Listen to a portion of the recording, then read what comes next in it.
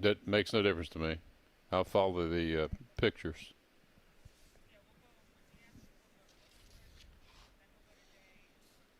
Okay.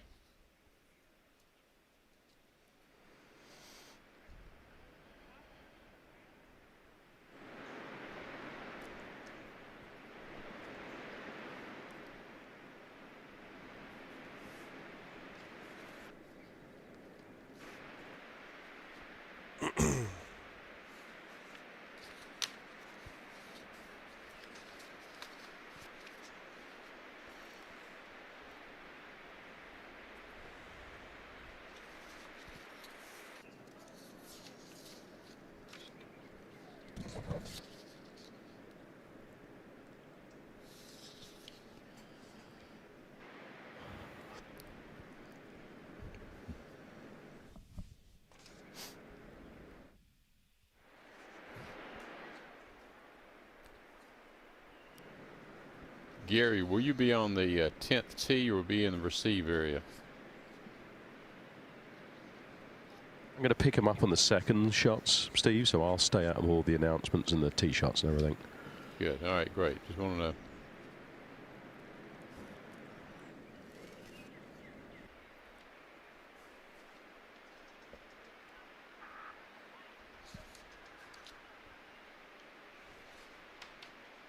Gary, I'm going to bring you in early to talk about the greens and how kind of bizarre and diabolical some of them are. Okay. Yeah, I was going to talk about that in my opening on camera. All right. I was just going to talk about the sheer size of them, but then with all the spines and the humps and the elbows that come in, there's so many little sections, and it's, you know, the players are in control of their irons are going to have the best opportunity this week. If you're off with your irons, you're putting defensively all week. Okay.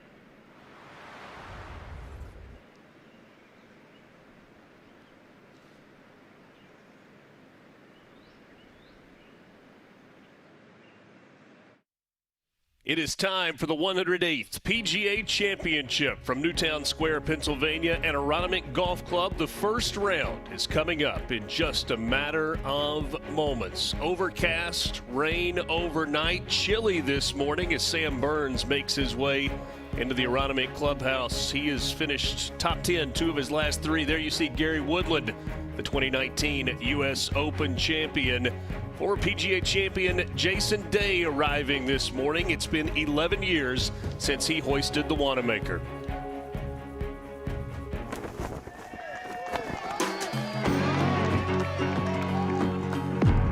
It's hard for most of us to hit a good golf shot with the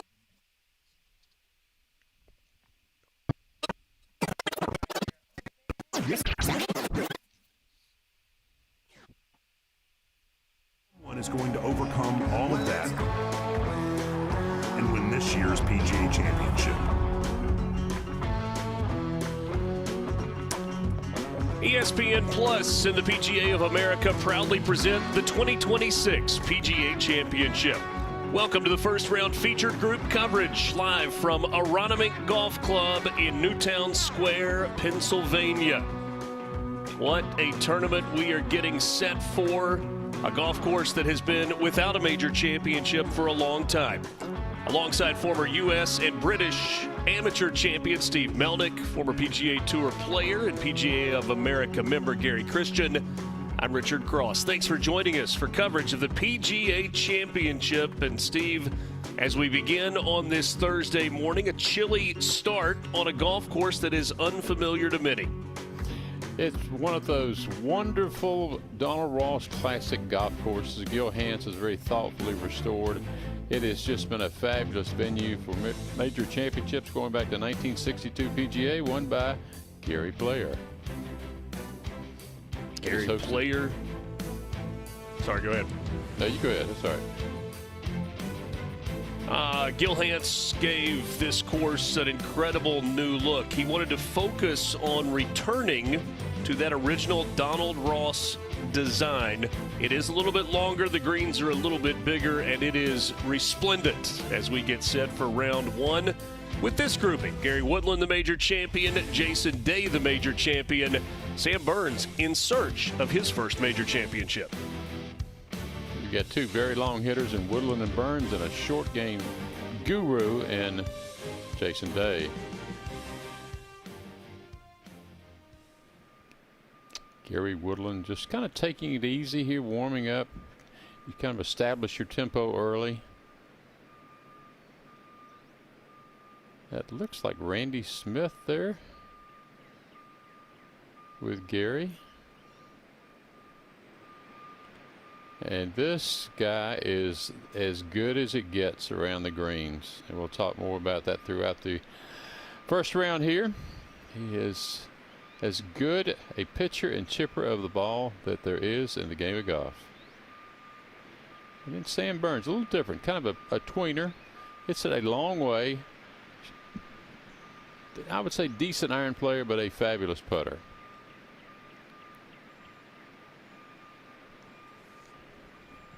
We will start things out with this group this morning on number 10, split groups.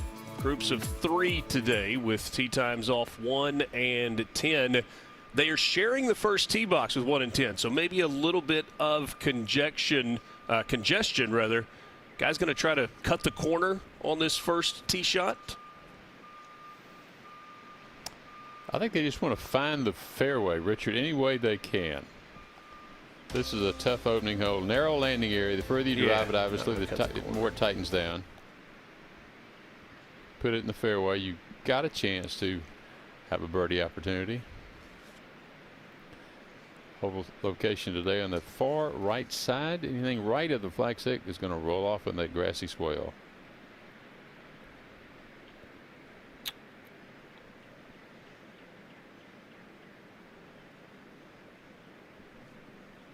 All right. I'm going to refill my coffee cup. I'll be right back. We're good? Okay.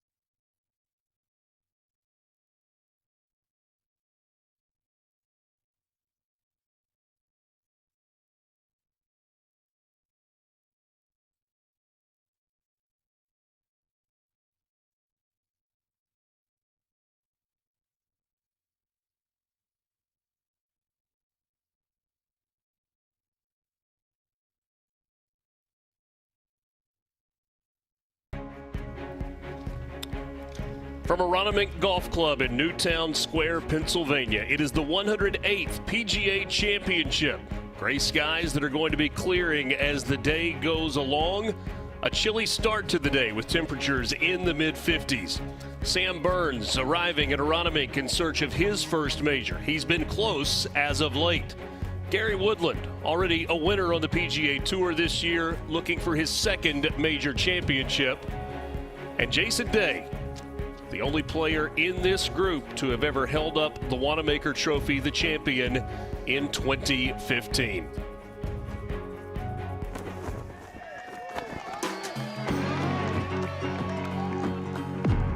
It's hard for most of us to hit a good golf shot with even a few strangers watching. So let's establish that as a baseline. Scotty Scheffler wins the showdown at Charlotte. Now we can discuss the madness that is believing you can win a major championship. Sander with victory at Valhalla. It seems so familiar, part of our sporting calendar, that the inherent madness of this act has become almost obscure. Amazing. It's nearly impossible. Justin Thomas.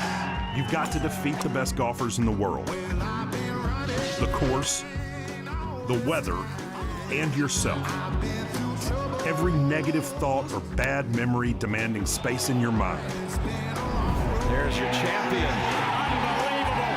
Unbelievable. Someone is going to overcome all of that and win this year's PGA Championship.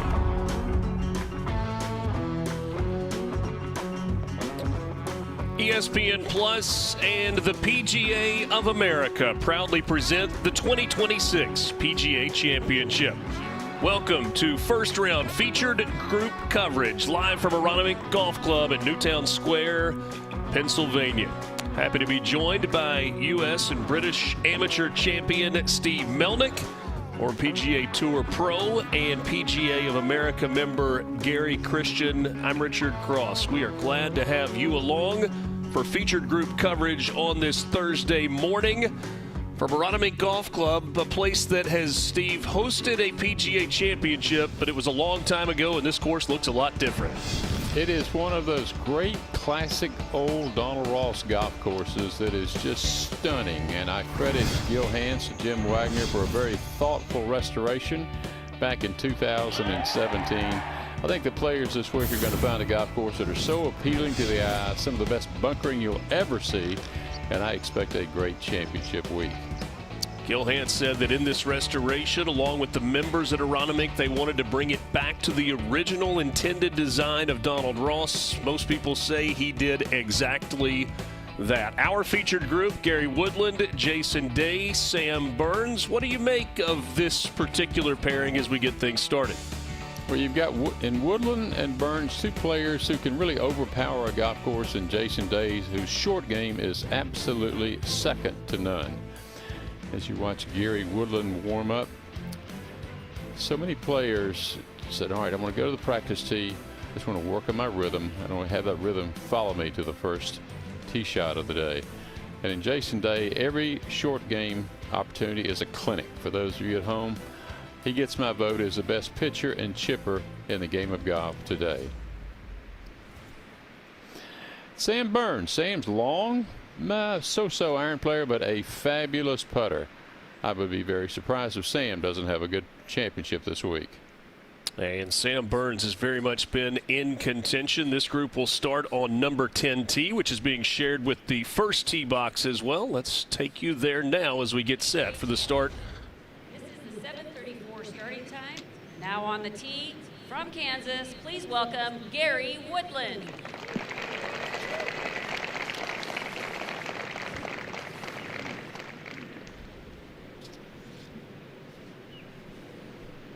I don't care how experienced you are, the first tee shot in a major championship, always a little nervous. A winner this year, winner at the 2019 U.S. Open, Gary Woodland.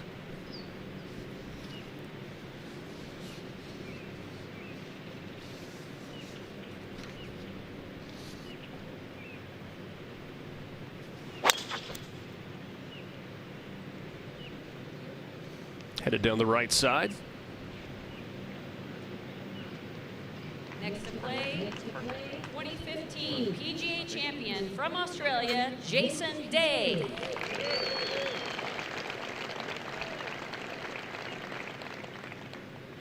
Won the PGA Championship at Whistling Straits.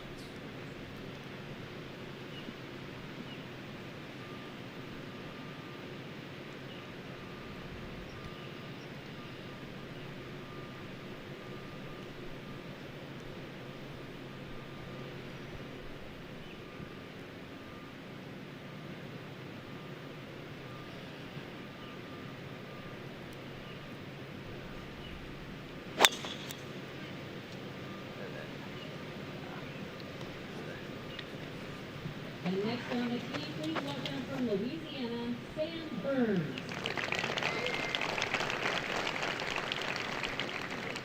Sam Burns finished tied for 7th at the Masters this year, tied for 7th at the U.S. Open at Oakmont a year ago.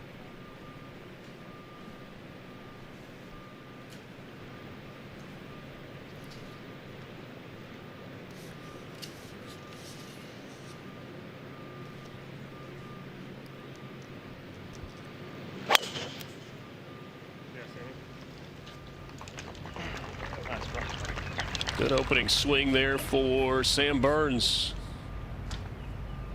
Gonna hold up on the left side or fall off? It falls off at the end. Talking about the restoration of Aronimink, it has been impressive. These players are going to deal with a lot of bunkers. 174 bunkers on the golf course. Greens exceptionally large, a couple of them more than 10,000 square feet.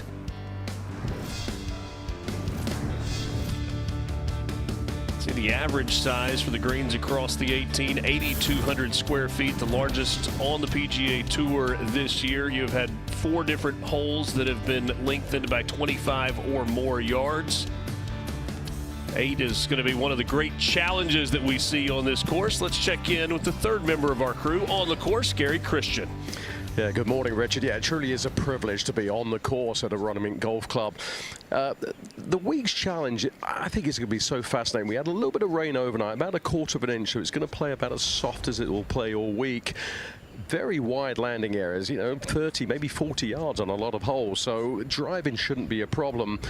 It's all about being a second shot golf course. As you said, the greens are huge. Just for context, they're more than double the size of Pebble Beach's greens. So what makes them so difficult is there's all these spines that run off in different directions, little humps, little elbows, and you're trying to fit it in between those contours. And if you can have a really good look at birdie. If you miss on the wrong side of those humps, you're going to have to putt defensively. Lag putting is going to be a big part of the equation this week.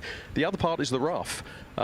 It was topped at 3.5 inches a couple of days ago. It's going to grow for the rest of the week. And I was talking to Maverick McNeely earlier in the week, and he was talking about, boy, you could be within 1 foot of each other. And one is very, very playable. The other one, you've just got to, chop out and run down the fairway. So a lot of the talk has been, how are the players going to tackle this? Are they going to play it traditionally, kind of play for control, get it in the fairway, play with control out of the fairway as much as possible, or just hit it as close to the green as possible? We've heard a lot of players go one way or the other. I'm fascinated to see how our group's going to tackle the challenge today. Gary, it was interesting yesterday to hear Scotty Scheffler say maybe the wider you are away from the fairway, the better chance you have a good lie because of spectators trampling it down a bit. Just a few feet off the fairway could be a spot that guys find themselves in trouble. Absolutely, yes. It's very, very lush right on the edges. So I'm really looking forward to seeing how they're going to challenge it. But you just saw one of the challenges. You saw Sam Burns hit a good drive, and it just ran, and these fairways camber, and you end up in the edge of in the rough in that thick spot. So we will see that all week. The membership here at Aronimink has been more than gracious. They closed the golf course back in November of last year. They haven't played around since, and the players found this week an absolute pristine golf course, almost like it's brand new. You think the members are going to be excited to get their golf course back next week? Are you kidding me? I'm sure tee times are booked for some time in the future already. I would imagine so. Gary Woodland absolutely perfect down the left center of the fairway. This whole location at 10 is on the right-hand side. Anything right of this flag is likely to roll off the green, and as we've seen earlier, there are a lot of slopes around the greens, which you might want to tell yourself, let's be a little defensive, play to the middle of the green. So our first look at a shot from the rough. Jason Day with his second on the 10th, his first hole of the day. Yeah, I wasn't actually able to get to see the lie, but from this angle, it's a tricky one because you've got the lake between you and the flag. So it's all dependent on lie from here, how aggressive you can be. appears to be sitting up. Ooh, it's got to go. All right. Able to get it to that back tier, but a long putt and some pretty significant undulation that Jason Day will have to deal with.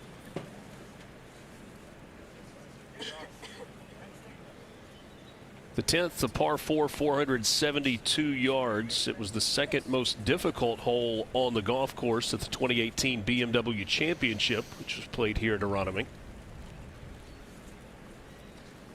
Jason Day and his caddy Luke Reardon. Here's Sam Burns. So just outside 130 for Sam. And with a less club, even out of the rough, was able to control that fairly nicely.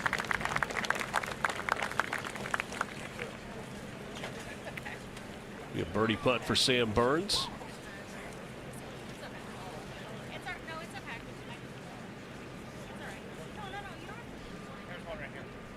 Burns has played well in the 2026 season so far. And now Gary in the A position, Gary Woodland. Yeah, just a wedge for Gary. Yesterday's hole played into the wind. They couldn't get it over the hill. So big difference in wind direction.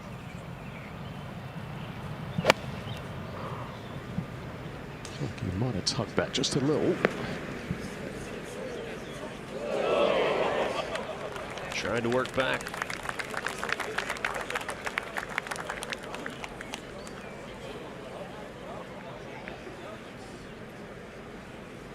So on the 10th tee, or off the 10th tee, 1 in the fairway, 2 in the rough, all 3 on the green with birdie putts.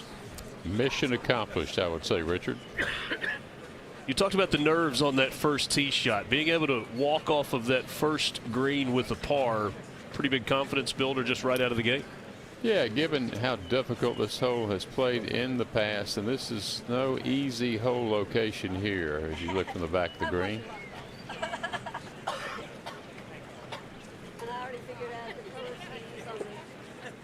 Just 5 paces off the right edge of the green. It's tucked about 27 paces back, so about halfway back on 10. Well, Gary mentioned it early about the importance of lag putting, and if you had a strength in your putting, it would have to be lag putting this week, because you're going to see, as we talked about earlier, the size of these greens. There'll be a lot of putts from this length that you see from Jason Day, and you're very content, obviously, to get down in 2.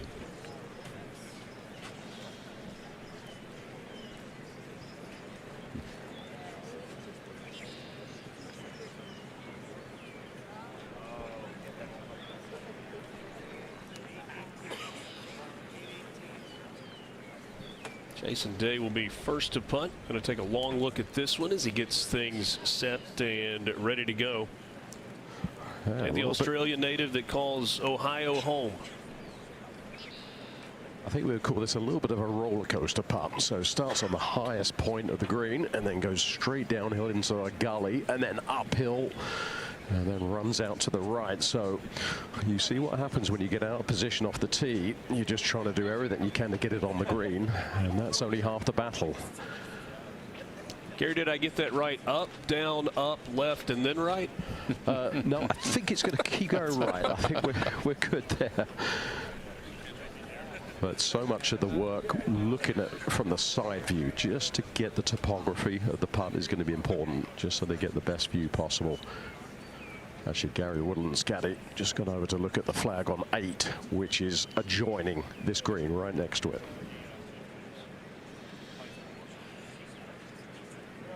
Property at Aronimink. Speed-wise, Gary, what is he facing? I beg your pardon, Steve? Sorry, Speed-wise, what is he looking at in this putt? Well, it's quick because this first half is straight downhill. And then it's just that in that low spot, it's obviously just going to slow down, and then the uphill. So you've got 2 components. Makes this tricky.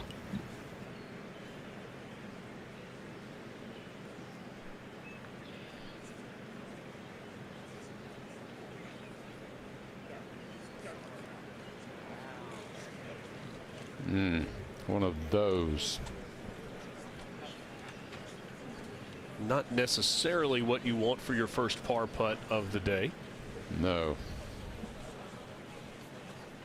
But I think what Gary was pointing to with the trickiness of it to deal with the downhill and then coming back up, you see it comes into play right there as Jason Day pulls the hand muff around, trying to stay warm on this chilly morning. I thought Australians were tougher than that, I got to say.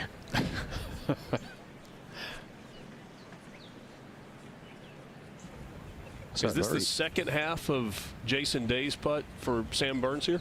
Yeah, 100%. He was watching Jason's putt like a hawk there, so got a really good sense of that last bit being quite slow, especially that little bit of moisture on the greens. Wow, that's a fooler.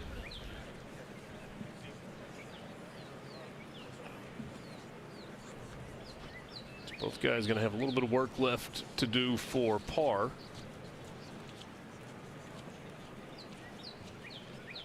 Steve, the split tee times or split groupings, going off the front, going off the back, do you have a preference one way or the other? No, it really doesn't favor anyone. The first tee shot is far more simple or straightforward than what they face here at 10. This is, as we said, the second most difficult hole when they last played here in 2018. Gary Woodland just leaks to the right. Good effort from Woodland.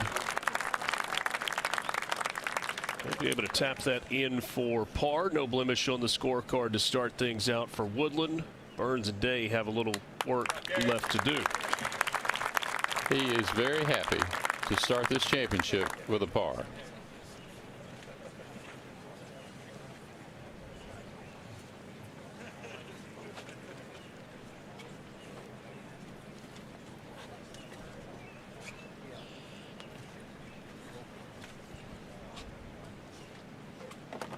Gary, pretty straightforward here for Jason Day. Well, I don't know if anything's straightforward on the first hole of a major.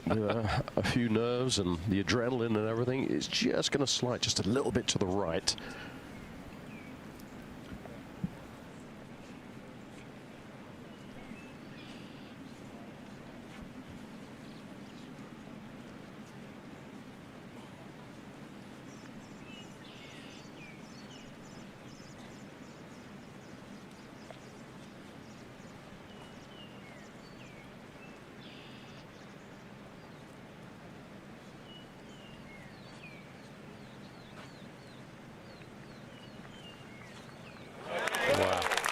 Slips it in the right side. Jason Day with those baggy lightweight corduroy pants, able to roll one in for par at the 10th.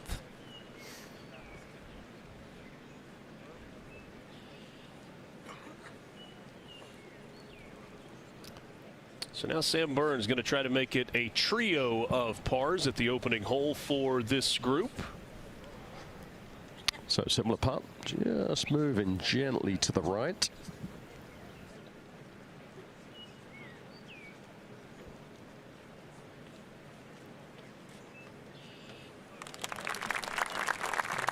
Easy work there for Sam Burns. 3 golfers, 3 pars on the opening hole of the 108th PGA Championship from Aronimink Golf Club. Good solid start for this group.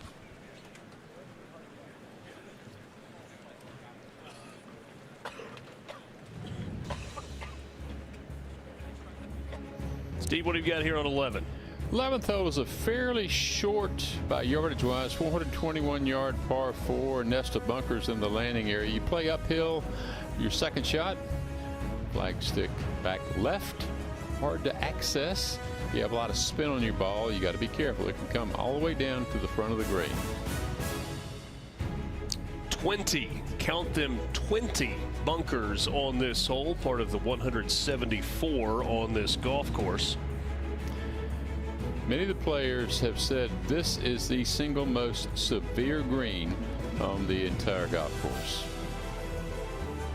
Short in length, difficult to putt. Gary mentioned it earlier, a second shot golf course. Fairway's generous enough, at least on most of these holes. Now there's some where you need to be in the right part of the fairway. But when you look at strikers of the golf ball, especially with irons, that's what we're talking about, guys that stand out with a great chance this week. You're seeing really, I think, a different mentality among today's golfers that you didn't see, say, back in the era of Nicklaus and Johnny Miller and Watson. They just want to bomb it. Just bomb it out there. Gary's second longest on tour this year, averaging 323 yards off the tee. He's just going to hit driver, and if he misses it in the rough, he's just that much closer to the green. Yeah, just watching him on the range, he was just playing that sort of that medium height flighted fade. It was a beautiful piercing shape and pretty straight.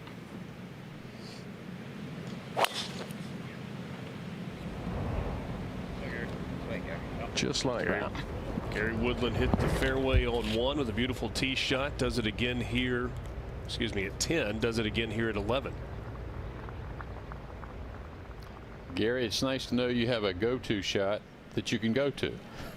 I tell you what, if you could blend Gary Woodland's drive in Jason Day's short game and Sam Burns' putting, I think you could have a pretty impressive player.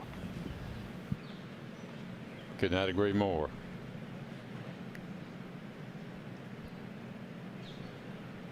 Jason Day missed the fairway left on 1, on 10, his first hole of the day. So wind helping a little bit left to right. Good full release there from Jason. That looked better than the swing on the first. High cut in the right side of the fairway. I absolutely love the way these bunkers frame the landing area. It tells you where to go, where not to go. Again, credit Hanson Wagner for a fabulous job.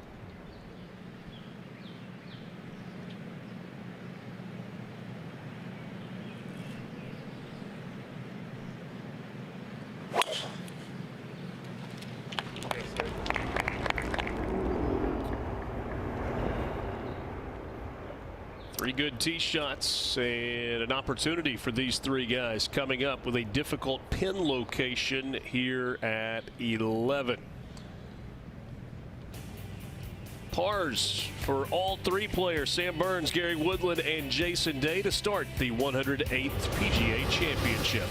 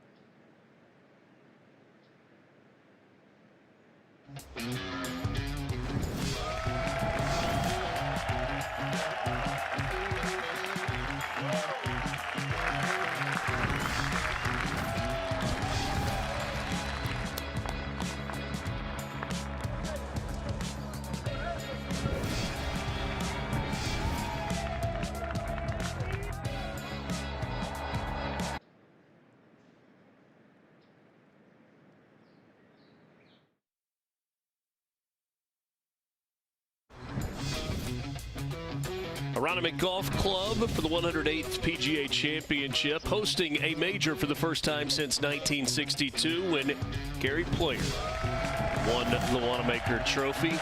It has been domination by the Americans. The last 10 PGA Championships coming from American-born players. The last To win it other than that was, of course, Jason Day, Jordan Spieth.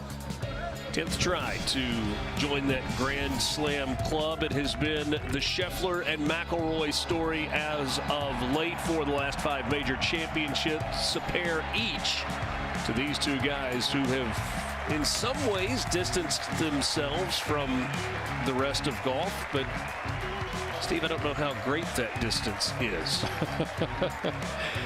Well, I don't think I've seen the game in such good shape as it is right now. You've got two guys at the top who forget how well they play. It's how they conduct themselves. It's a real tribute to the game and to their upbringing that they're terrific citizens both on and off the golf course. Was here on Monday afternoon. Scotty Scheffler had kind of a midday practice round. There was not a huge crowd on the golf course on Monday except for surrounding Scotty Scheffler, and he is the magnet for fans right now. I believe he got here Sunday, Richard, and he's played 9 holes each of the last 4 days, so he's kind of taking it easy. I'm guessing he made an early trip up here to see the golf course. It doesn't take long for these guys to familiarize themselves with it, of course, know where to go, where not to go. But the key here, as we said, you'll hear it throughout the 4 days of the broadcast, are the greens themselves, depending on where you are, where the hole is located, and what you face. By the way, folks, if you're back home, caddies can use range finders this week, which I think is terrific. I think it speeds up play, particularly when you're out of position. So credit the PGA of America for allowing range finders. Got to have the slope turned off. Can get those exact distances, but no slope settings allowed. Gary Christian, what have we got here with Jason Day? So 108 for Jason. There's a thumbprint about 10 feet short of this flag, right in line from where Jason is. So you've got to get it up around pin high. From 108, can just take a little bit off a sandwich, which will take the spin off. So look for this to come in flat. It's got to go just a little. Perfect. That's gorgeous, Gary.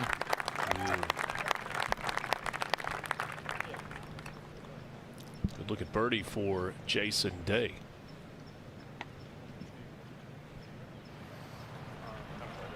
Sam Burns will be next.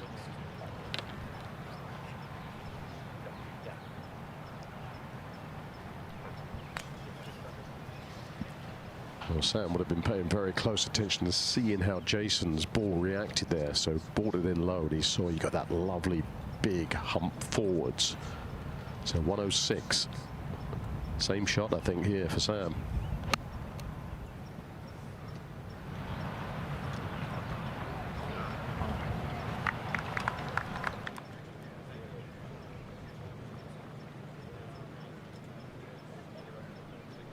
That's just fine.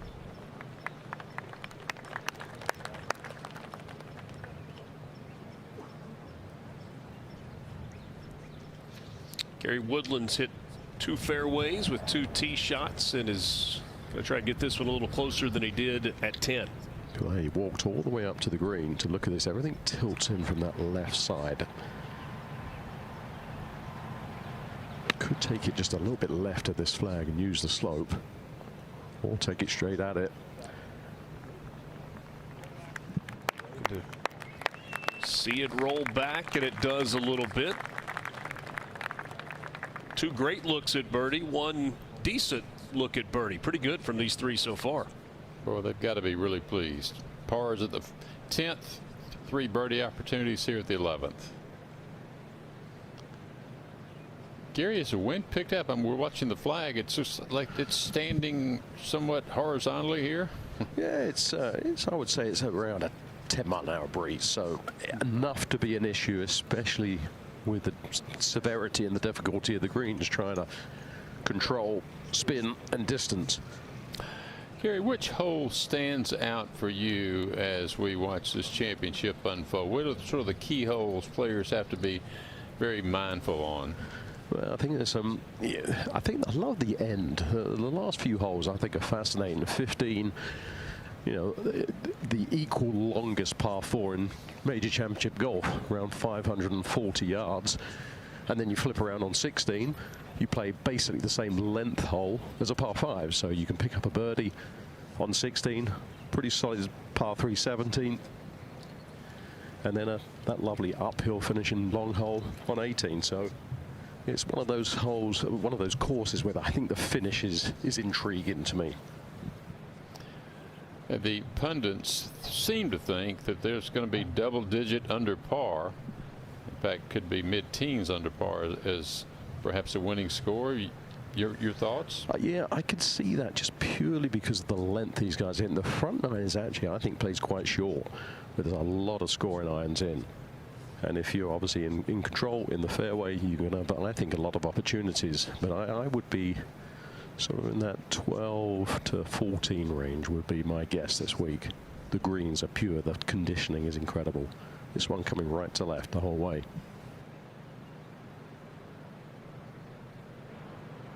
For it to turn in. Oh, it just hangs on the edge and curls back.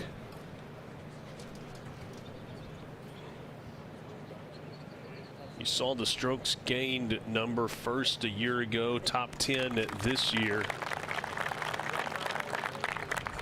That's a tough one to swallow for Sam Burns. Sam and Scotty Scheffler, just great friends. They play a lot of golf together, and I'm guessing they have had many putting contests with one another as well. Friendly wager here and there? Yeah. More about pride and reputation.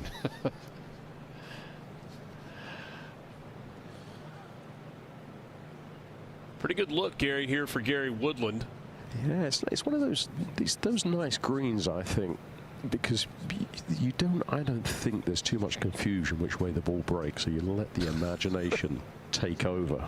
You know this is coming right to left, you just feed it down there. Sort of the modified claw grip. Looks same with Burns. Steve, you know those greens where you look at a putt and you look at it from one side, it could go to left to right, the other side looks right to left, and you're just sort of baffled. These, I think, are clearer.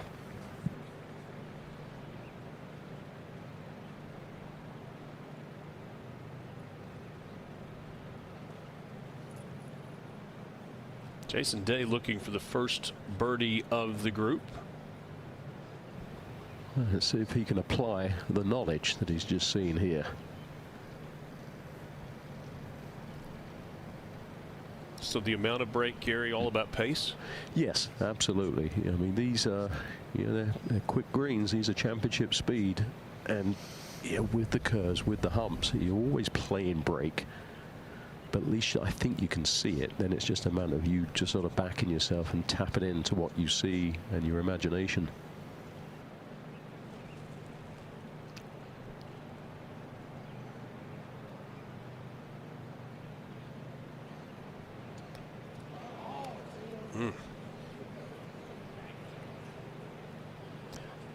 Three makeable birdie putts and 3 pars, Steve. Yeah, great opportunities. Let's slip by.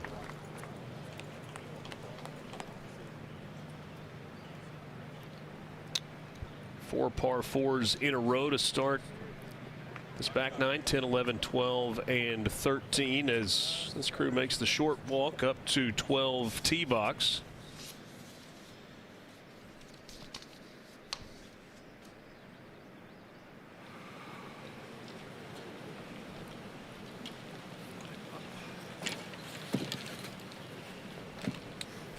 Saginaw, the name of this hole at 12.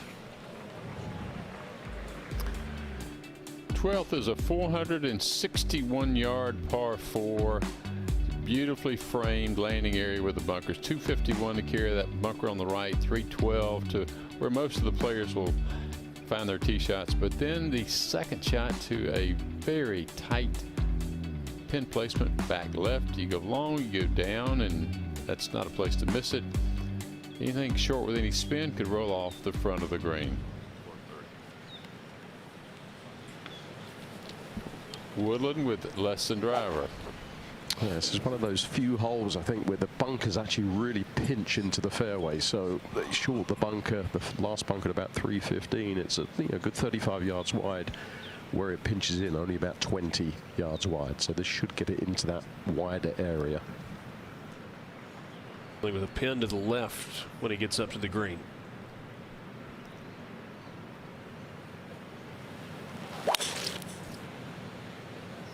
I'll tell you what, driving the ball hasn't been an issue today. That is spectacular. And Gary, that was a little draw. So Gary Woodland has his golf swing in order today. You know, when you watch a player warm up, and Randy Smith, his coach, was there was just a lot of nodding. There wasn't too much work needed from Randy. He was swinging it beautifully.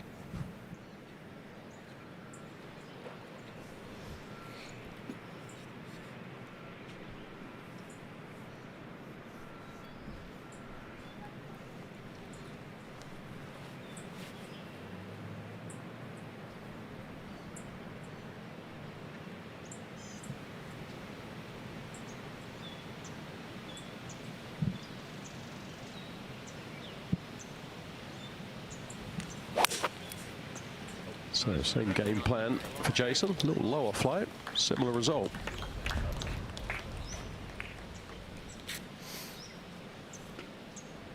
You tend to think this is what we'll see all day long, less than driver, or you got some guys that will challenge that bunker up the right side and try to fly it over? I think there's just, those holes where I think everyone will probably have this mindset. I don't think you need to be reckless. You hit it down there, you've only got a short iron in still, even though it's 466 yards.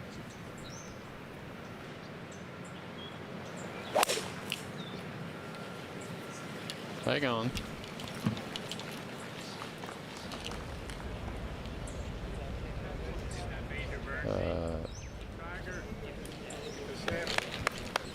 Sits down a little. We'll check on that lie for Sam Burns.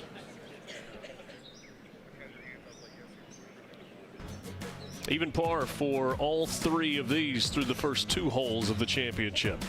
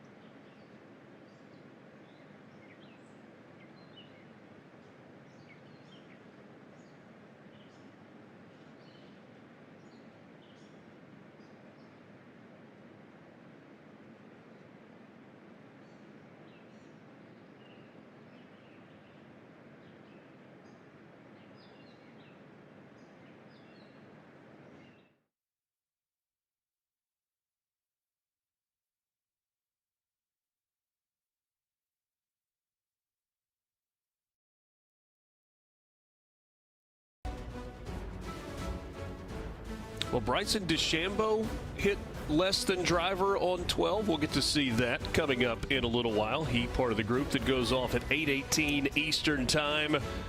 Xander Schauffele making his way in. His tee time 8:29 this morning. Xander's been so steady, especially in major championships. And how about the newest member of the Grand Slam Club, Rory McIlroy, part of the group going off at 8:40 Eastern.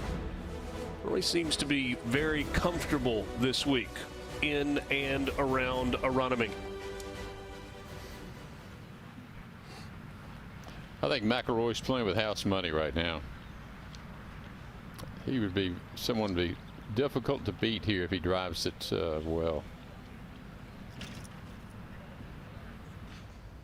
Steve, what you think about the weight lifted off the shoulders of Rory after conquering the Grand Slam, having all of those opportunities to get it, not able to cash it in, and finally not just slipping on the green jacket, but slipping it on in consecutive years? Yeah, he's funny. He mentioned kind of a throwaway line. He said, "Now, what are you guys going to ask me when I come to the press room now that I've won the Grand Slam?" So I think that kind of sums it up.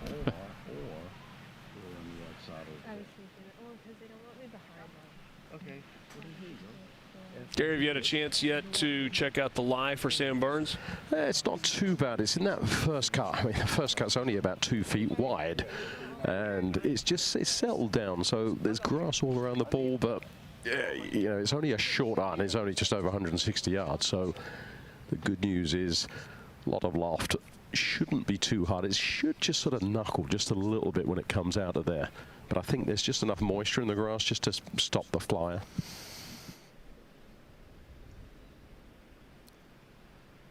Gary told us earlier, maybe a quarter of an inch of rain overnight.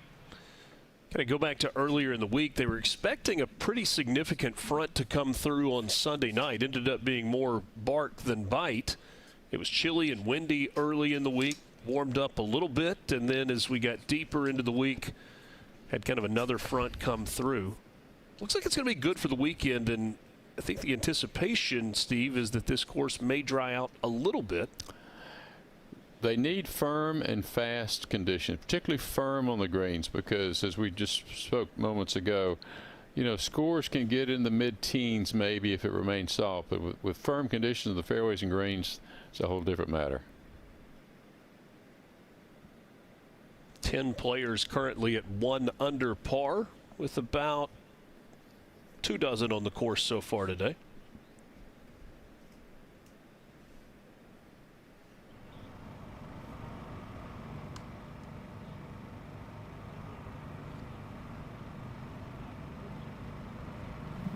So looking to land this on the front half of the green and just let it jump up.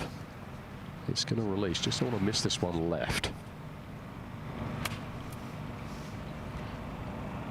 So here's the little tumbles. That should take a little bounce forward. Really well judged.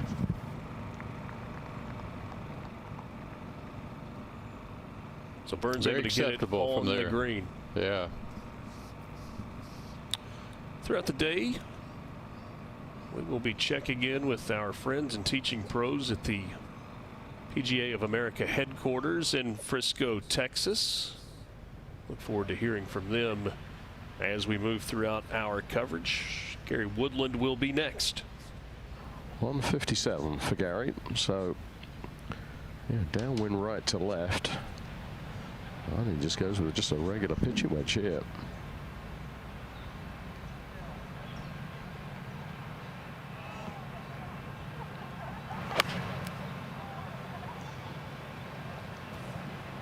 Just to the right of it. Okay, stayed on that upper level.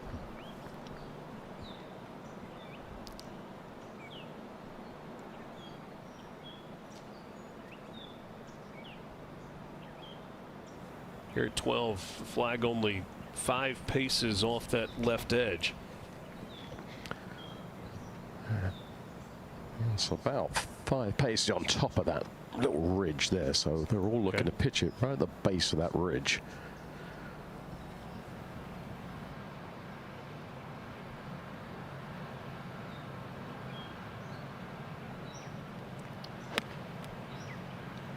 Yeah, brought that in a little bit lower, trying to get it skipping up there. That's really well done.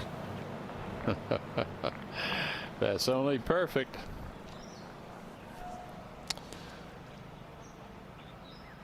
Let's go to Frisco and PGA of America headquarters and check in with Natalie Shea. Natalie, good morning.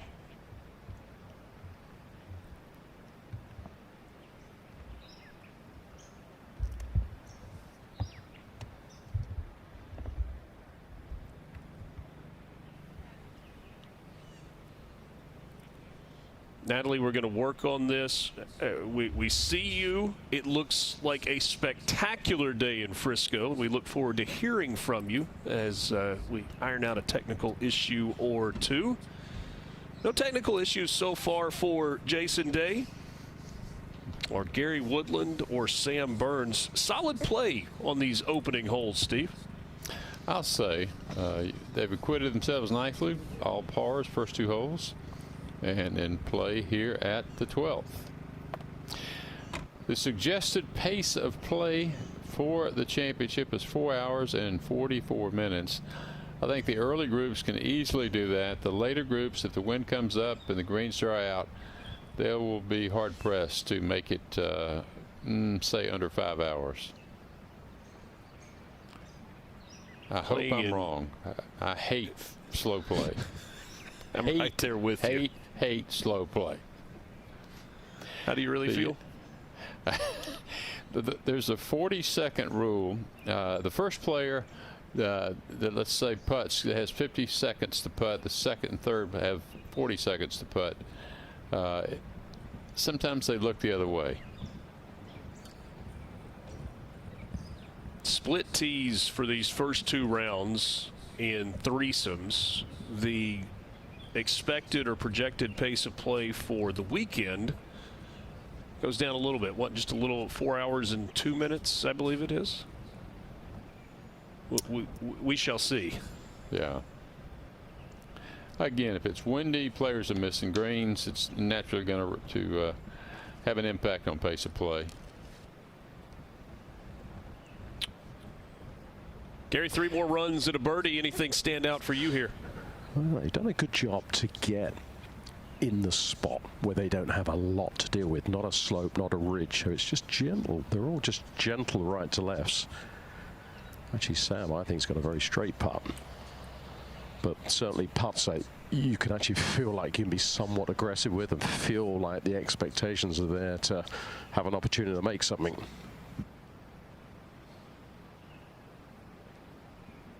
On 11, Burns had the longest putt of the group. He had it right in the heart of the cup, and it just lost pace. Needed about 2 more rotations for a birdie and was not able to get it there.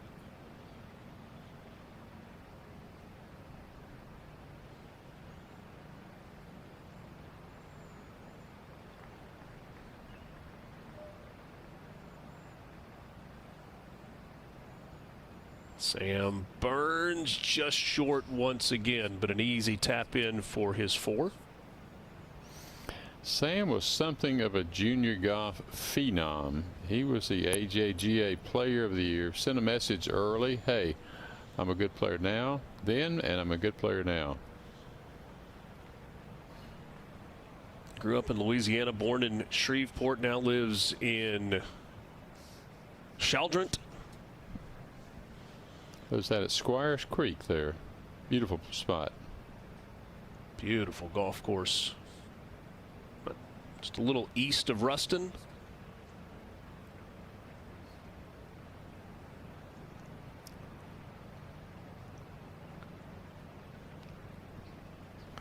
This one will just have just a little bit of left turn and right at the end where it runs out of pace.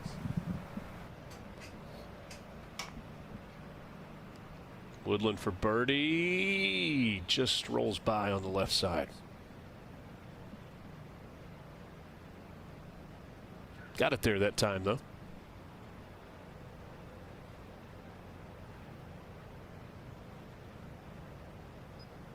He'll mark it and give Jason Day his turn. I was talking to Colin Swatton, Jason's coach. He was talking about, you know, even in his late 30s, still trying to kind of reinvent himself. He worked really hard on equipment at the start of the year, working with a company that kind of worked with Bryson DeChambeau over the years. He feels like he's really dialed in, so he's getting what he feels like is a competitive advantage with all the work he's put in and trying to find the right equipment. This one, but this putter hasn't changed much over the years. Similar putt here to the one we just saw, just moving left at the end. That spider mallet.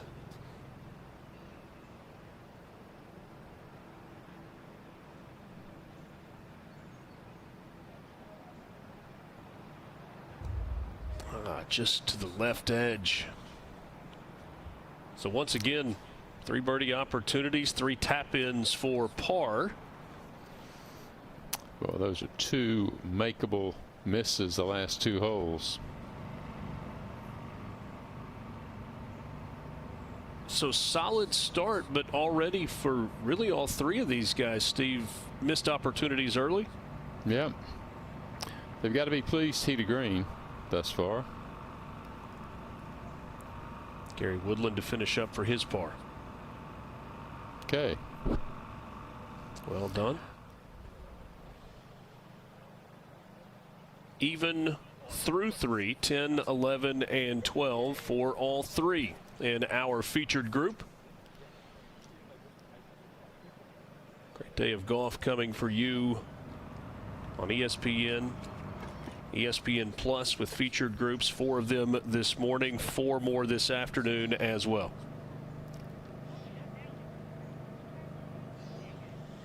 Try again and check in with Natalie Sheehan at PGA Frisco. Good morning, Natalie.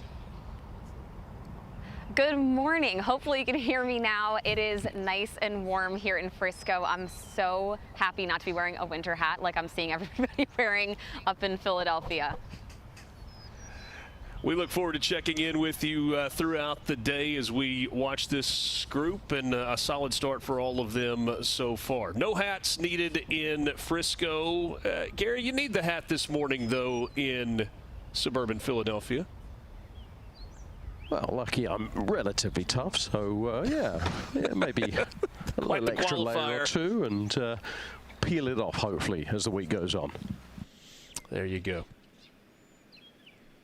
Even through 3 for all 3 in our group: Jason Day, Sam Burns, and Gary Woodland. The 108th playing of the PGA Championship from Aronimink Golf Club. Donald Ross, the designer, and he always said that the green is the heart of the hole. And Steve, you and Gary both have talked about these greens today. Interesting in the restoration that Gil Hance brought in this course that reopened in 2017. They reclaimed some real estate on these greens that they had lost over the better part of a century. Yeah, over the course of, say, the life of the greens, you have varying impacts on what lessens the size of the greens. I like to say that like greens that have bunkers around them, like at Pebble Beach, the sand spray actually creates what we call collar dams, and the fringes get built up over a period of time, and it encroaches into the greens. What they discovered here, there were a lot of runoffs that they restored, hence the larger greens, and they did a fabulous job in the redo. They're waiting on 13, which is one of my favorite holes here. They've got a new tee, and they're going to encourage players to have a go at this green. The official yardage is 385, but you have the option to move the tee markers up and the ability to drive the green. Although you got to be careful, there's out of bounds down the left.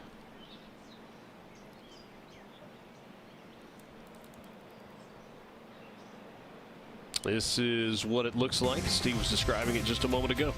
Yeah, it's really nice. At 365, very short. Even from here, if they keep the tee back at 365, they can push a driver up there right around the green, and they wouldn't mind being in that front green side bunker. Yardage there, 355. But to the left, if they happen to pull it left, there's a boundary very close to the green, just above that left-hand bunker by the green, the flagstick today, right over the front right bunker. So as an aiming point, do you like that front right bunker? If you get fortunate, you're able to fly it. Maybe you get a big hop over it, but just land it in it and let these guys try to get up and down for a birdie? It'll be fine.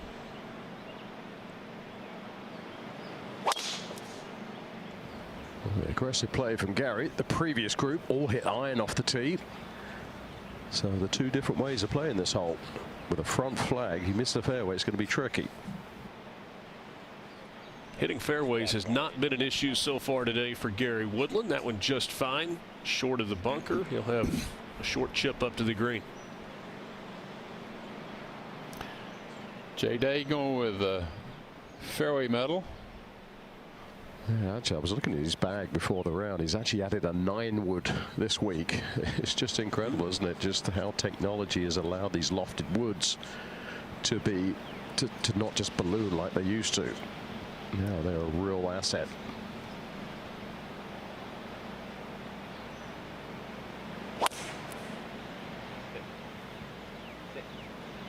This one going left. Jason Day asking it to sit. It does. Stays in the fairway, and he'll have a pretty good angle at the flag from that left side.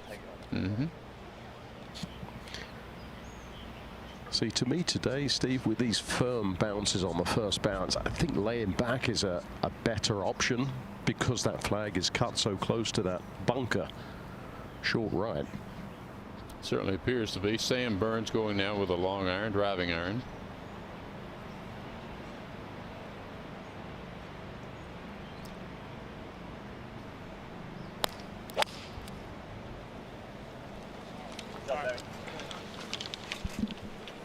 So 3 different options off the tee. Gary Woodland going with driver, a fairway medal from Jason Day. Sam Burns in the fairway with an iron. Approach shots when we come back to Aronimink.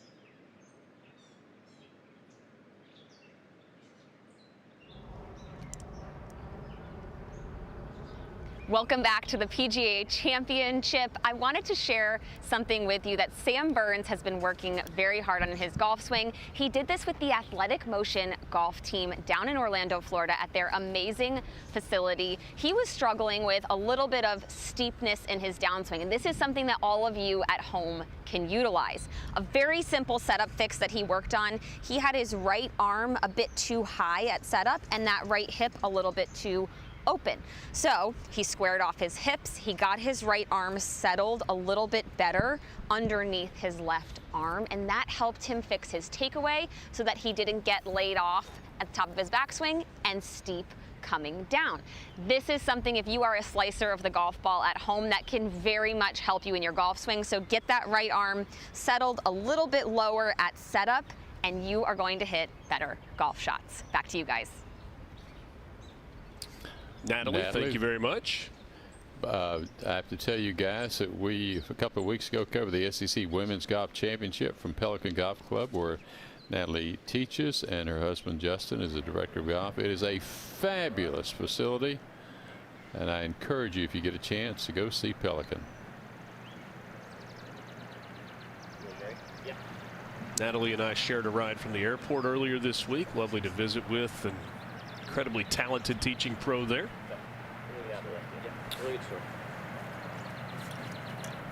Jason Day will be first, Gary.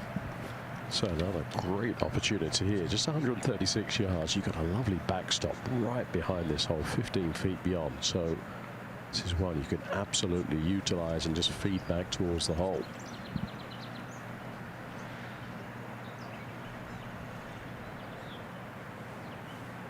Still looking for our first birdie in this group. we're going to get it on this hole from one of them.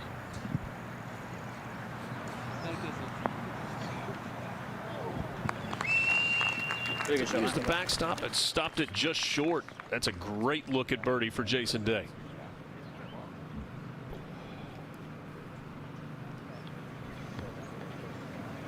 Sam Burns will be next. He hit iron off the tee.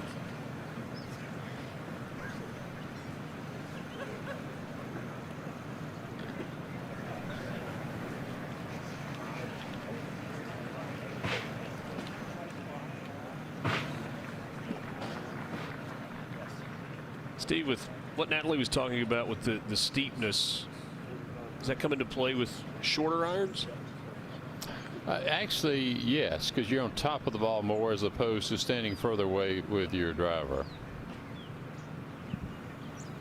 So 4 yards closer here for Sam.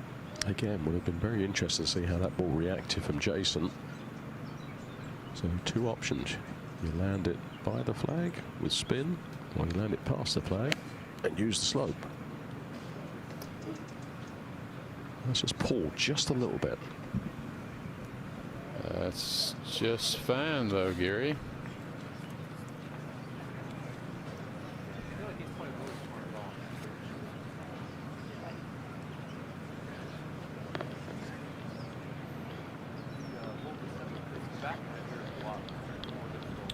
So Gary Woodland with driver off the tee, so the shortest approach of the bunch.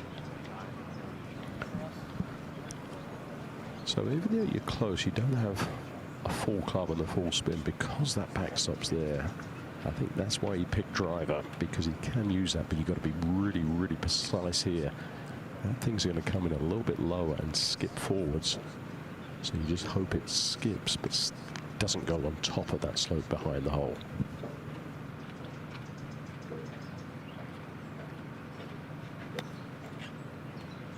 We're trying to take it right up, and that's a weird choice to me. Oh, and it bounces. Catch that front bunker? Yes, it did.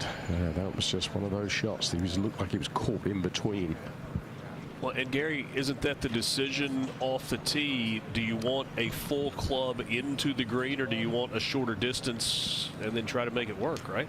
Yeah, exactly. And then that was that sort of, that choice where I think the backstop he could have used, but it would have, that first skip had a chance to take it on top and beyond it. So it was just, I think, the wrong choice off the tee today.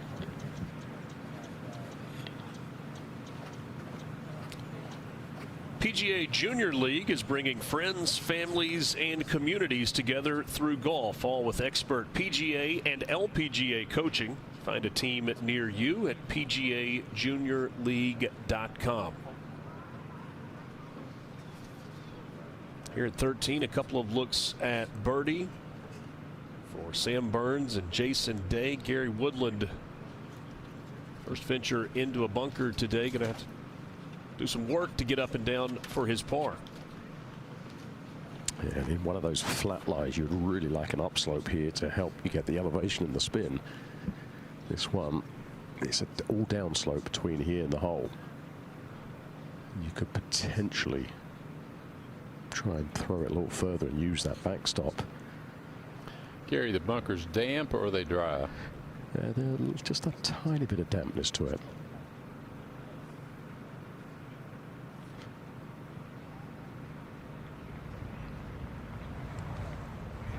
There's that down slope. There was just no chance from there, the wrong spot to miss it. Beautiful play. A slightly downhill putt for his par.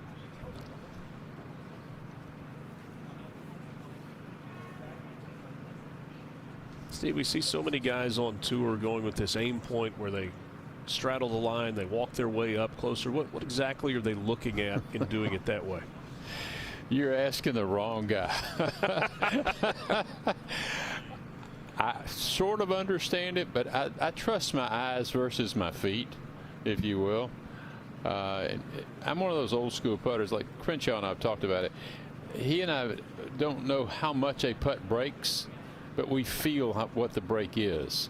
I think you get a little too technical, and I think aim point slows up preparation for the next shot. Also slows up pace of play a bit. Yep.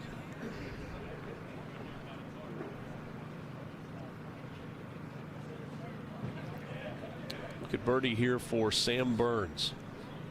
Yeah, so just have to deal with the bottom half of that slope behind the hole. So moving right the whole way downhill. Is it good enough? Another tap in for par for Sam Burns.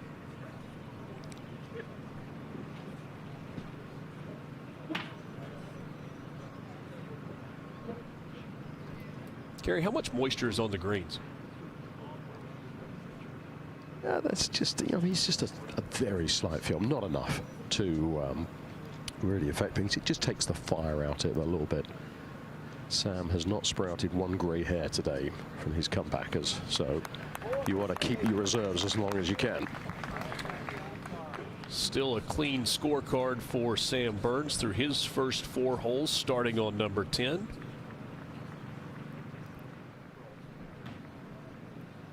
Yeah, right now pace of the greens doesn't scare them. The actual mowing height of cut is 0.100. So that's less than an eighth. So that's it's trimmed pretty closely. Just like your front yard, right? I wish. Yeah, when they mow these greens, they're probably not getting a lot of grass. Gary Haig told us yesterday that topped off the first cut of rough yesterday, and that is the last time that the rough would be mowed until after play finishes on Sunday. So that's 3.5 inches growing to over 4 by Sunday.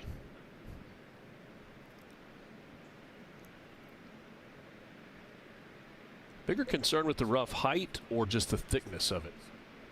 Both, but primarily the thickness.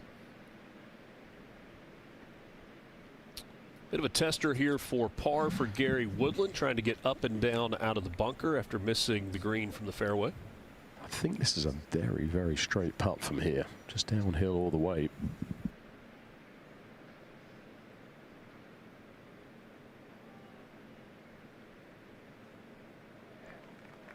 Nice sand save there for Gary Woodland.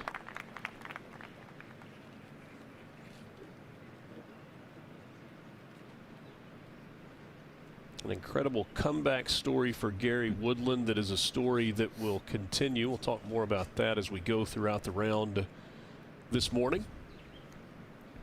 Winner in Houston. An emotional victory for Gary and his family and for all of his fans earlier this year.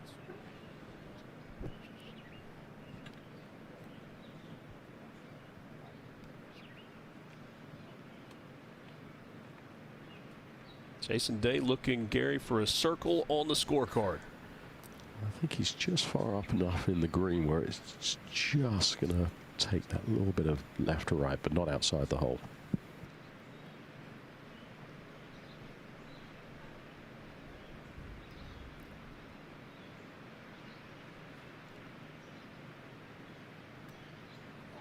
Oh. That's cruel. A little bit of a horseshoe off the right edge there, and tap in and clean up for par, but another missed opportunity for Jason Day to get into red numbers.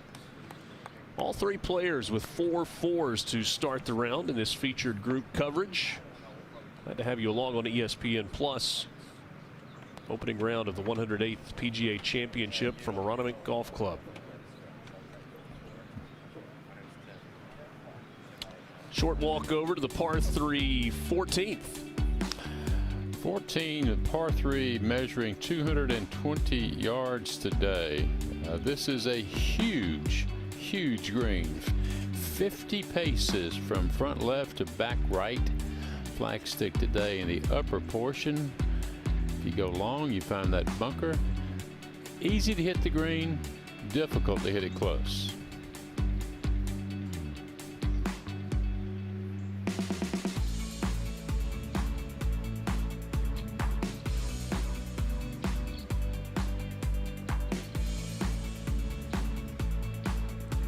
Take a look at the leaderboard so far. 14 players in red numbers to start things off. Harry Hall, Michael Brennan, both 2 under on their rounds. Alex Fitzpatrick qualified for the PGA Championship by virtue of the win with his brother Matt in New Orleans a couple of weeks ago. Harris English, Bud Cauley, Grazerman, and Mav McNeely all at 1 under par. 57 players on the golf course as we get this first wave on Thursday morning.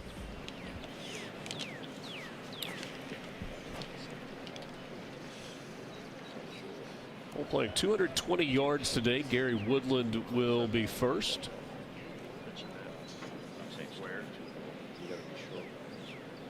Spectators still making their way in on a chilly Thursday morning in Newtown Square, Pennsylvania. About 15 miles west of downtown Philadelphia.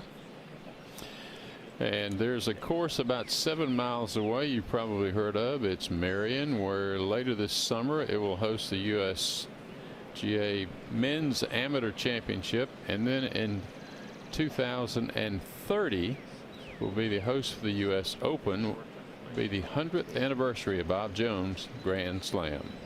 Wow.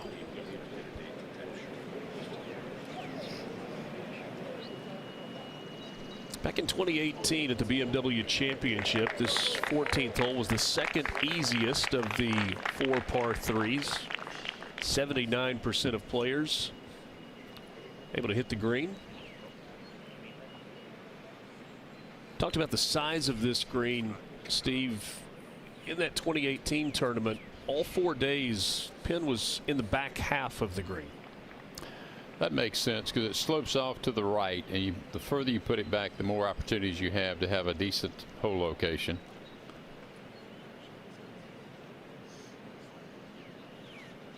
Typically, long par 3s slow up play if you're missing the green, and clearly that's what they're waiting for here.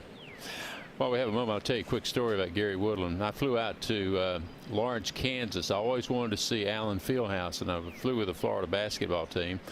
And in it are James Naismith's 10 rules of basketball. I'm standing there going through the rules, and all of a sudden this guy slaps me on the back. Who is it?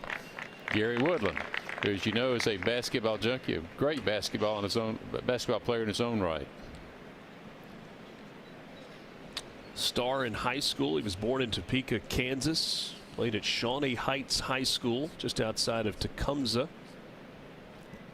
4-year letterman in basketball and golf. He was all-state as a senior as a basketball player and went to Washburn University. Had an okay freshman year, but ultimately decided to transfer to Kansas to play on a golf scholarship. When asked why, he said, offensively I was okay, defensively not so much. I wasn't quick enough. The first game that his team played at Washburn was against KU at Fog Allen, and he said, quickly, I understand if I wasn't quick enough to play at the D2 level, never mind D1, let's give this golf thing a try. So you're saying it was an early wake-up call? Yeah, something like that. Well, if you can shoot the basketball and you can play golf, you've got great hand and eye coordination. He's been gifted with that, to say the least.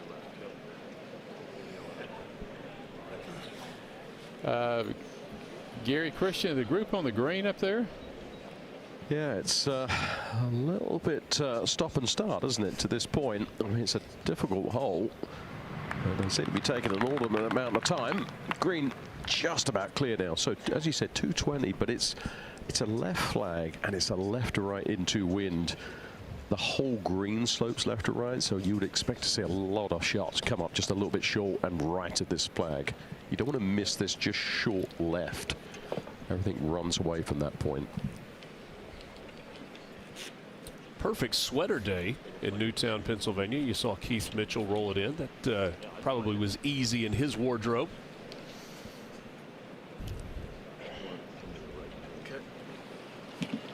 So here we go. Par 3 14th, 220 yards to the back left pin location. Gary Woodland will be first. Wind in his face, but not a huge factor. Yeah, it's just that consistent, almost 10 miles an hour. So a cold northwest wind. I think middle of the green here is a really good spot to finish up. That terrace with the flag is only about 30 feet deep and wide.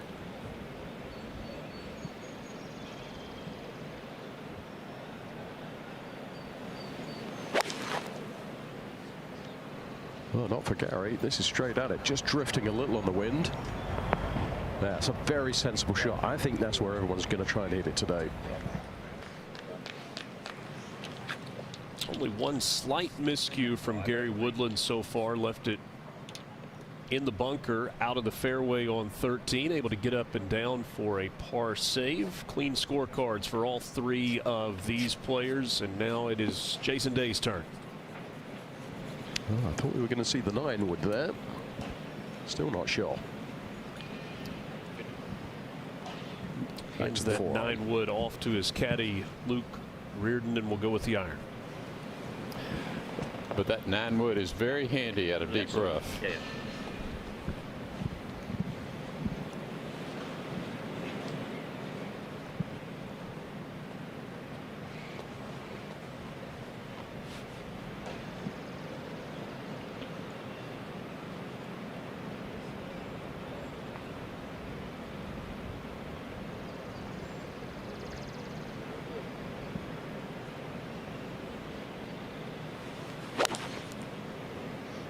Hoisted that way in the air, but I think he went after it too hard and pulled it. That's the wrong spot. It was a short left in the bunker there. You saw that one going left the whole way. That is a difficult bunker shot.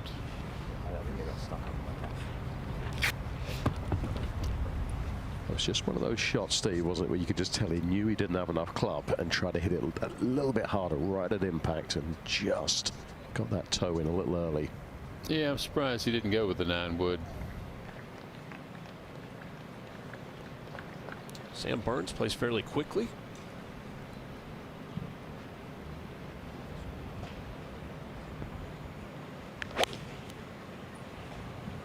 It's down that left edge, trying to work back.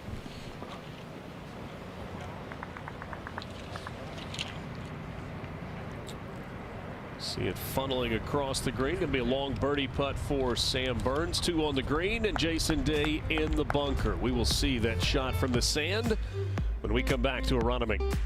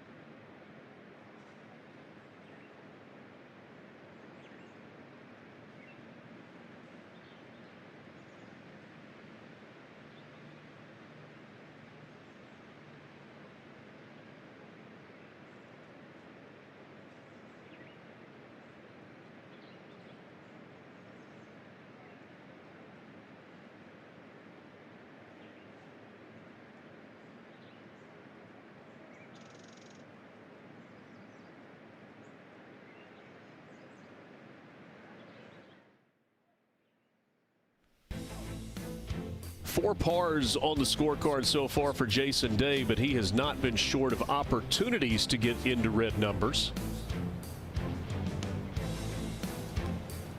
Birdie putt at 10, stayed just above the hole.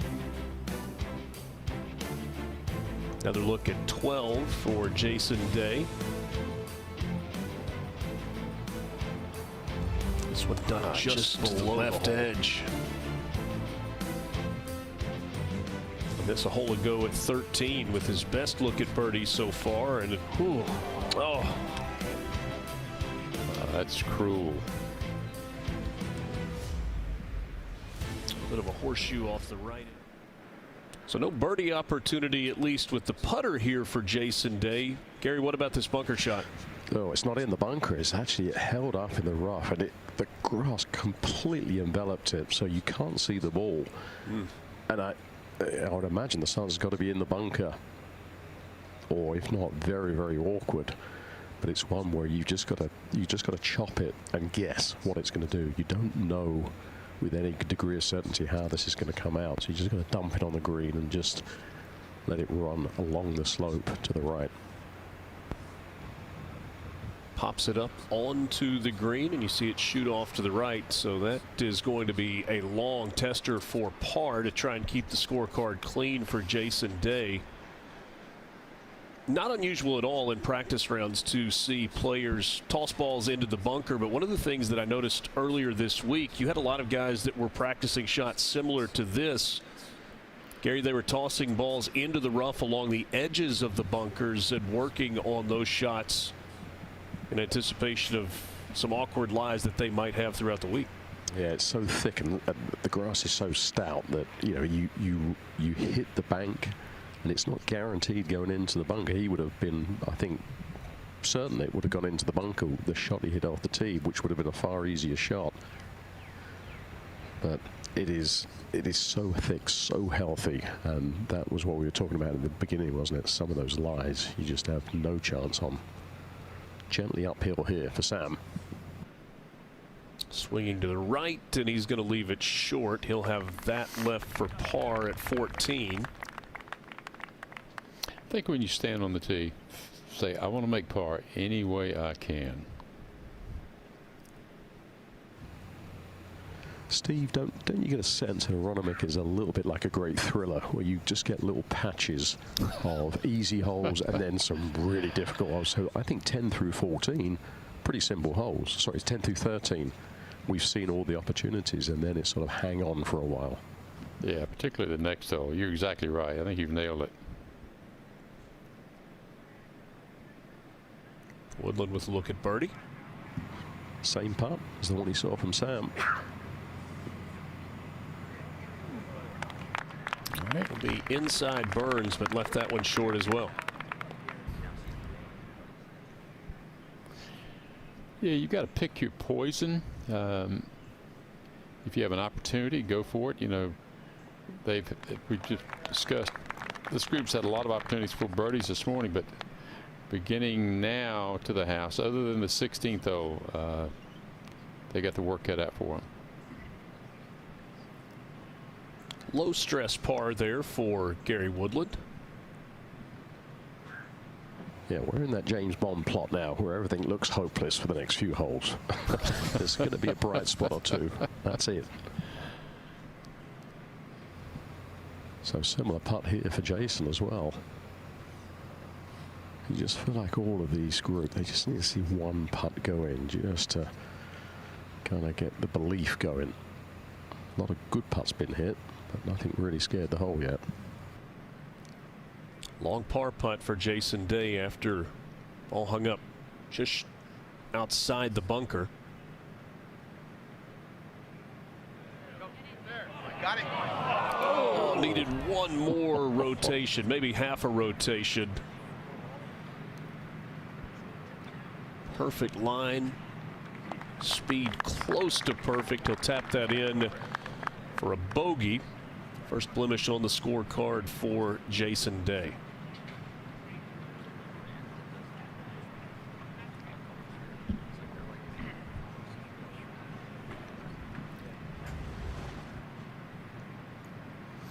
This would have been a great par, trying to salvage it from outside 20 feet.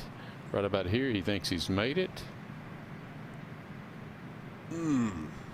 That close. No stress par there for Sam Burns, able to tap it in. He stays even through 5. 63 players on the golf course right now, and not a lot of red numbers so far. Handful of guys at 1 under par. Our current leader is Steven Yeager, 3 under through 5. Harry Hall and Michael Brennan, Cameron Smith have joined the group at 2 under par. Gray skies, sunshine trying to peek through at Aronimink in this opening round of the 108th PGA Championship. Golf course hosting a major for the first time since 1962 when Gary Player won the PGA Championship.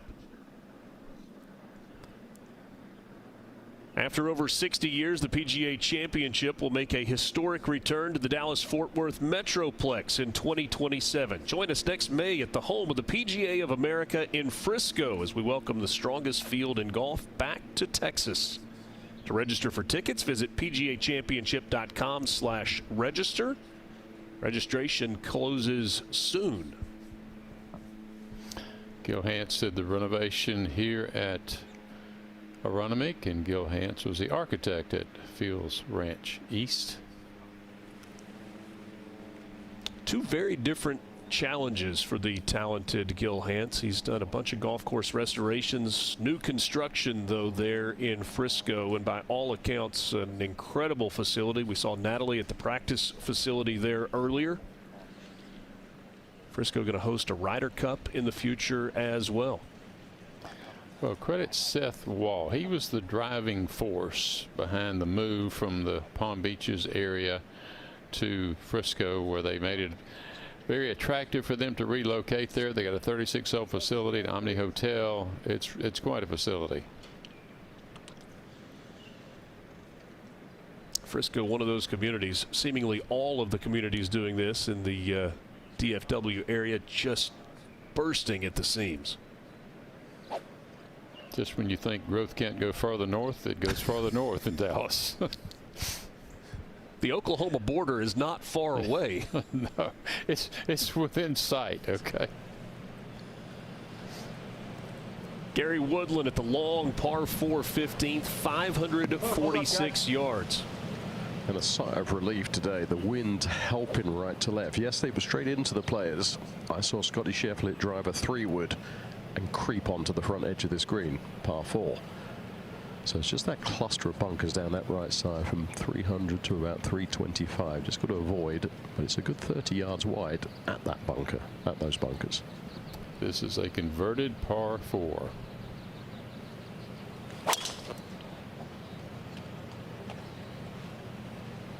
Working toward the right side.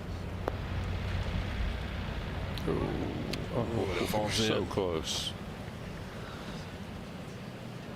He needed one more hop.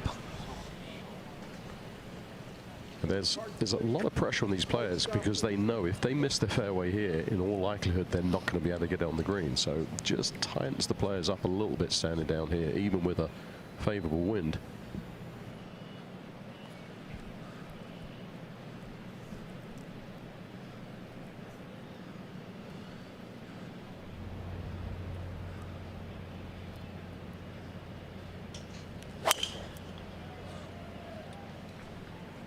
This one working right for Sam Burns. He's going to get lucky. He does. That's just fine.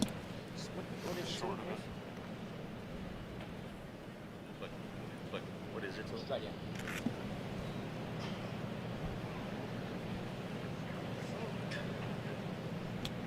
Jason Day looking to bounce back after the bogey on 14.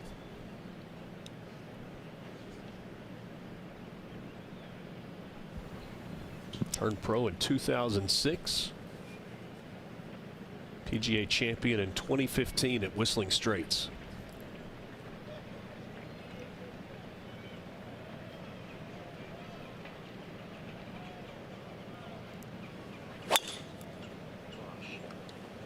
This one going left. This is not a fairway you want to miss, given its length. I didn't Let's see the ball. Looked like that one may have buried after that first big hop into the rough. So second shots at 15 coming for our trio of Woodland, Burns, and Day. We're back to Aronimink after this.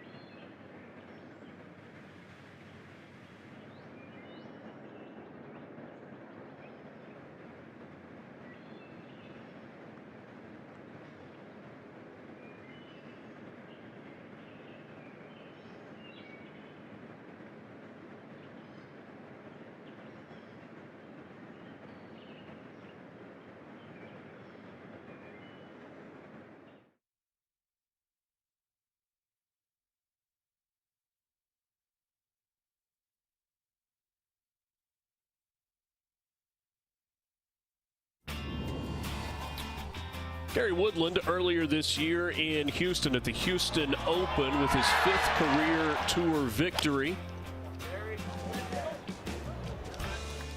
Was able to roll that putt in, and a sense of relief, a look to the skies from Gary Woodland. The tears unable to hold back the emotion. What a journey it has been for Gary Woodland.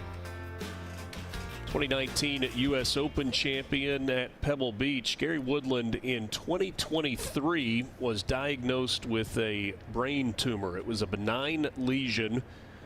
Had to have a craniotomy, a very serious brain surgery in which they removed the majority of that tumor. That was in September of 2023. He returned to the PGA Tour just 115 days later, played in Hawaii at the Sony Open. In 2025, he was given the PGA Tour Courage Award, and then that victory in Houston just a few weeks ago.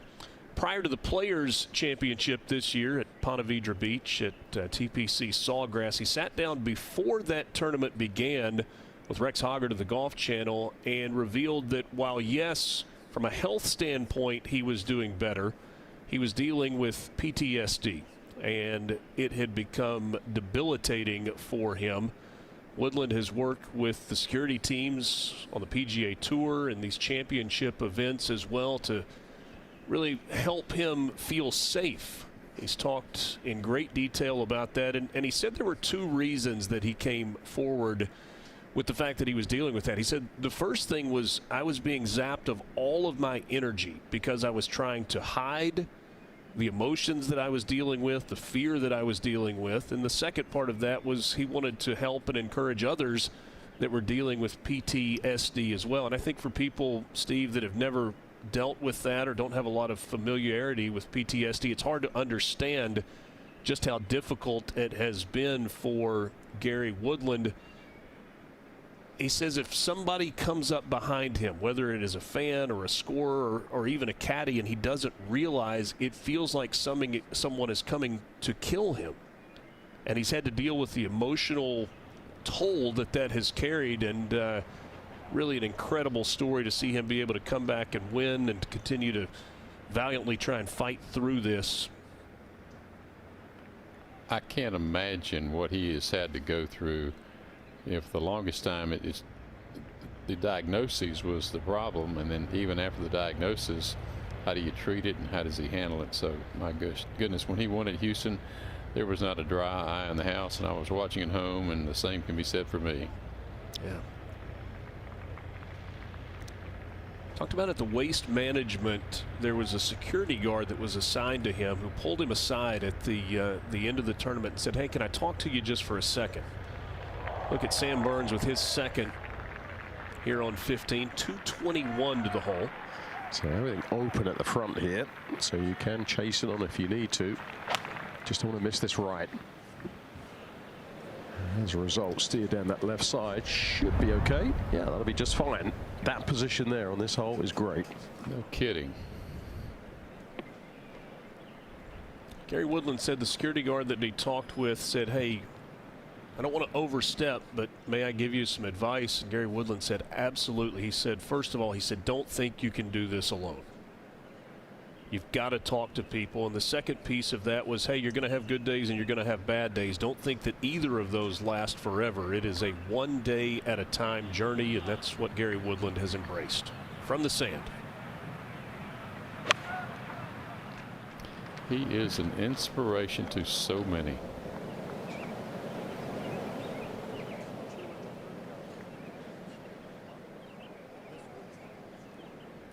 Yeah, that one comes up short. Where did that end? Yeah. He was just forced to lay up, so he just punched it down at about 130 yards or so. Okay. Steve, you talked about the teeth of this par 4 15th, and we are seeing that right here. 546 yards. Yeah, that's a pretty good length par 4. Those were typically long par 5s not too long ago.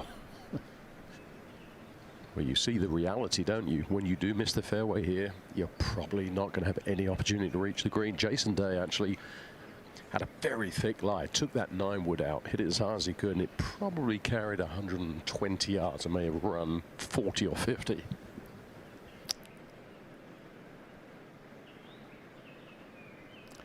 Well, Gary, you were correct. It's a stout finish to the incoming 9, with the exception of the par 5 16th coming up next. Well, I think that's that mental side of things, isn't it? You know how hard 15 is, and then you know theoretically how simple 16 should be, where a good drive is going to leave, you know, just a medium on him in all likelihood. And it's just trying to get it in the fairway, which is one of the narrower landing areas. So there's a little bit of physical and mental and emotional challenge on 15 and 16.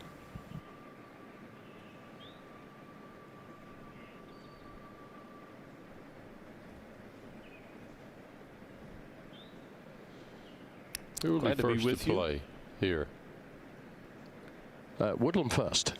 So, as I said, open right at the front here. Everything's flat, just short of the hole. So, you know, it's one where you can land it just short and skip it on, or you can take it all the way to the flag with a full shot and actually use a little bit of spin. I didn't quite get to see exactly how far Gary is, but he looks like he's far enough back where he's got the full shot.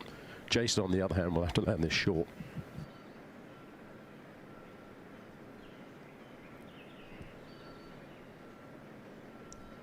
Brendan Little, the caddy for Gary Woodland. Make sure those grooves are clean.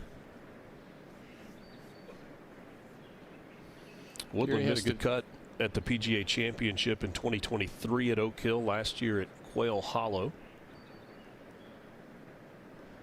And interestingly, he played very well at Quail Hollow last week at the Truist. 17th was his finish there. 71-70 in his first 2 rounds, both rounds on the weekend in the 60s, shooting 68-69 to finish 6 under for the championship.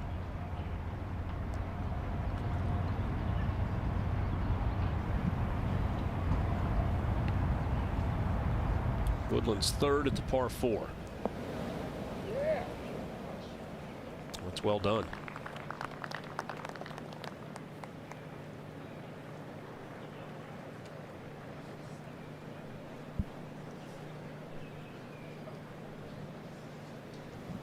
So Gary Woodland with a relatively short par putt. Here is Jason Day with his third.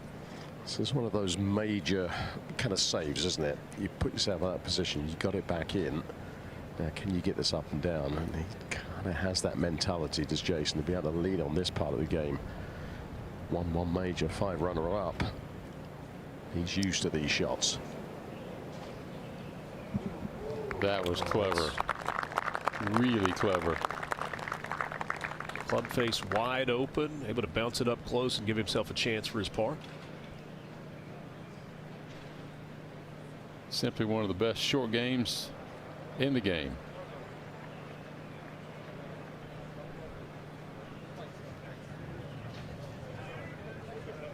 And if you're wondering why it is so good, he has a backyard to die for. He has created one of the most fantastic short game areas. It's a practice area featuring 3 different greens, one for iron shots, one for putting, one for short game, 160-yard par 3. He's got a superintendent in-house to maintain it. He's got 3 bunkers. Inside his barn, he has a home gym and a dynamic indoor putting room where the hydraulics can adjust the movement of a green. If that weren't enough, he has a simulator. He also allows him to hit balls when the weather's bad. Steve, does that qualify as the ultimate man cave? I think that's over the top man cave, and the estimates for the construction of same is into the 7 figures. Sam Burns, birdie look. Sam's been solid, hasn't he? Really has. And you mentioned earlier with Sam Burns, it's like kind of hanging around. You see him right around the first page of the leaderboard. Has not been able to break through. Does it feel like just a matter of time for Sam Burns? Yeah, he was 7th at the Masters, and it was 4 solid rounds of golf. He had a 64 in his final round last week at Quail Hollow, so he's certainly in good form, and I wouldn't be surprised to see him there at the end. Steve, he's just one of those players, and he's been around a while now, but he's only had 3 top 10s in majors and hasn't really been there right at the end of a major. So that's sort of that next leap. He needs to consistently get in contention. And that surprises me, doesn't it? You as well, Gary? Oh, especially as good of a putter as he is, and as long as he's off the tee. I think it's, the success in majors is all about consistency, isn't it, in all parts of the game. And I think the iron play traditionally just lets him down a little bit. 2 of those 3 top 10s in his last 3 major starts. Tied for 7th at Oakmont last year, tied for 7th at Augusta this year. Par putt for Gary Woodland.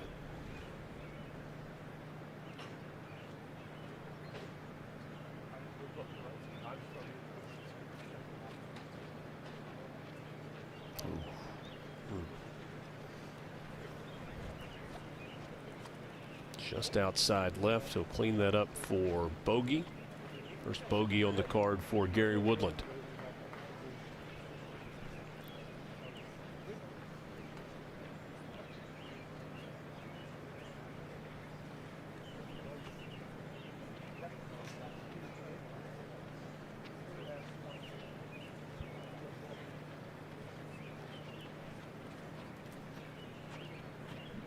Couple of opportunities for birdies so far for Jason Day. Has not been able to cash in. Bogeyed the 14th, trying to make par with a 1 putt here at 15.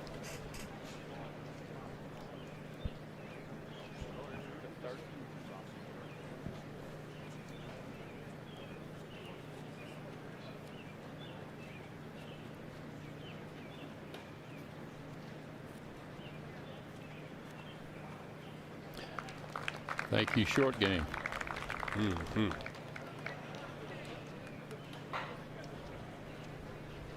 Steve, you talked about the short game with Jason Day. Is it creativity, talent, hard work, all of the above? Yes, yes, and yes. Okay. He has the most distinctive pitching motion, which is wonderful. It's a very quiet hand, all body, sort of a pendulum type of pitching and chipping, and same way he putts. You see him practicing right there. He's perfected it. Along with his wife Ellie, dad of 5. They live in Westerville, Ohio. Tap in for Woodland. Bogey on the card for Gary Woodland here at 15. Sam Burns able to tap it in for his par to stay even on the round.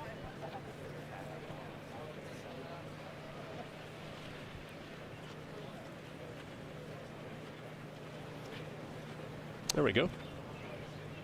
So Sam Burns still even. Gary Woodland and Jason Day both 1 over. And our opening featured group, the 108th PGA Championship from Aronimink Golf Club, just to the west of Philadelphia. Par 5 16th coming up here. The 16th hole can genuinely be said to be one of the very few birdie and possible eagle opportunities here at Aronimink. Players can carry those bunkers down the left-hand side, and then with any distance off the tee, you can certainly reach this green in two. The whole location today is tucked behind that big, large bunker there you see fronting the green, but a nice opportunity to take advantage of a reachable par 5. Only about 40 feet from the hole location today to the tee box at 17. One of the areas that may be a little congested. You see back in 2018 at the BMW Championship how this hole played. Second easiest fairway to hit and 10 eagles.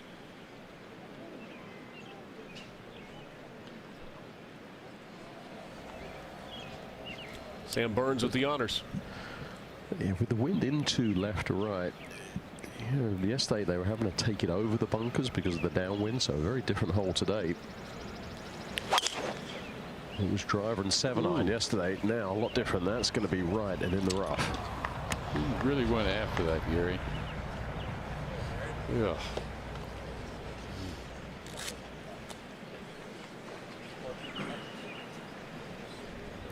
Certainly will add a degree of difficulty to the second shot for Sam Burns. Jason Day would love to get one in red numbers here and get back to even for the round. I think you take it right on the corner of that bunker that just nibbles into the fairway. Fairway does camber a little bit left to right, so anything with cut and the wind will run towards that rough.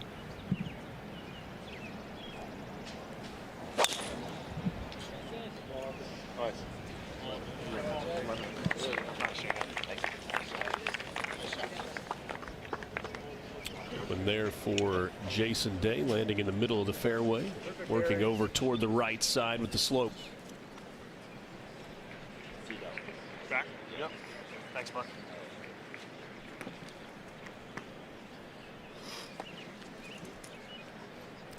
No problem lengthwise for Woodland to reach into if he can fit it in the fairway. Challenge is simple, isn't it, Steve? You Yeah. get it in the fairway, you be able to knock it on the green in two. You miss the fairway, you're not. When I you're like it simple. commentating, it's all easy, right? Exactly. Woodland off the bogey at 15.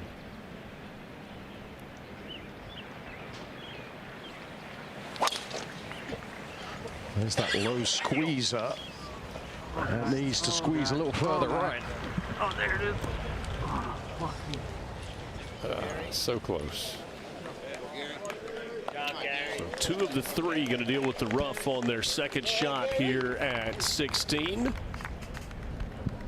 We'll take a timeout. We're back to Aronimink right after this.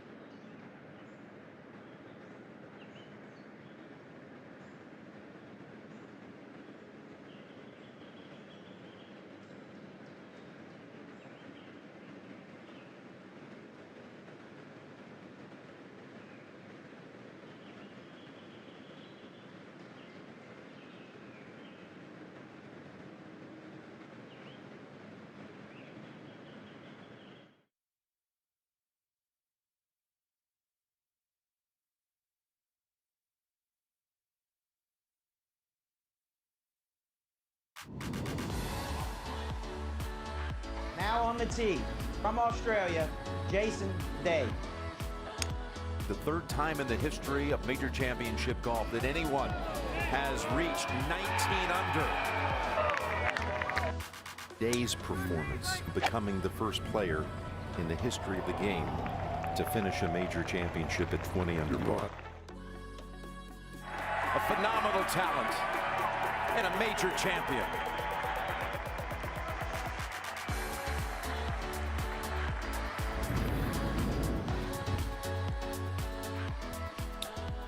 Four rounds in the 60s for Jason Day back in 2015 at Whistling Straits, on his way to a 20 under par finish, and the Wanamaker Trophy making its home with Jason Day for that year. He is one of 6 players who in 2018 at the BMW Championship, when it was here at Aronimink, made birdie in all 4 rounds. The other 5, Tiger Woods, John Rahm, Ricky Fowler, Mark Leishman, and Keegan Bradley. Safe to say that Jason Day would like to make his first birdie of the round and get back to even par here today on the 16th. And Gary, does he have the length to reach this green in 2? Well, Jason absolutely does, yes. Sam's going to be laying up, and I think Gary will be able to push it up there, try and find a spot around the green to get it up and down, but his lie's fine. So Burns right, just short of Jason Day. Woodland hit it over 300 yards, able to carry the bunkers on the left side, but couldn't get it to cut enough to get back into the fairway.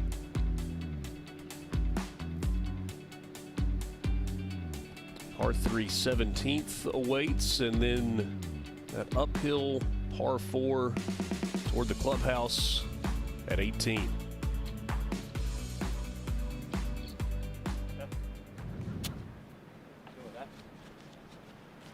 Sam Burns first to play. So relatively thick lie here, so it's just chop it down there and just get it knuckling down the fairway. That's a lot of speed to move that 150 yards, and only carried the cross bunkers by about 10 yards.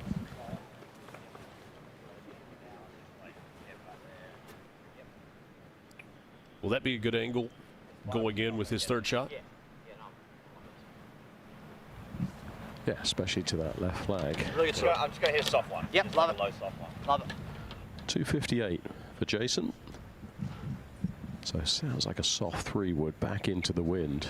So that will certainly soften that first bounce. So good opportunity to see if we can knock this right in the middle of the green. Have a look at eagle.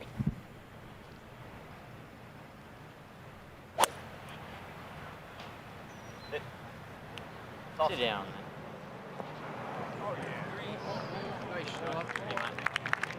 Nice hop, but a good roll, and that will be an eagle putt for Jason Day. A long eagle putt, but an eagle putt nonetheless. May have leaked a little to the right, a little more to the right than he would have liked.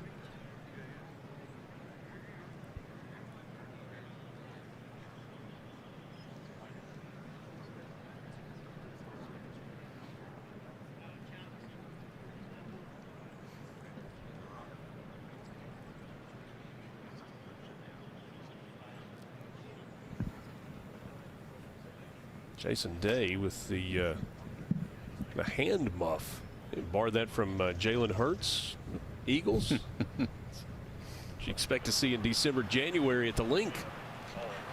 Okay, well, the one left of the ball, which is to the right edge of the green, is 160, 165. Okay. The one on the left is shorter. It's basically 150.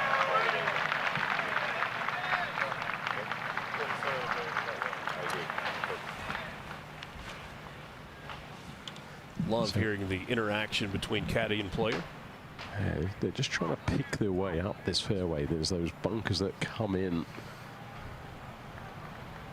around wedge distance. They're just trying to knock it between them, short or long. Got to make that decision. So they go short into the crosshole, which will leave a full wedge in.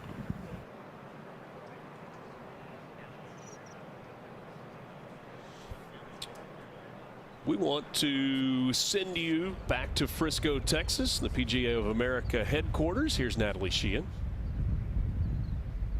Hey guys, thank you so much. So Sam Burns is top 10 on the PGA Tour in putting, and what do the best players in the world do really well? The boring stuff. This is a drill he uses all the time. You'll see him doing this at any tour stop. He snaps a chalk line down right in between a set of tees. So he's got three sets of tees right around his putter for a gate for his putter, and then he's got a gate for the golf ball right in front. Easy way on a short putt to really check your stroke, make sure you're rolling it on line, and see the ball go in the hole over and over again to build confidence. That is so important if you are watching at home and you need to improve your putting. You need to see the ball go in the hole when you practice. So having some sort of great practice station like this that you can utilize is going to help build your confidence, but also help you just make sure you're checking those fundamentals so that you can make more putts out on the golf course. Back to you guys. Natalie makes it look easy. Steve, I felt like she was talking directly to me right there. You mean you're supposed to practice putting? I always said that practice putting is like shooting free throws. You just see it and do it. You don't think too much about it. Gary, Sam Burns right now thinking about this approach shot. How aggressive can he be here? It's tucked very, very close to that gaping bunker short of this green. You do not want to be short-sided there, but it's relatively flat around the hole. Yes. So coming back into the wind, you could be nice and aggressive, take it all the way to pin high, because you're not going to get that massive bounce forwards coming back into the wind. So good opportunity, knock this one close. See if he's able to get it all the way to the pin. Third shot for Burns.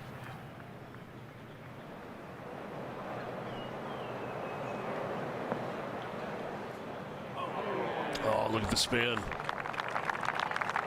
That is so well played. Not only got it to the pin, hit it past, able to spin it back. He'll have that for birdie, trying to pick up his first birdie of the day.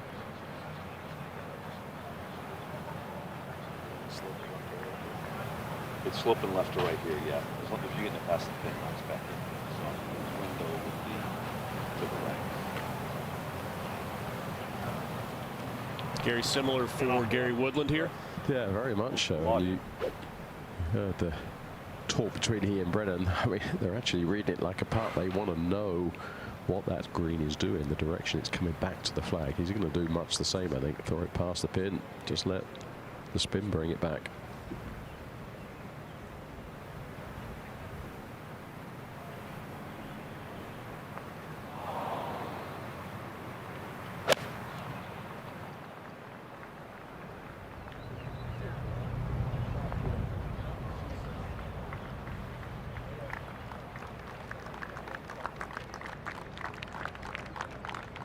So Woodland will have that for birdie.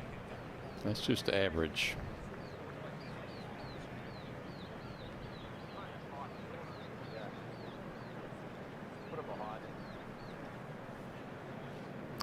But the shortest of the three, on and two, as a putt for eagle. Maybe not a realistic putt for eagle.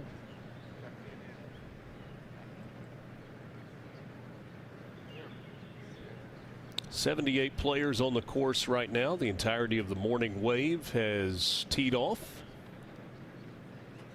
Current leader, Stephen Yeager, at 4 under on his round. Started on the front, made birdies at 1, 4, 5, and 6.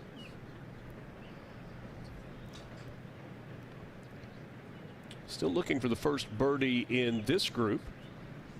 It's like a pretty good opportunity here. I would say so. So the good news for Jason, he got it far enough up in the green where he didn't have to deal with the slope coming off that bunker. So it's a fairly simple putt where it's just right to left the first half, and then it just kind of keeps going straight from there. It doesn't really keep breaking hard.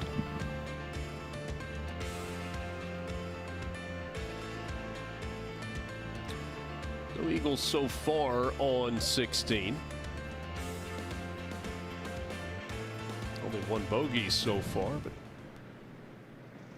Jason Day would love to change that eagle number here from a 0 to a 1.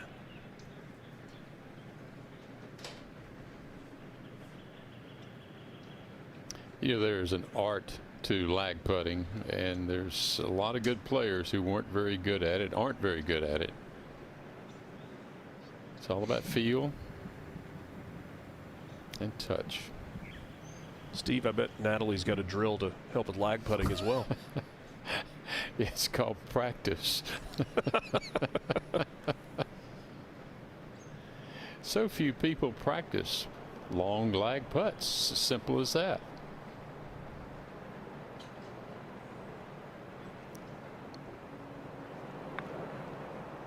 Just that last little piece is slightly uphill. Go. Okay. So Day will have that left for a birdie to get back to even par.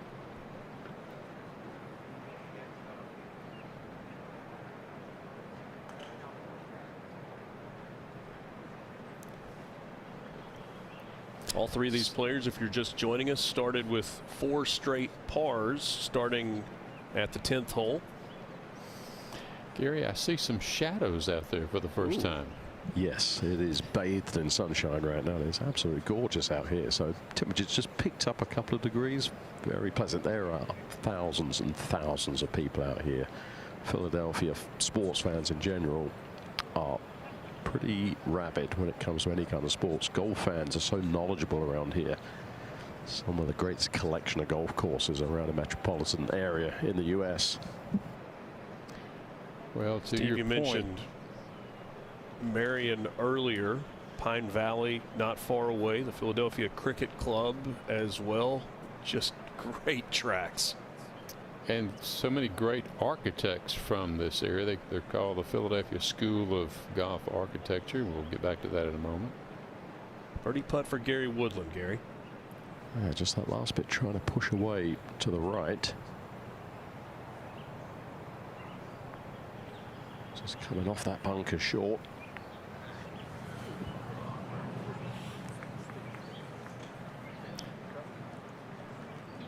Richard, you mentioned Pine Valley. That was the great George Crump, who actually never saw it to completion. William Flynn, who really finished Pine Valley, did Philly Country Club, Huntington Valley.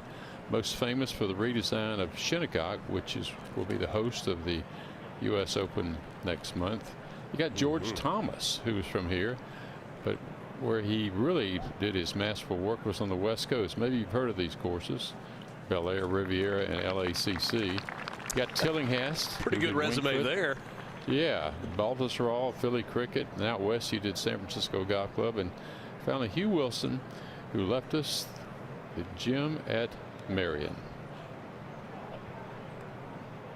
And Gil Hance makes his home in the greater Philadelphia area. Yeah.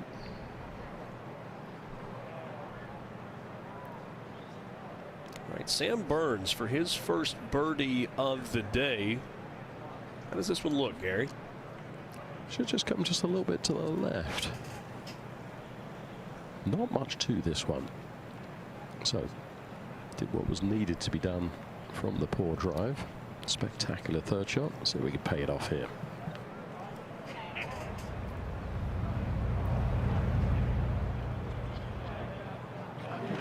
There it is. Sam Burns into red numbers. His first birdie of the day. Missed the fairway, but still able to card the birdie.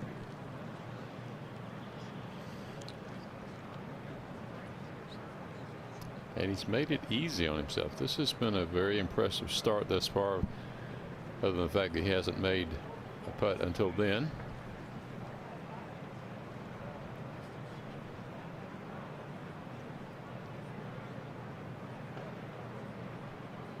Jason Day trying to match Sam Burns with a birdie here. He is 1 over par. This would get him back to even for his round.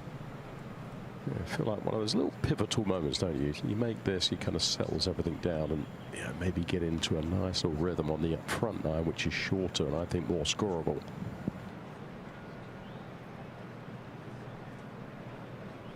Day with a bogey on the par 3 14th. Birdie attempt here at 16.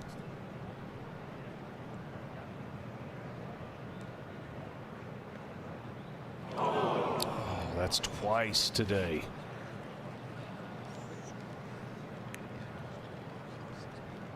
Got to be kicking himself.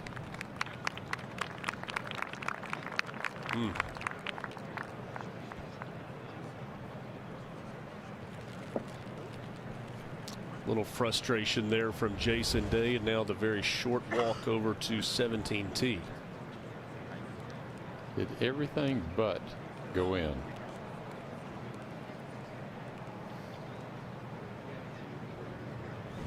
The opportunities have been there today for Jason Day. He has not been able to cash in.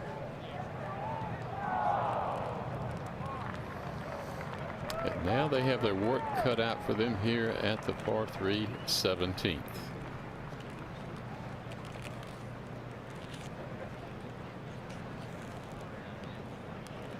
Another par 3 well over 200 yards, as is the case with 3 of the 4 par 3s on the course.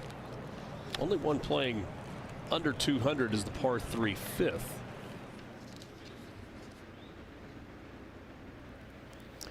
Well, this par 3 only playing 241 yards today.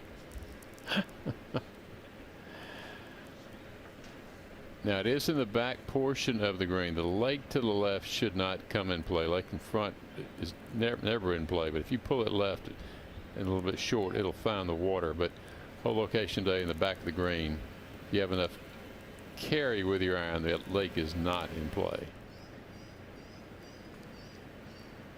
Different golf courses with different ways of protecting themselves. Only 2 holes that have water that comes into play here at Aronimink, but the greens and the bunkers, that's kind of the line of defense this golf course.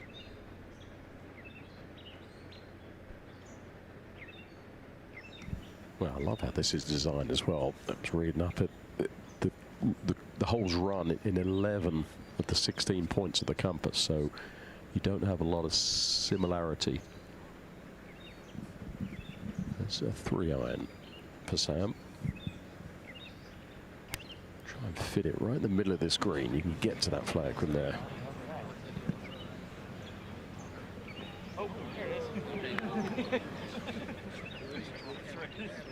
Gary, we didn't see where that ended up. I looked the way he was leaning as it was going right. You don't want to miss this one right, especially short of the saddle. You would prefer to try and get it on the correct side of that saddle that comes in from the right side.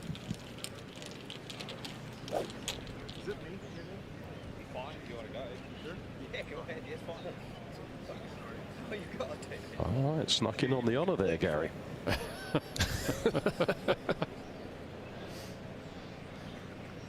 Well, I suspect this is a 9 wood. What do you think?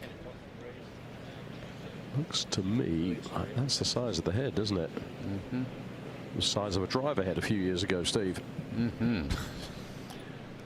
Hybrids are the greatest thing to happen for the average player, the medium to high handicap player. Very forgiving. So wind just coming basically straight across, left to right, maybe helping just a little bit.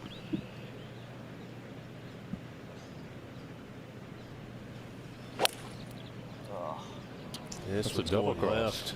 That's a double cross. He set up to fade it. Well, it was plenty long enough. He almost got it on 18T, and it's run back down to the low area over the back of the green. Needed an 11 wood.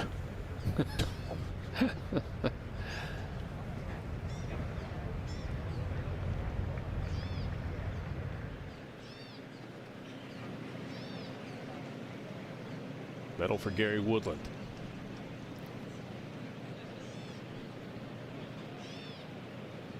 Looks like he'll try to cut it in.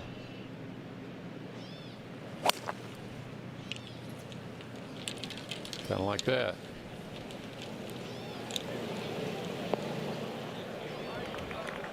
Well done by Gary Woodland.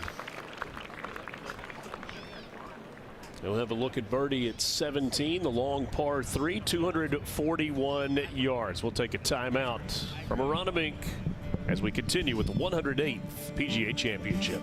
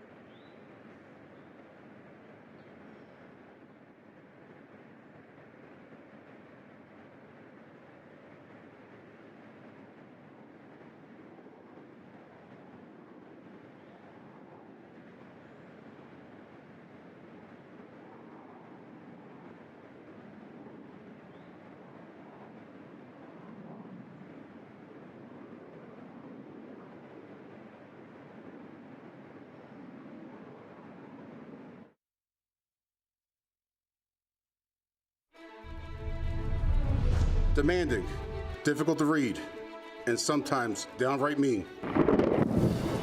No, not Eagles fans. I'm talking about these diabolical patches of grass. They'll taunt you from afar and haunt you in your dreams. The greens of Aronimink.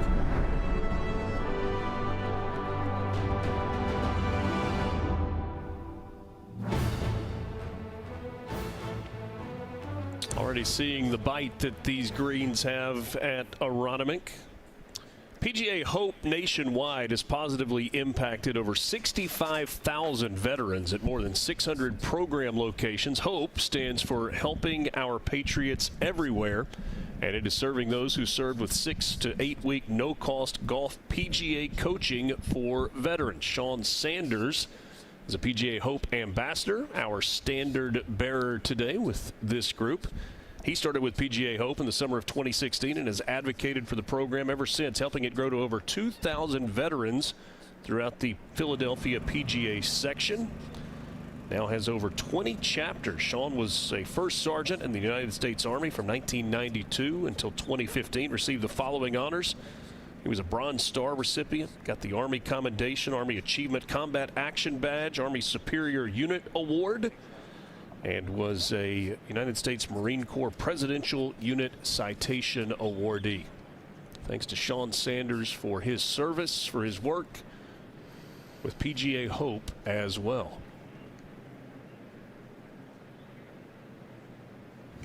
Jason Day from off the green at 17. So landed on the flat top and now run it down there. Read it well. Really well done. Steve, there's that short game you've been talking about. I call it a short game to die for. It's so good. Yeah, I was just talking to Sean with the standard bearer just a second ago. He's so excited to be out here. Golf's such a big part of his life, and he says his Super Bowl World Series rolled into one. But the PGA of America is what is the guardian of the game. They grow the game. So from PGA Junior League for juniors to PGA Works, working on diversity. It's an incredible organization. Very proud to be a member. And this one just going to pop up, land on the edge of the green, and let it trickle down.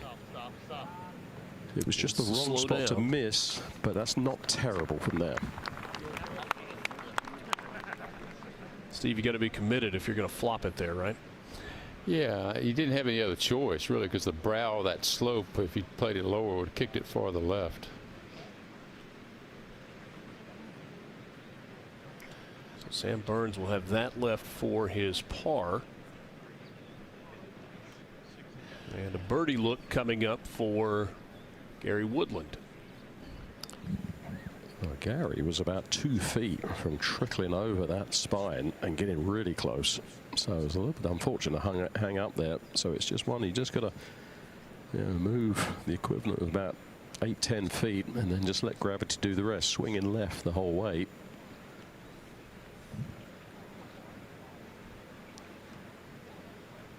How much of the break is dependent on speed here, Gary?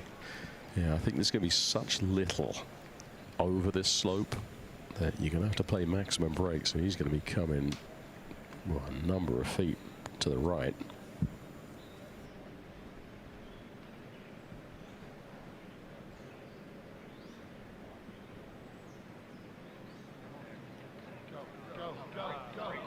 Let's stay up. Come up just short, an easy tap in there for Gary Woodland for his par at 17. You make a 3 on this hole and the heart rate doesn't go up, that's a win. Yeah, no kidding.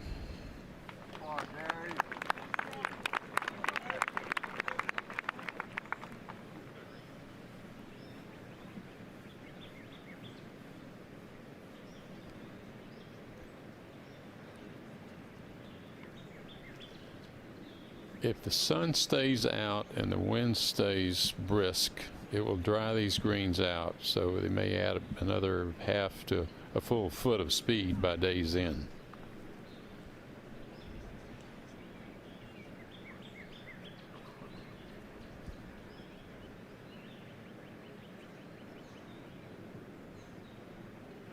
Sam Burns to save his par.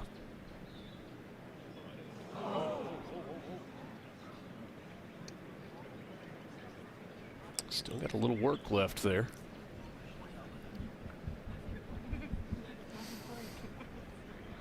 Frustrating day for Sam. He's left a lot of putts out there.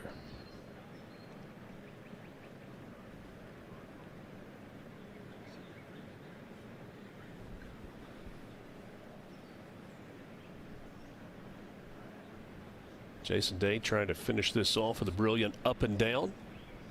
Keep it at 1 under for the round.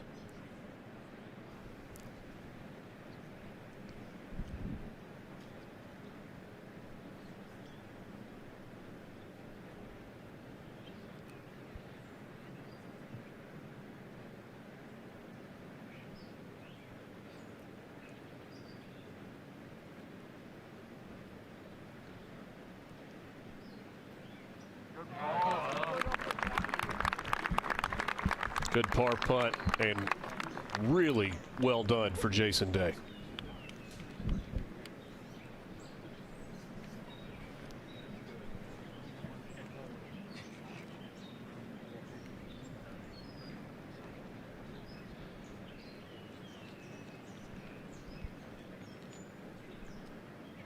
Burns now for bogey after making birdie at 16 and getting it into red numbers.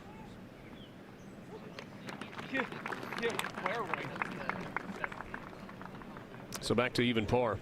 And Gary, you talked about it when he hit that shot. He missed in the place that you don't want to miss off the tee on 17, at least today. Yeah, every player will, in their yardage book, will have a cross for, certain flag positions, and that spine is just in the perfect spot if you miss it short of pin high and short of that spine. So just an unforced error, but from 240 yards away, not easy to put the ball in the right spot.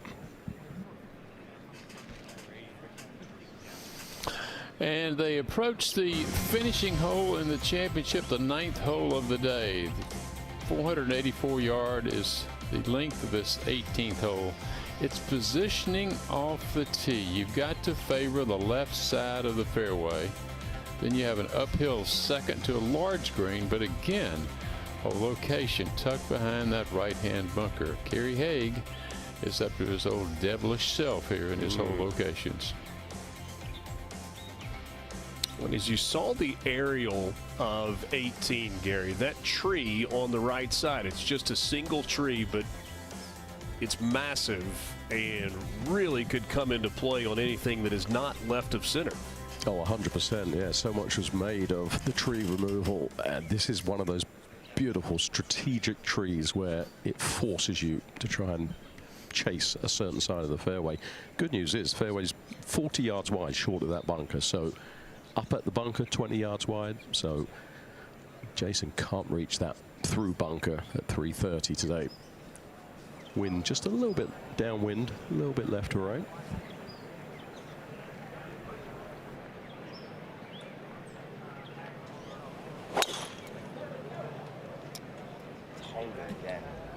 This one left again for Jason Day, and it settles down in the rough. I heard one of the great descriptions years ago when someone described a large tree like that as a half-shot hazard in the sky.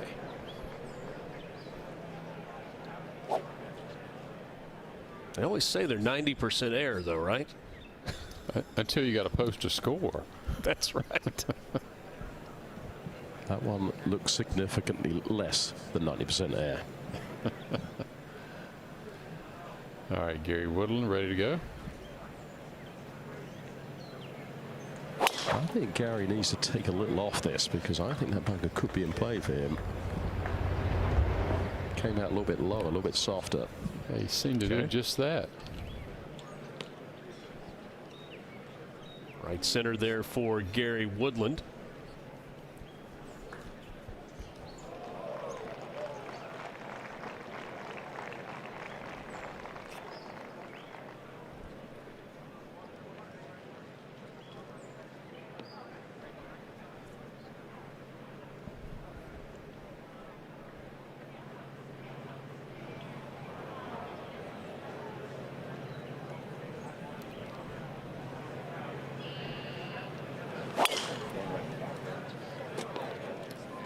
Started down left, but peeling a little right, it looks like.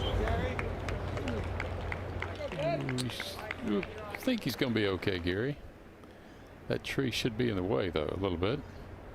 First cut, but sitting up there for Sam Burns on the 18th, 9th hole of the day for this group. Philadelphia, home of the Phillies, the Eagles, the Flyers, the 76ers, and the 108th PGA Championship.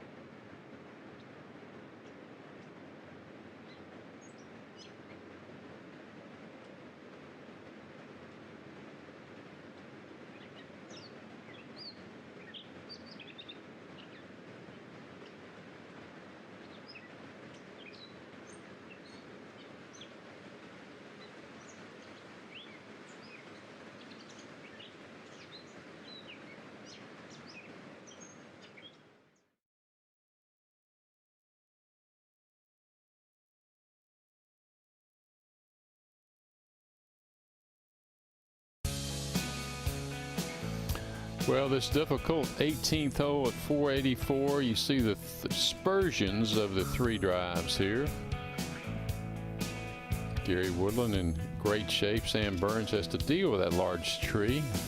Jason Day has an opening to the green, but depending on his lie. The BMW Championship in 2018, this was the easiest fairway to hit on the course. 84% of players landed it in the fairway. Little more difficult today, only one birdie so far, averaging over par. And we were 1 for 3 on the fairway with this group. You know, there's a wonderful intimacy to the layout. I think Ross did a fabulous job on a compact piece of land. It's actually a rectangular piece of land, so credit him for giving this great routing that we enjoy today. Yeah, and Gary, there are a number of places on the course where fans who are there this week can not just watch the players on the hole where they're sitting, but really can see action on a handful of holes.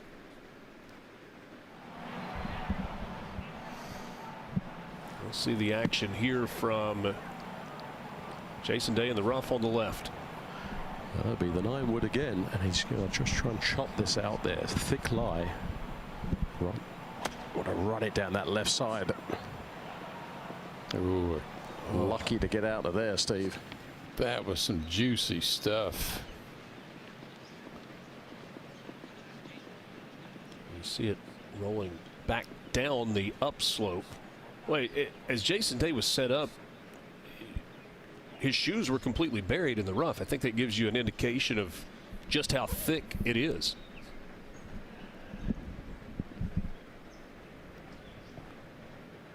Now Sam Burns. How much does the tree affect this? Oh, it's slap bang in the way. I think he's just got to take it left, low and left.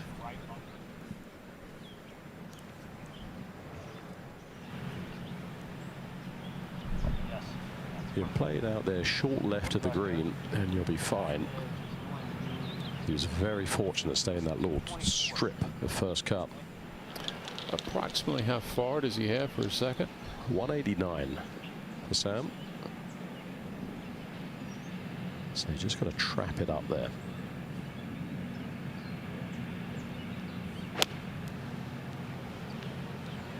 Okay, first part's done well. That's a really, really impressive play. Well, I'll say it's running toward the back of the green, but he's happy to have it there. Under the branches to the left of the tree, and a birdie putt for Sam Burns at 18.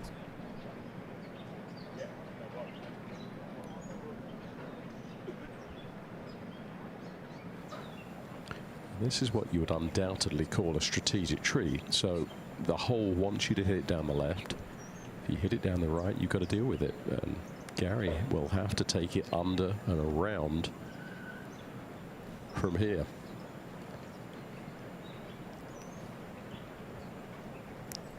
So that should be a similar shot to the one we just saw Sam Burns play.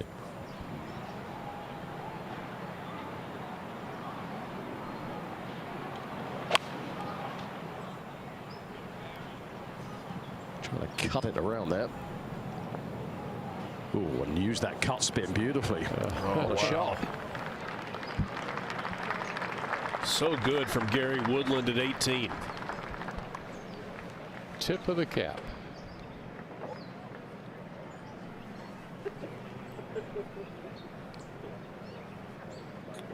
Just a reminder that you can follow all different feature groups and holes on ESPN Plus. Watch your favorite players from tee to green on all 18 holes.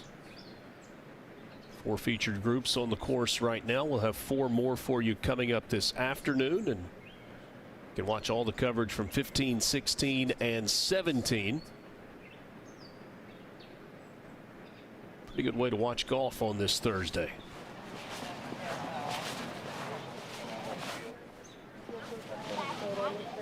So Jason Day had to muscle it out of the rough on the left side. He was fortunate to get it into the short grass. Gary, what have we got here for his third shot? He's just got to feed in a wedge. Everything kind of flows a little bit left to right. You got a little backstop behind it as well. You know, short of the flag in line is a big downslope, so I think you got to take it left of the flag with just a little bit of cut spin using the wind and the slope. I think he's validated his decision to put that 9-wood in the bag. He's used it 3 times so far.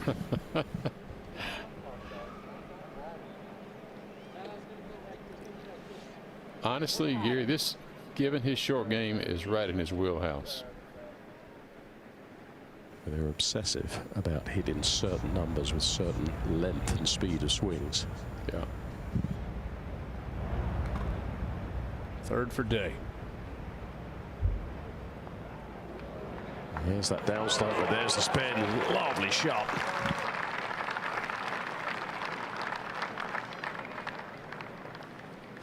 So Jason Day will have that for par.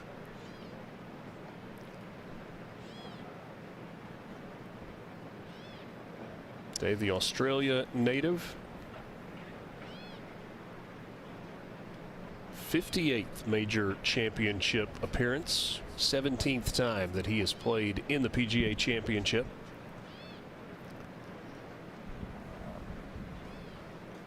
Richard, he's got a game that's built to last. He's just solid, tee to green, great short game, which we've talked about. Plays well under pressure. It's no surprise he's had a long and outstanding career.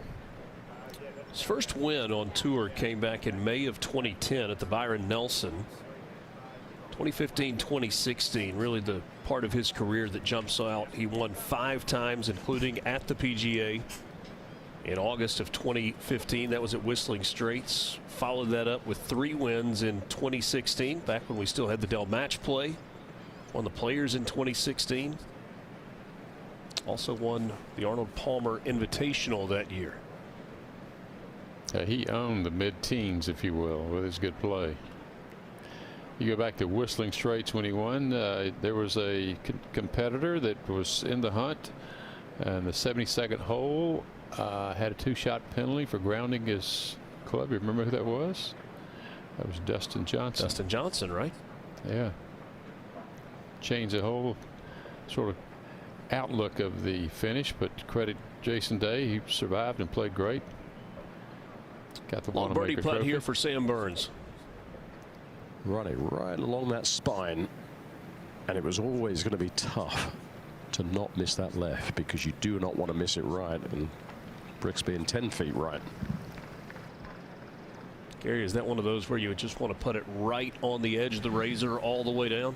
Yeah, you do, but you knew if you push it, push it 6 inches, that would have ended up down by Gary Woodland's ball. So that was a very difficult putt after such a good second shot.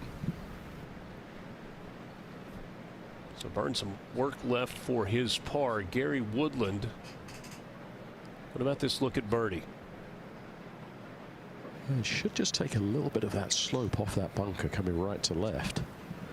So it really was a spectacular shot at taking it around that tree, and see all that side spin he put on there from cutting and around there.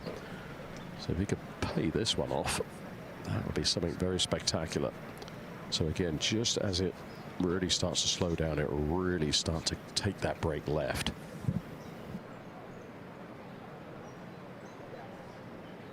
Looking a long way out there to get back to even.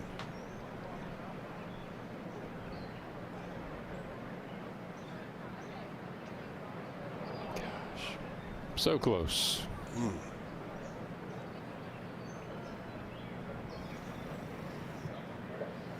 Steve, you've been involved with golf course architecture, design, building golf courses. When Donald Ross was building this and laying this out, did he envision the shot coming into 18 as one where, hey, you're probably going to need to hit a cut in?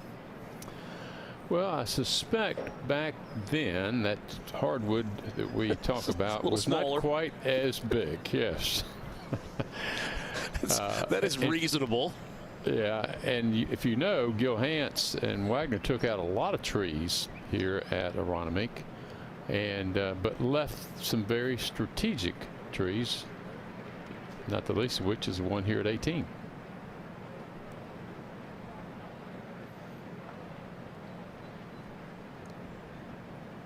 Would be a really good par for Jason Day after being in the rough with his tee shot and having to just kind of muscle it out into the fairway. From the opposite side, you wonder how much Woodland's putt will affect his. Seeing him missing it high, I think it's just outside that left lip, barely.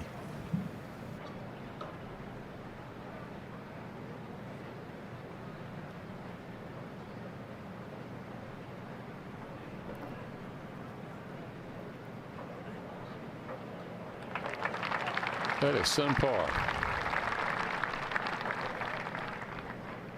So Jason Day will turn at 1 over, had the lone bogey on 14. Handful of missed opportunities on this opening 9, the back 9 here at Aronimink for Jason Day, with Some burned edges in birdie opportunities.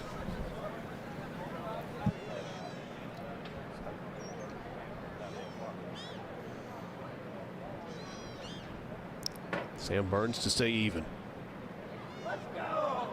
There you go.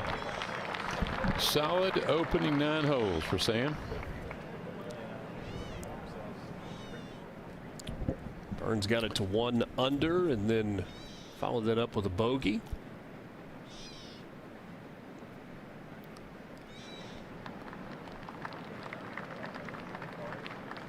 And actually a disappointing par here at 18.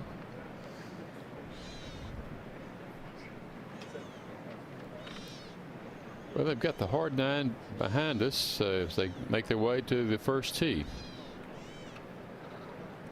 Scoring's been a little better on the front in the early part of this first round. So Sam Burns leading this group at even par. Got it to 1 under for a little while. Gary Woodland and Jason Day both 1 over.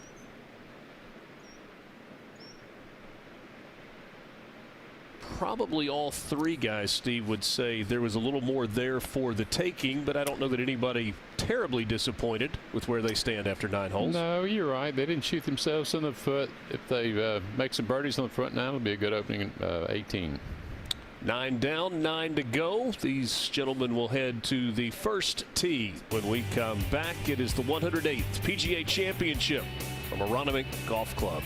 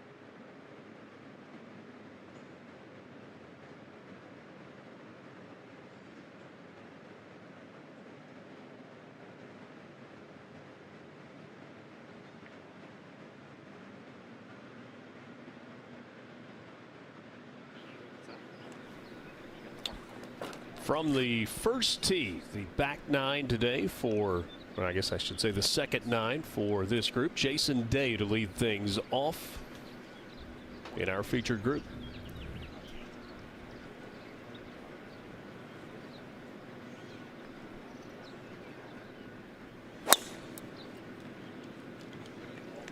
That's more like it.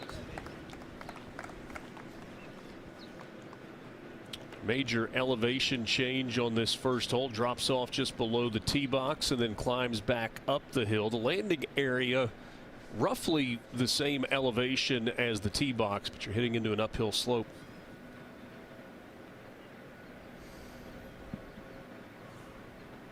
This is a visually very pleasing look to an opening tee shot. They're warmed up nicely now. 3 wood here for Gary. Takes those bunkers out of play.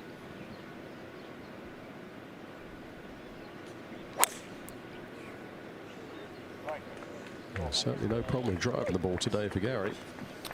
Yeah, he's got a wonderful old style swing, Gary. Like he levers the club or down cocks it, as the case may be, and with it comes a lot of club head speed.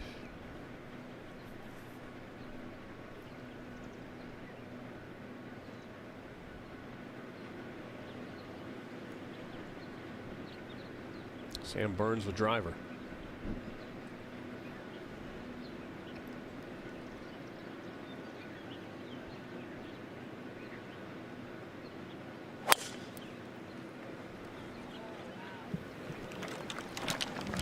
three great tee shots here. Rolls out. They share the tee box with 1 and 10. Congested at times. 3 good tee shots with our featured group here. We'll see the approaches when we come back.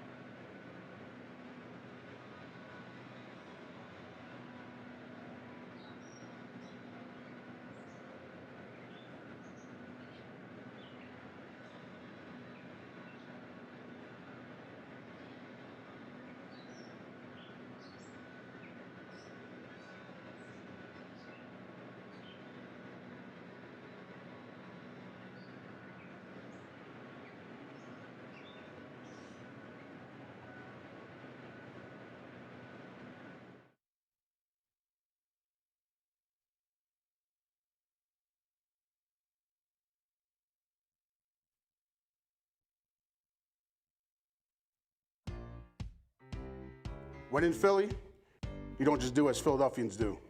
You got to talk like them too. A sub is a hoagie. Sprinkles are jimmies.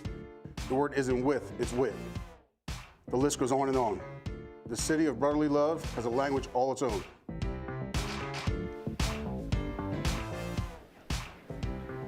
And you've got to have cheese whiz on that hoagie, right? That's the secret sauce in Philly.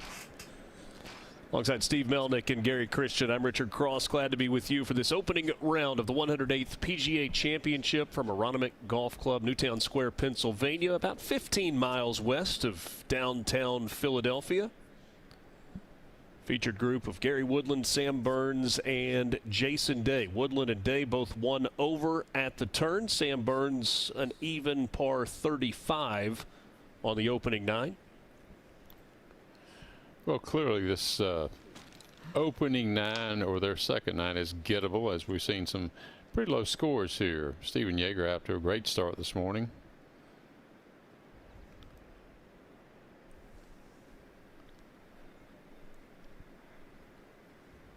First hole on this course, par 4, 432 yards today. All 3 players played wonderful shots. Gary Woodland went with the 3 metal. Burns and Day went with driver.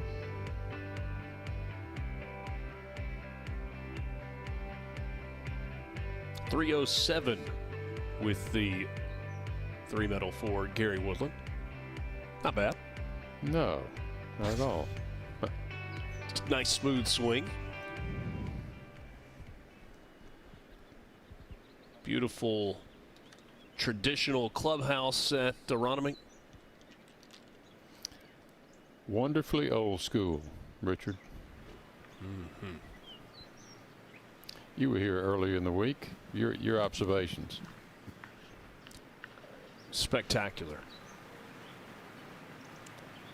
Hope you're getting a sense of just how much elevation change there is on this golf course. A couple of holes away from the highest point on the course, the tee box at 3. Here's Gary Woodland. It's a sandwich for Gary, just looking to pitch it just on top of that slope. There you go. Well done.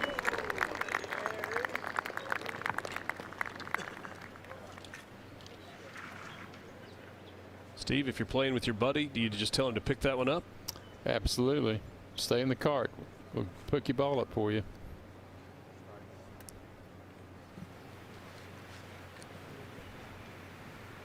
players should feast on this flag with a wedge in hand. It's far enough over the top of that ridge where you should be able to take the ridge out of play by pitching it 3 or 4 paces on top of it, and it should just stop quickly like we saw Woodlands do. Sand wedge as well for Jason.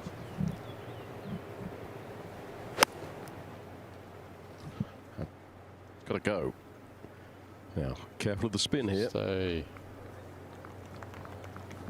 Ooh, we got lucky, Gary, to stay there.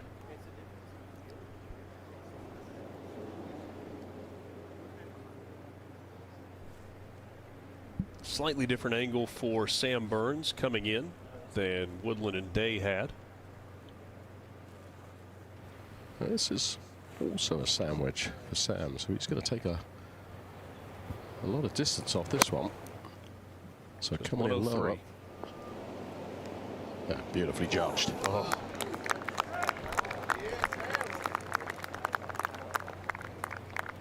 Two of those 3 exceptional golf shots, and Jason Day, he'll have a chance for birdie as well.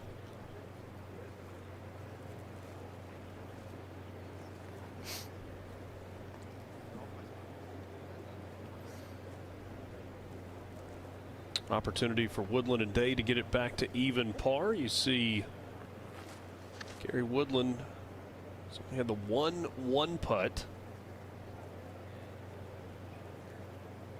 Gonna need a few more of those to get it into red numbers. Well, it speaks to how well he's been tee to green. And it continues here at the first, his 10th hole of the day.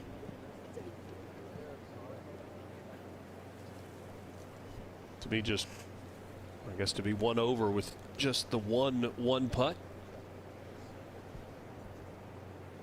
Fairly low stress round so far for Gary Woodland.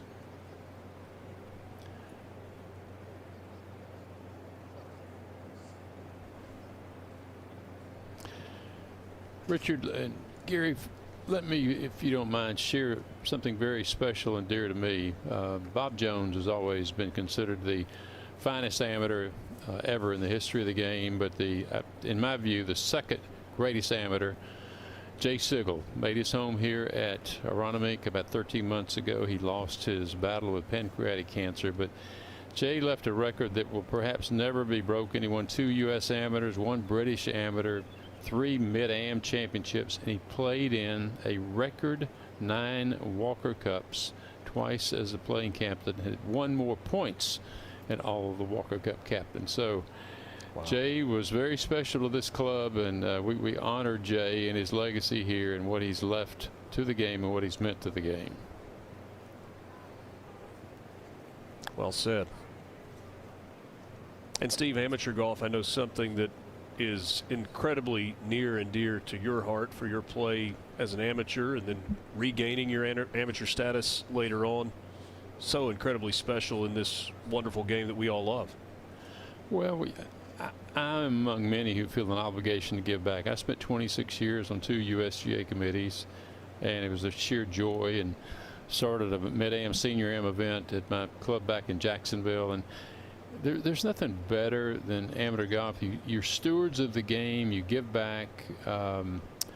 I have 2 young, I say young sons, 2 sons in their 40s. They both are very good and excel at the Mid-Am level, and so I've been very blessed to be a part of the game in a special way. Gary, Jason Day here for birdie.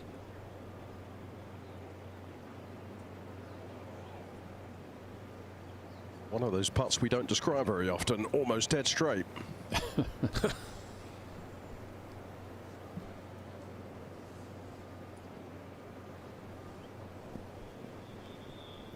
That was the most difficult putt of the 3 here at 1. So Jason Day stays at 1 over par for his round. A couple of Gary very makeable birdies here. Yeah, this one is left center at most, basically dead straight.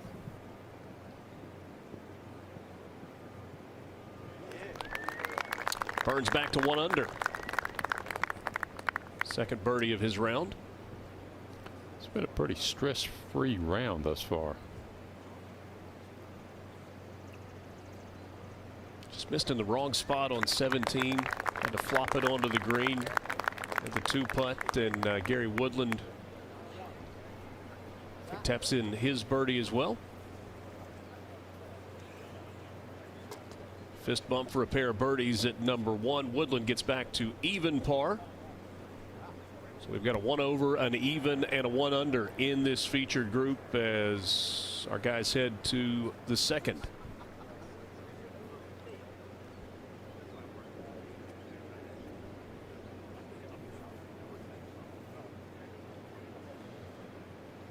Steve, par 4, 413 yards here at number 2.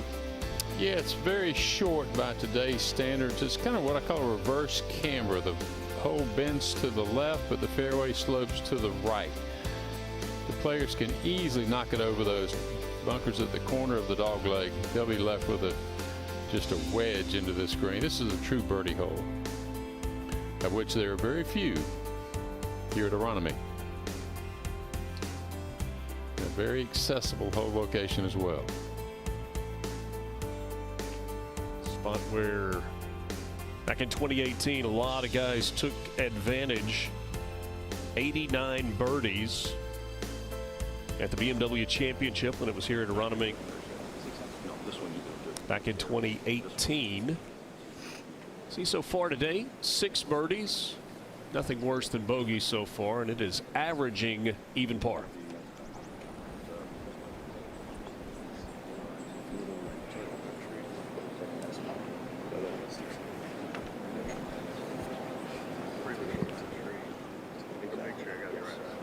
Gary can just carry those bunkers with a fairway metal, but he has driver. So the wind today coming back into right to left, so it's instead of having to take it over kind of the middle of the bunkers, he can take it over the right side of the bunkers now. Gary, how much has the wind picked up since the opening tee shots this morning? Well, it was decent when it started. Then it dropped on about 16, 17. Then it's picked up again, but it's still just in that sort of 10-mile-an-hour range. Nothing of any great note.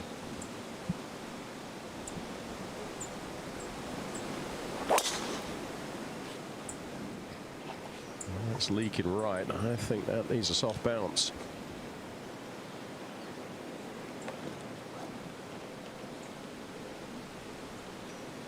Looks like that's going to be in the rough to the right of the fairway there. Was the intention there to cut it, or was that a miss hit? Looked like that was just a slight miss hit, a little out the heel. It's just you've had to adjust your game plan from playing a practice round yesterday with a completely opposite wind. And all of a sudden it's a completely different line today. So I think just the right quarter of that right bunker is perfect. Awesome, nice, really good. Right about there. That is ideal.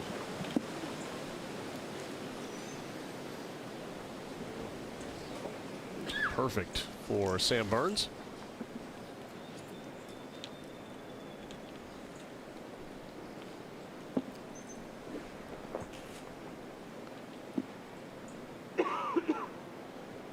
Steven Yeager, the leader on the course at 4 under par.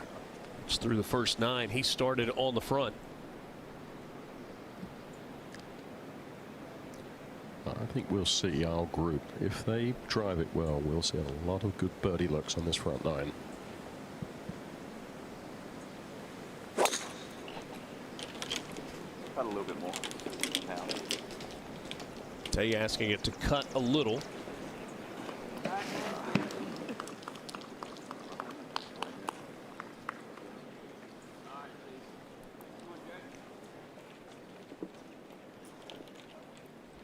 So we'll see the approach shots on 2 when we come back. The Wanamaker Trophy, that's what everybody's playing for this week.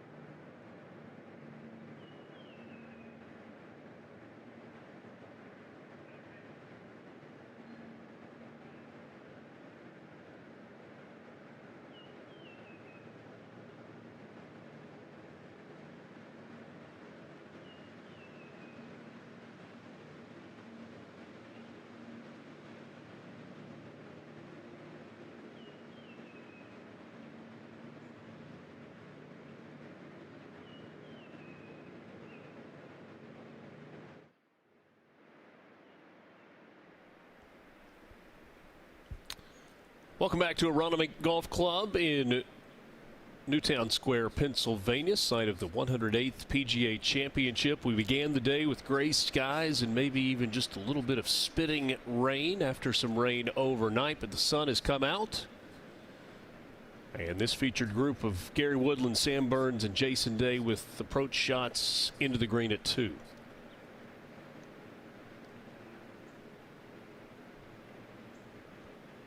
Take a look at our leaderboard right now. Steven Yeager currently leading the field at 4 under par through his opening 9. He started on 1. Bud Cauley 3 under today. And then Alex Fitzpatrick. What a story that is, continuing to be 2 under par, just 2 off the lead. See Sam Burns on the second page of the leaderboard and have a chance to make it 2 birdies in a row. There's a name on there we haven't heard in a while, Cameron Smith. I think he's been in witness protection. These are the tee shots that we saw here on 2. Sam Burns probably in the A position right now out of this group. Yes, Steve, Cameron Smith had that stretch a few years ago, where he was seemingly on the front page of the leaderboard at every big tournament that was being played. And then he just, went to the other tour and just kind of faded. He really hasn't been competitive in a long while.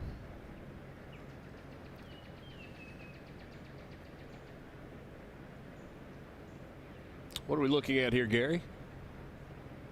Well, the good news is for Woodland and for Day, the lie really isn't too bad. So just over 130 yards for Gary. It's just been one of those ones where you can just hoist a wedge up in the air and let trajectory and angle of descent just soften that first bounce. You got a bunch of little humps and spines and angles all around this hole, but it's sort of the flag is in between all of them. So you've actually got a semi-flat landing area basically right at the flag. I think you take this straight at it. Woodland first to play.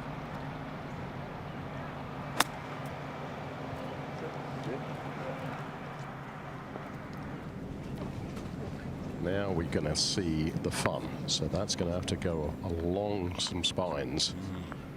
Oh, he roll up against that thick rough in the back too, Gary. That may be troublesome. Another one of those roller coaster rides you were talking about.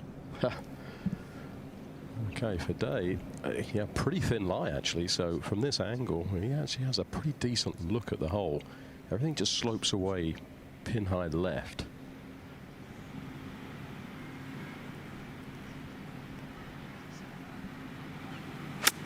Just over 120 yards. It should be able to control it pretty well.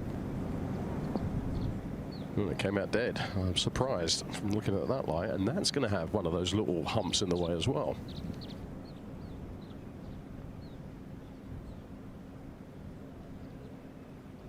And Gary, this rough, it's not uniform. There are some spots where it is a little more bare. There's some spots where it really grabs the club. No rough to worry about here for Sam Burns. Well, this is what it's all about right here. You hit it in the fairway, you can completely control your wedge, and there we go. Now we've got a good look at birdie, and that is the secret of playing this week. Sam Burns going to try and make it back-to-back birdies here on the green at number 2. But for now, let's send you to Frisco, PGA of America headquarters, Natalie Sheehan with more on Gary Woodland. Natalie? Thanks, guys. Gary Woodland has the 2nd fastest ball speed on the PGA Tour, and we are going to pay tribute to the great Rocky movie with my boxing glove head cover here. And I'm going to show you exactly how you can get some more club head speed just like Gary Woodland. I know everybody at home wants to hit it a longer way. So very simple thing you're going to start with is just get in the mindset of swinging fast. Sometimes you can put on some pump up music, something to get you going, and just get in the mindset of I'm going to swing the club as fast and as hard as I can. I would do this at the very end of your range session with 15 to 20 golf balls. Now the drill that you can do with your boxing glove here is we're going to get in our setup, and I want you to picture like you are going to do an uppercut. So you're going to kind of squat into your right side a little bit here and feel like you explode up and through as if you were going to hit somebody in the chin. Now, if we do that with the golf ball here, I'm gonna feel like I really load into my right side and I push up off of the ground going through. That's how these players generate so much club head speed, just like Gary Woodland. So let's put it to the test. Yeah, and then you can hit a nice long drive, pound for pound. I can hit it pretty far using that drill. Back to you guys. Thank you, Natalie. She crushed it, guys. Beautiful golf swing. I really was hoping that she would swing with the boxing glove head cover on, though. That would have I was wondering where she was going with that, right? Hold on. Can we get one with the boxing glove head cover on? Let's see, Natalie. Here, hold on. Oh my goodness, you guys! There we go. This doesn't even have a thumb hole in it. But let's see. Oh, it's actually pretty good. It makes no difference. Well done. I'll say. What a facility there at PGA headquarters in Frisco.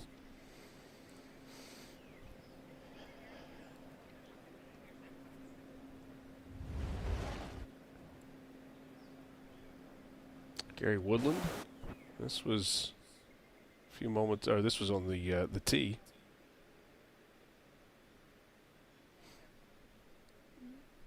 He gets his power through what we said earlier, a lag or downcock, and it's an old school way of playing, but he certainly serves him well. And now, Gary, we talked about that rough behind the ball. He's going with some sort of hybrid here to play this shot. Yeah, the lofted wood to kind of slide through the grass. So going kind of across the spine, then there's a little hump short that will go to the right at the end. Look at this. How good's that? If you want a little tip at home, putting with that or a hybrid around the greens, great way to play on those little shaved areas. Way better than getting the wedge out. Well, too, a hybrid off a shaved area that you talked about gets the ball just enough up that it kind of skips through the slopes. But Steve, a putting stroke with that club, right? Right, exactly. Yeah, you just bring in that sort of 20 degrees of lock, gets the ball up on top of the grass. I think it's a really effective way for the regular club golfer to really improve their chipping and their work around the green. Now, Jason, as one of those putts, he's going to go a long way up the right here. He's going to run it along this fringe, a fair way uphill, and then it comes off one of those little elbows we were talking about down to the left. So it's downhill off there, and then it actually climbs uphill again at the end. So it's actually a fairly complicated putt. It looks fairly simple, but it's not.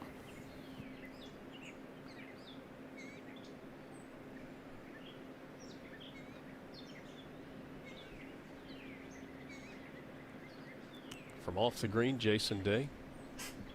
Birdie attempt.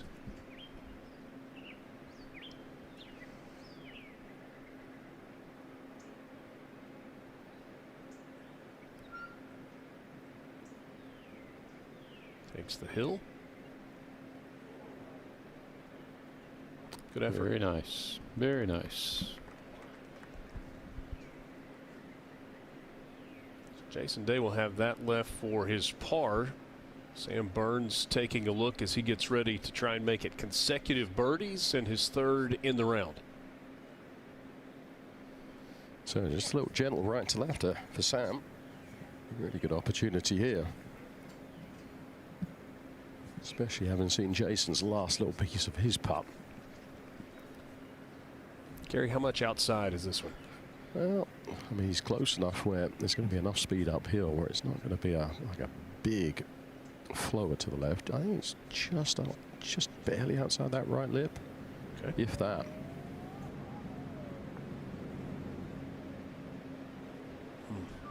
That was a misread.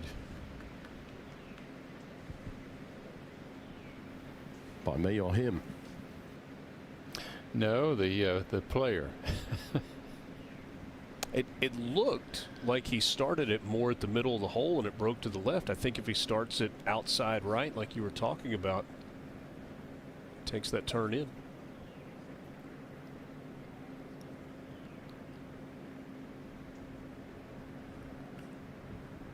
Gary, what is it they say about we announcers? Seldom right, but never in doubt. Precisely. A little frustration there perhaps for Sam Burns, looking back, knowing that that was a missed opportunity. He stays in red numbers at 1 under, but wanted to walk off with a birdie there.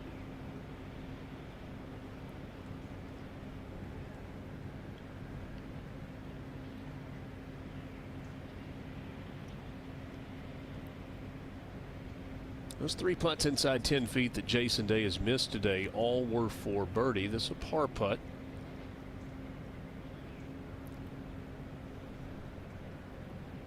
There's a lot of grinding today, isn't there, from Jason? 2 sort of major up and downs on 15 and 18. He should just keep this round ticking along. Slides that one in the left side. And a par there for Jason Day. Just the one blemish on the scorecard, the bogey back at the par 3 14th.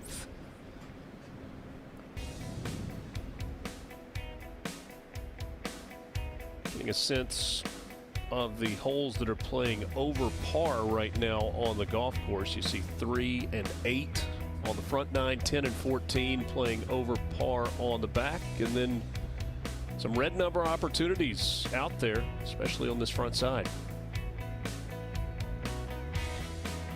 Playing conditions have been somewhat benign. You got just enough breeze to maybe consider, but not enough to really be concerned about. Golf course is very gettable right now. It is certainly set up beautifully. I don't know that I've seen a better bunkered golf course. Gil Hance found a course with 74 bunkers and only added 100 based on some old Ross drawings and aerials. So 174 bunkers here at Aronimink. Down left to right, you take it over this first set of bunkers and try and stop it short the second set at 350. Or take it down that right side. This will be interesting where this ends up, because that's a low ball flight.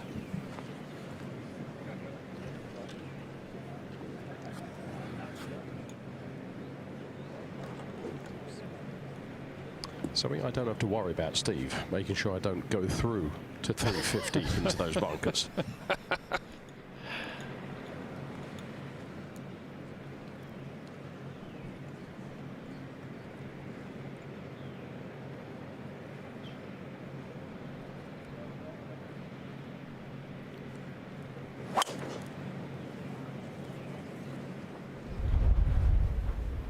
Beautiful shape there for Sam Burns. Gary, the ball, the shaft, the athleticism, the club head speed. Sometimes it's hard to relate. It's a combination of everything, isn't it? But I just don't think the players get the credit for what they do functionally in the gym to be able to support that speed that they generate. We see the incredible numbers, but it's the hard work away, but it's the hard work that's done correctly, and it's scientifically kind of tailored to them and what they're trying to do. That's the impressive stuff to me, something that I missed out on in my generation of golf.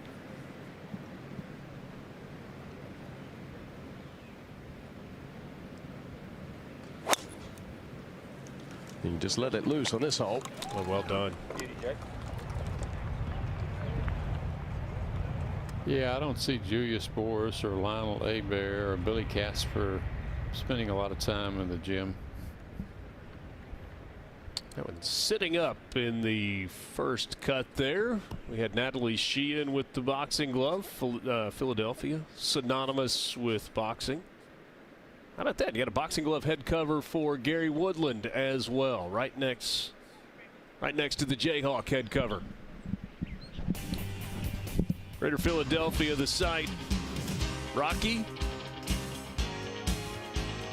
Yo, Adrian. We're back with you to Aronimink after this.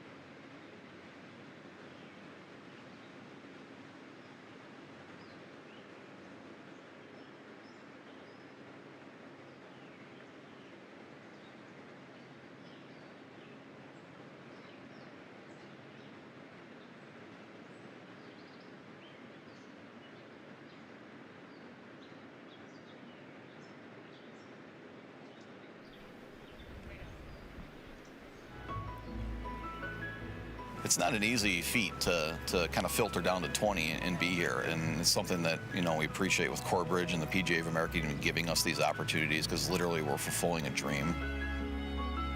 It's the top of the dream pool. It's actually really hard to explain, you know, words just don't do it justice. You almost got to feel it to believe it. Hello, how are you, Chris? What's up, man? It has been a little different. Get my own parking.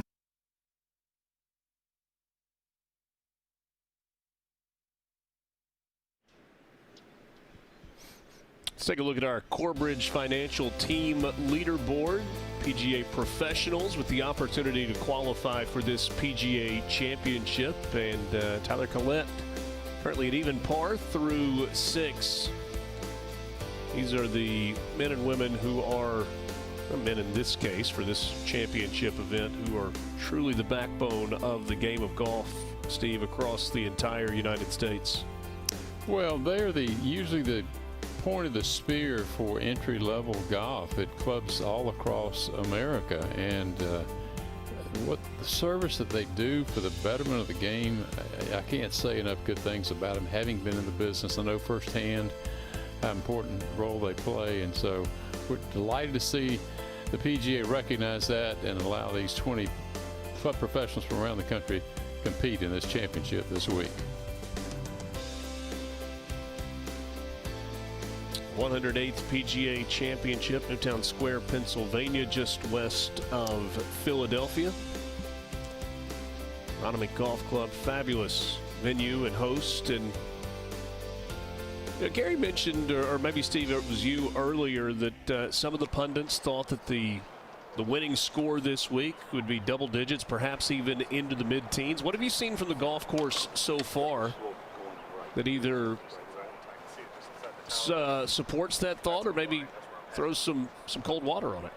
Well, I think, and this is not talking out of the ordinary, but those players who can consistently drive the ball in the fairway have a shot at making birdies. But if you don't, this rough is so penal in so many areas, like we witnessed at Jason Day back on the 18th hole, that that's the reason the scoring across the board may not be as low.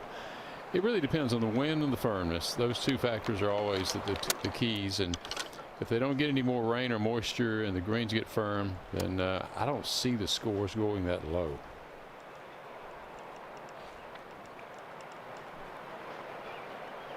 Gary Woodland. Good news for Gary, at least he's in the correct angle. Everything in the green slopes left to right. So you've got to pitch this front part of the green and let it release a little bit. Everything runs off the back past the hole, and you just have to sort of guard against that. Well, that won't be an easy two-putt from there.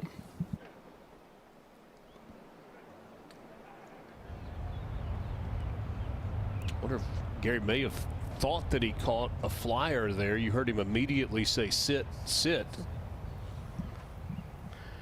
Well, I think that's the difficulty of this rough this week. It's very hard to judge exactly how it's going to come out. Now, Day, just an inch into that cut of rough, 115 yards. Same thing, just take this just a little left. Downwind, it's going to tumble. Oh, he spun it. Beautiful. It's kind of a finger of rough extending out into the fairway there. Perhaps a little unfortunate from where he hit that. And now Sam Burns. Oh, it's a massive drive, just 99 yards. Short irons have been good to this point. He's trying to use that slope. Oh, and he gets a beautiful result. Sam Burns is playing with great confidence. You know, he came off a good final round last week, 7th at the Masters, and I think it's just a carryover. It's like he's elevated his game accordingly.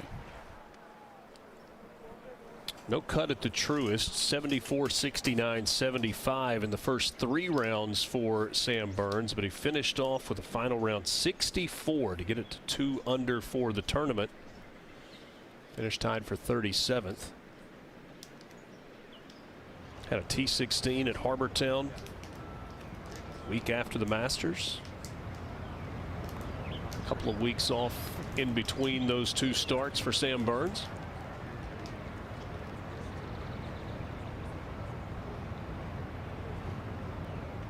But he's just been hanging around every week, hanging around with good play, it seems. Steve, to your point just a moment ago, it seems like there's an ease to his demeanor on the golf course right now. Yeah, that's what I'm seeing. And he's comfortable in his own skin. He's not fighting his swing. He plays quickly, which I love. And I'd be surprised if he weren't there at the end of this championship.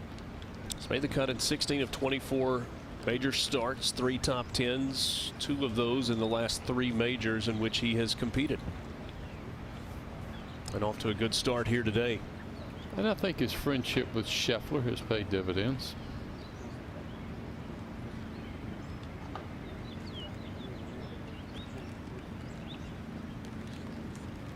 Sam grew up in Shreveport, Louisiana.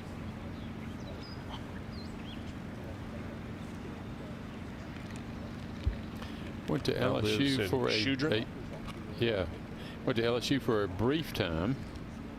The pull of the competition of the tour, I guess, led Burns to an early exit from LSU. Sam grew up playing at Southern Trace in Shreveport.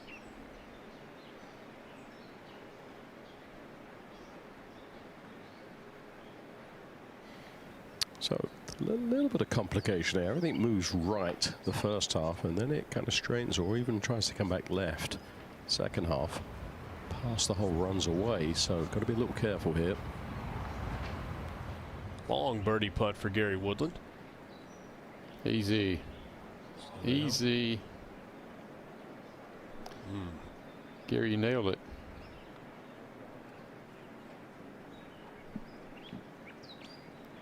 And that's that example, isn't it, Steve? You get out of position, you can't go towards the flag, and then all of a sudden you put a hump or complication between you and the hole. So that lag putt becomes very tricky, especially when they tuck that flag behind the bunker.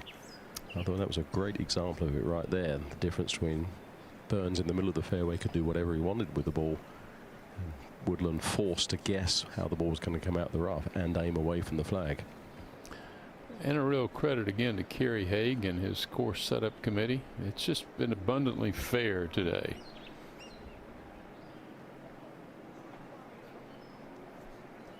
A lot of talk this week about the uniqueness of the PGA Championship within kind of the confines of the 4 majors, and fair, Steve, is a word that has been used a lot in terms of generally the way PGA Championship courses are set up. Very much so. You know, honestly, I question the move to May because it puts pressure on those northern courses to be ready, turf-wise, agronomically-wise, to be in great shape. But Aronimink is a perfect example how it can be done, and this is just gorgeous.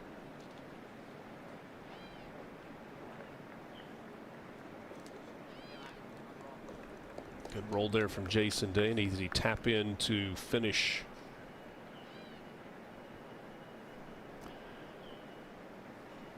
And Richard, to a point you made earlier, you know, we mentioned that the members haven't played here since November. I bet they are just chomping at the bit to get out there and test their skills and see how they measure up against the game's best players.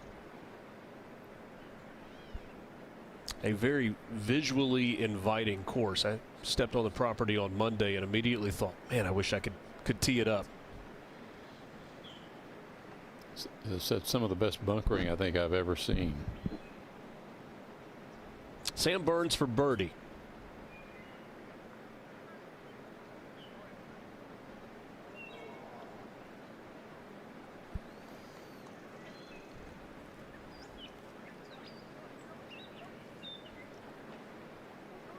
He'll clean it up and hop out of the way for a fairly difficult par putt here for Gary Burns, or excuse me, for Gary Woodland. Sam Burns at 1 under on his round after the par here at 3.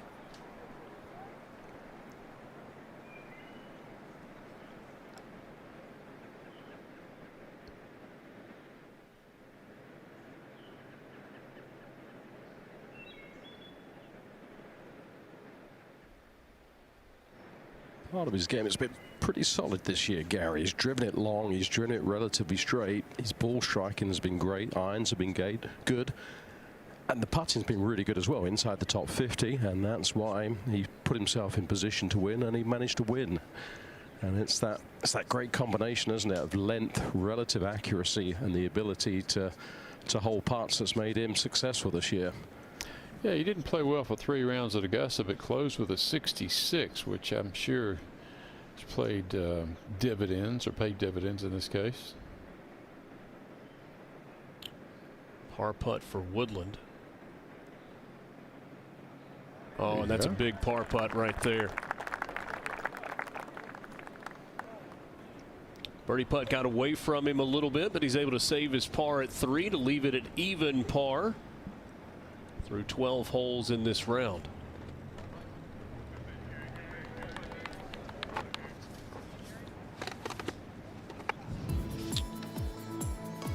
Well, the 4th hole is a beast of a par 4, 453 yards.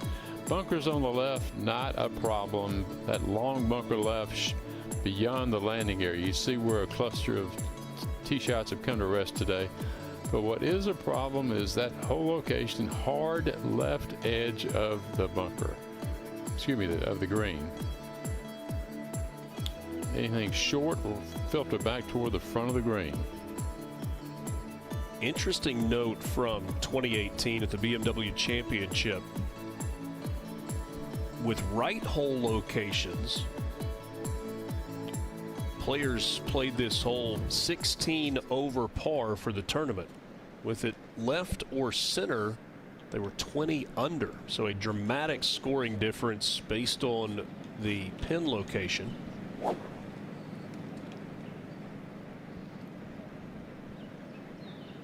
It's just a little uncomfortable because it's a blind land area. You don't really see the bunkers. There's 5 flags on top of the grandstand behind the green. You aim at one of them. I think with the right to left wind today, the middle flag would be ideal.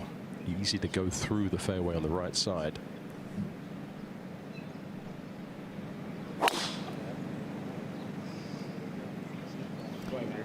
Making it look easy. Oh, beautiful there from Gary Woodland.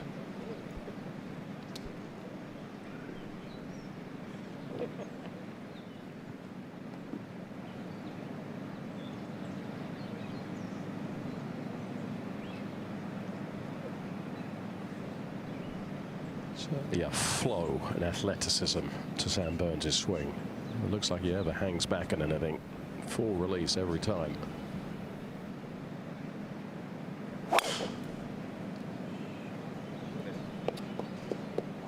So at the right side. Should be okay. Yeah, I think he is.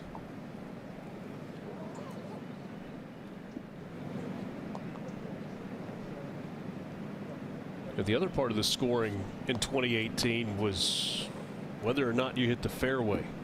Average below par when hitting the fairway, and at 3/10 of a shot above par if missing the fairway.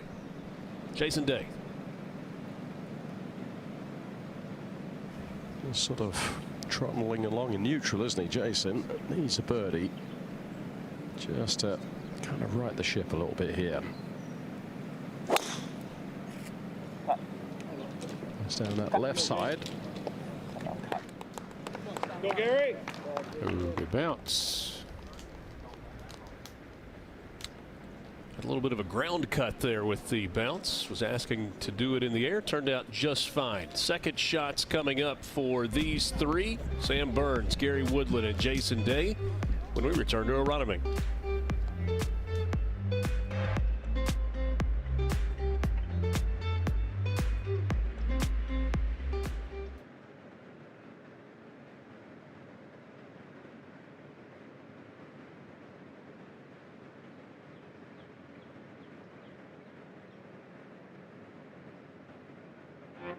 The 2026 PGA Championship from Aronimink Golf Club.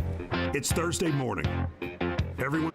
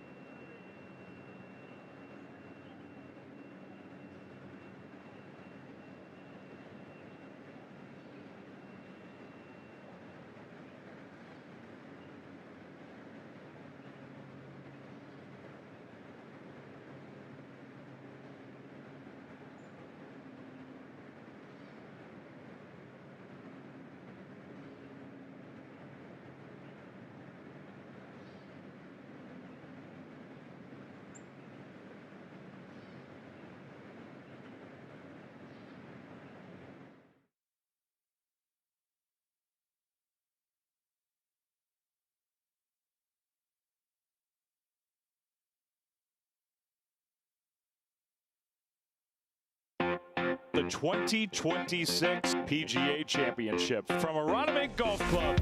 It's Thursday morning.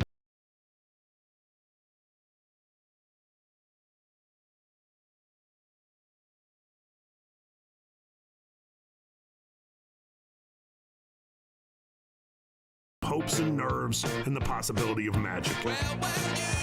It just takes 4.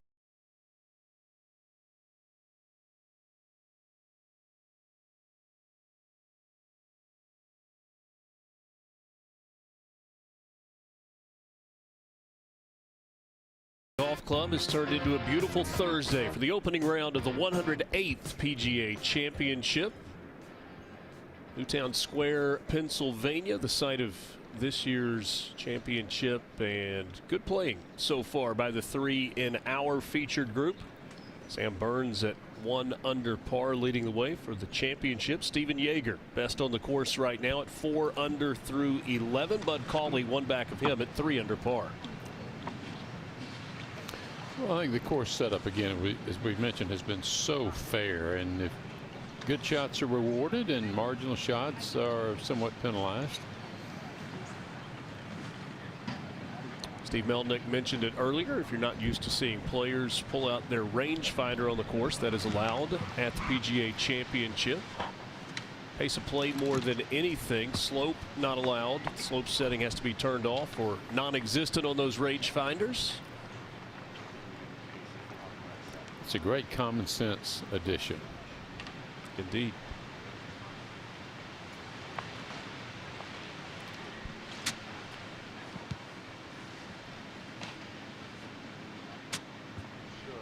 So Sam Burns ended up in the rough. Bounced off to the right.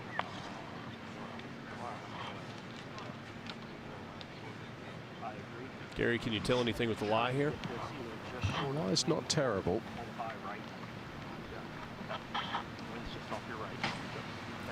That's 45 front.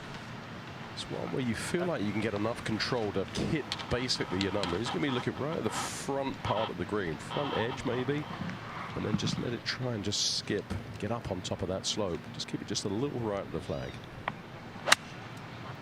Hole on the left side of the green. He's tumbling a bit more than he thought. Oh, well done. Well done. What a shot. Judged that to perfection. I thought that was going to carry just a little bit deep. Catch the slope and roll back a bit. Still pretty good there for Sam Burns.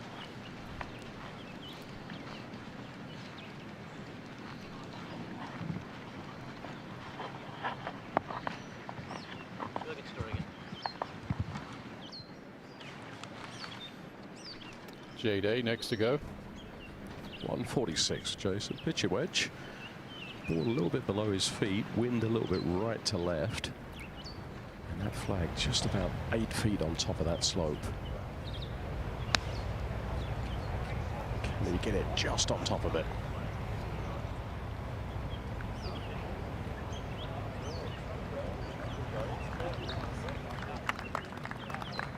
That's pretty darn good there.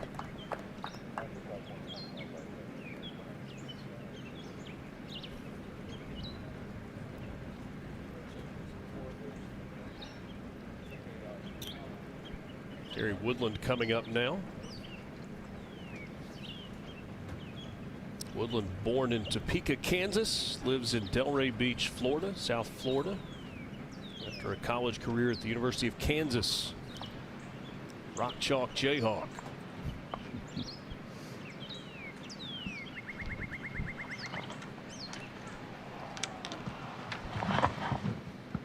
It's the 15th start in a PGA Championship for Gary Woodland. I don't know right now, but you better wait. His best finish came back in 2018 at Belle Reve. Tied for 6th there, finished 10 under par for the championship. But that, Doc.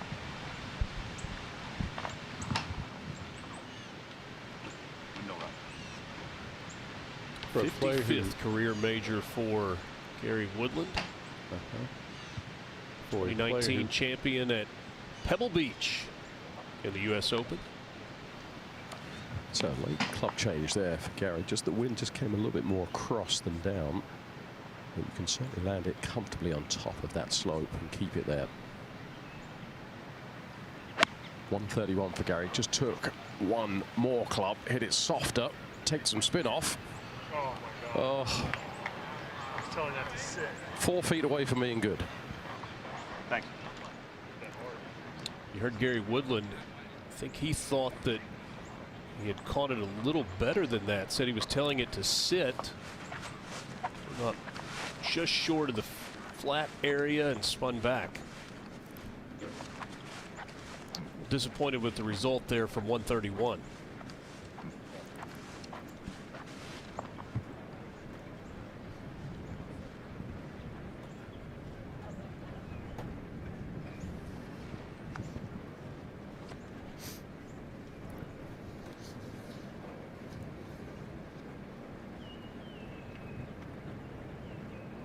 This fourth green, an example of how many sections in certain greens can be problematic to try to fit a second shot in there. There have been a few birdies here. 7 birdies, 8 bogeys.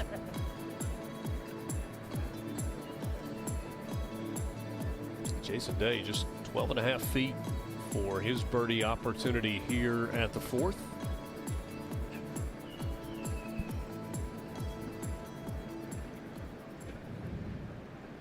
Gary, assume that Gary Woodland will putt from just off the edge of the green? Yes. Yeah, not a problem at all there. So coming up that slope, actually goes up the slope very, very straight. Just a little opportunity gone there, just caught right in between clubs. And it's amazing, isn't it, Steve, when you think about how big these greens are. The biggest greens they'll see on the PGA Tour this year and in their course of play this year, but you've got to be so precise. You've got to hit to these tiny little sections, take on these ridges, take on these elbows. I think it's a brilliant challenge. Yeah, this is a tabletop location, I call it here. You can go, if you go just past the flagstick, it drops away behind the green. Come just short, as you saw with Gary Woodland, you see the result. Steve, maybe a dinette as opposed to a big yes, perhaps. Big grand table. Yes. I've always thought that great greens are those greens that are subtle, very subtle. They don't sort of overwhelm you with these big slopes, but I love what they have here.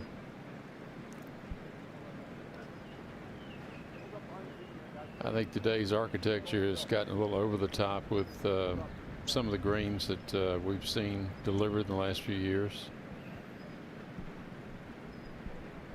These greens averaging about 8,000 square feet here at Aronimink.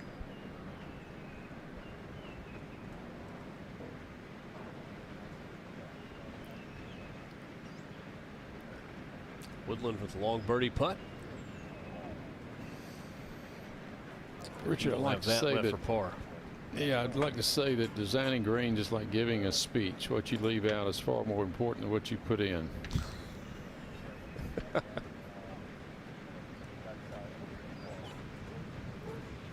Heard it said before with those speeches, try to be brief, try to be funny, and if you can't be funny, try to be brief.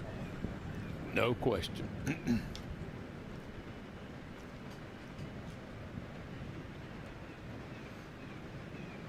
Gary, what are we looking at here for Sam Burns? I think it's a pretty straight putt. The angle of the slope, I think, comes straight up it, so there's not too much to this. He always looks so comfortable over the putter. Athletic, but soft. Almost dead straight. There How you about go. that? Sam Burns with about a 30-foot birdie putt there. Gets him to 2 under. Gary, I think you nailed it. I think he is very confident.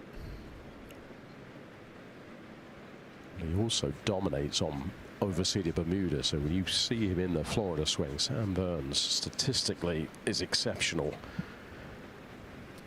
Well, that's part of growing up in Louisiana. That will do it. It's amazing how many good players on tour or good putters on tour who can't read green. always think there's some similarities between the way an athletic and then soft that he and Jason both look over the putter. They just look comfortable, don't they? The putter sits in the right spot. Their body looks to be in the right spot. And then it's just a matter of letting that flow and that tempo happen. This one just coming a little bit left to right the whole way. Just over 12 feet.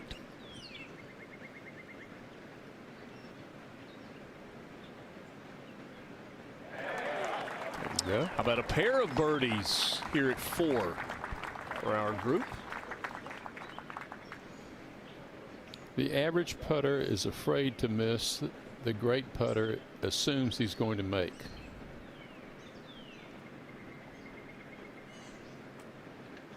Gary, you said just a moment ago Jason Day needed a spark. Can that be the spark for Day? Yeah, absolutely. That was exactly a timely putt, wasn't it? To hit a good drive, even though he felt like he got away with it a little bit. You know, really play an aggressive wedge and then pay it off. You know, that's just as a player, you just sort of glom onto that and you just use that to move forwards rather than kind of staying where you are. I think he's done exactly what he's needed to do today. Out of position, get it in position and save himself. Yeah, a couple of putts that lipped out, but I think he's probably got a little bit of work to do just to tighten things up. But if he can finish strong, I think he'll be very, very pleased with today's performance. Gary Woodland to save his par and stay at even for the round.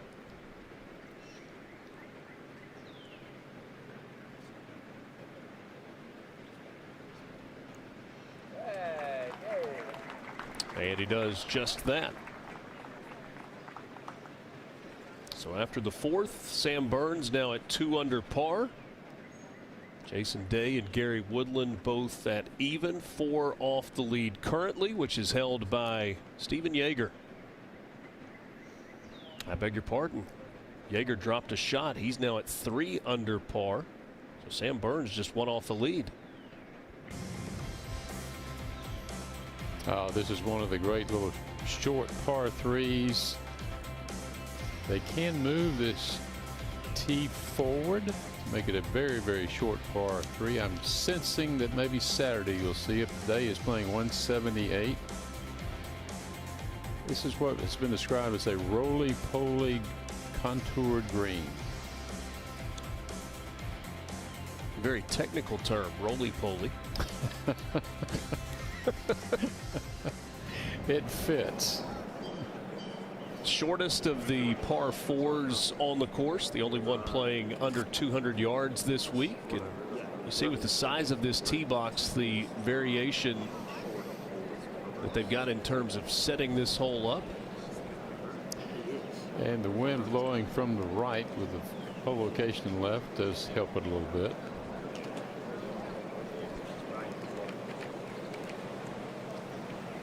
If you do work it right to left, you do not want to overcook it. That left bunker is not good. It's a good 5 feet deep down there with a slope running away. So good news is with that wind you can play it right at the hole and take that bunker visually out of play.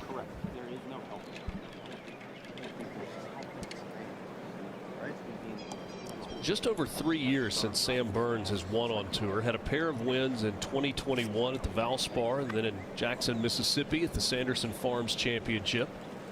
Pair of wins in 2022 again at Valspar and at the Charles Schwab Challenge in the Lone Star State, and then in 2023 won the WGC Dell Match Play. Beat Cameron Young in the final there, 6-5. Love to get back in to the winner's circle. You can see from those tournaments he likes to play ball striking course as well. That's right in that left edge. Very aggressive. Good shot there from Sam Burns. Continues to try to work its way back toward the hole coming off that slope. He'll have a birdie putt to get to 3 under, which would put him in a tie for the lead. Call that a good pull. I don't think he was aiming there, but he'll take it. I was a little surprised with the pull. He went with a 7-iron. I thought that was going to certainly risk out over the back of the green. I haven't got the sign yet for Jason, but if you work it with the wind, I think it's a big 8.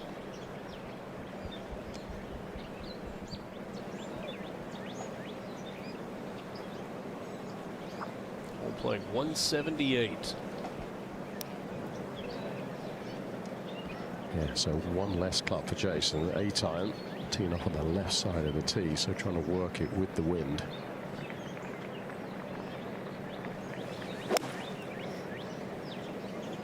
Gosh, go.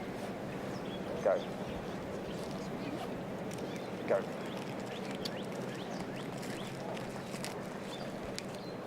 Comes up short. You saw the shot shape there. Trying to do it exactly as Gary Christian described, but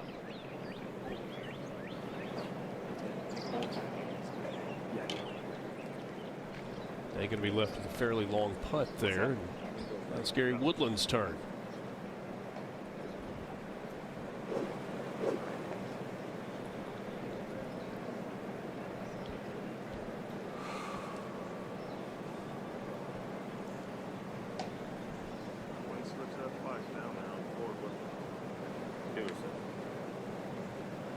Gary perhaps waiting on a gust.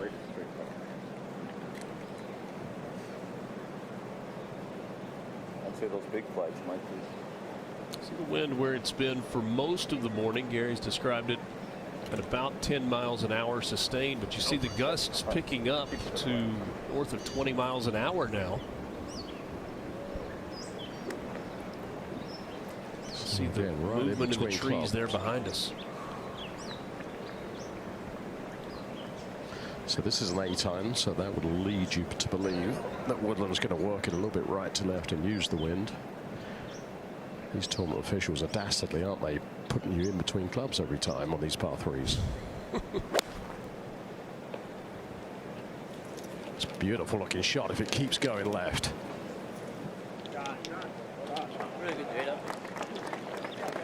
Very good there from Gary Woodland on the par 3 fifth.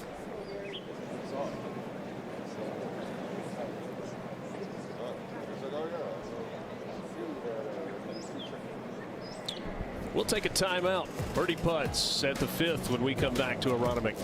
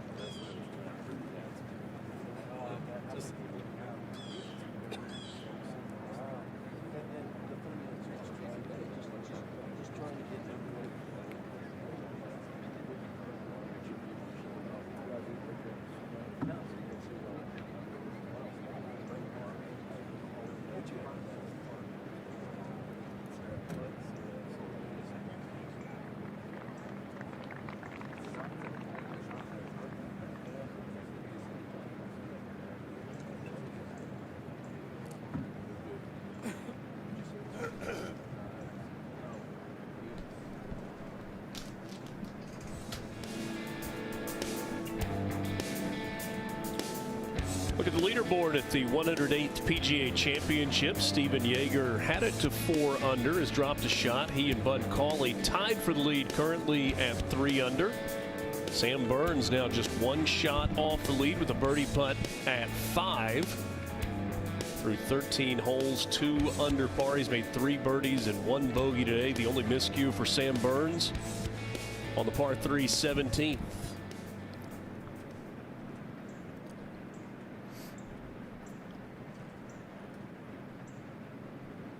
Jason Day is going to be first to putt.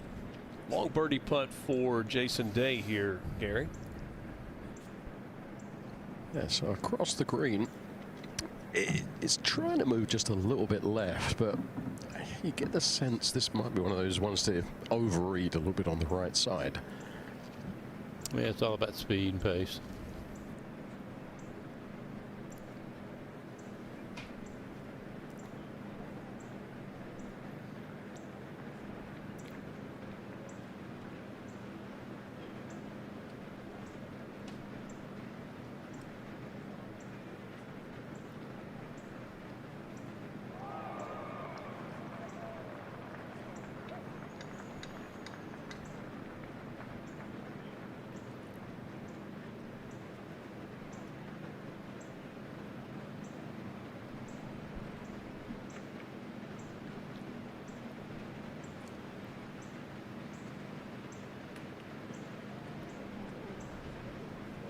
Pretty good pace there from Jason Day. He'll have that left for his par. Stay at even for the round.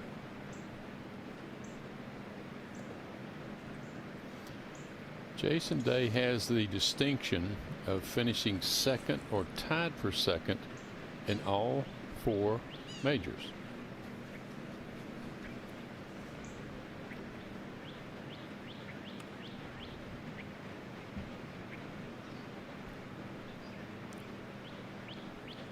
Cleans up his par. Very much in this golf tournament, just 3 shots off the lead. 1 bogey, 1 birdie.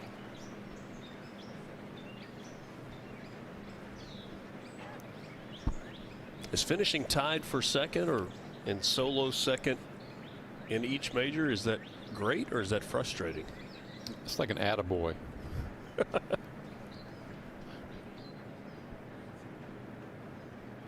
It means you were there, but you didn't finish it off. It's not bad for the bank account. Not at all.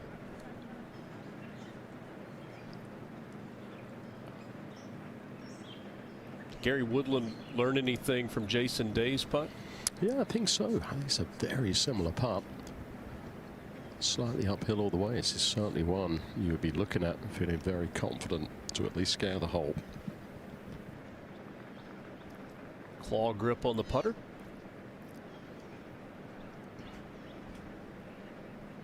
Woodland for a birdie. Slips just left, just underneath the hole.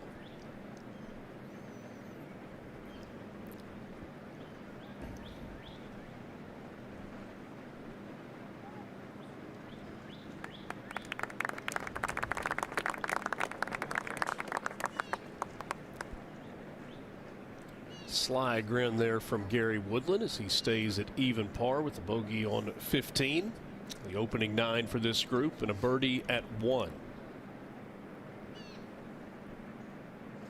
We've been blessed this morning. We've really seen good golf out of this threesome, and it's a joy to watch as Sam Burns has yet another putt for birdie. You get a sense that Sam's one of those putters. All of a sudden, he kind of gets his eye in, and you could start to see putt after putt start going in. It's one slightly downhill, not too much break to this.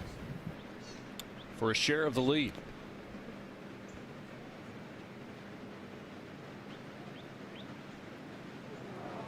Just falls to the left, and Burns likely to stay at 2 under. He's got a little bit left here for par. Yeah, the fact that this championship rotates, you don't have the same sort of built-in advantage, say at the Masters, where you play year after year, because you have putts that you just simply haven't seen before on a new course. You don't know what the typical tendency might be. Not like the pull of Ray's Creek here.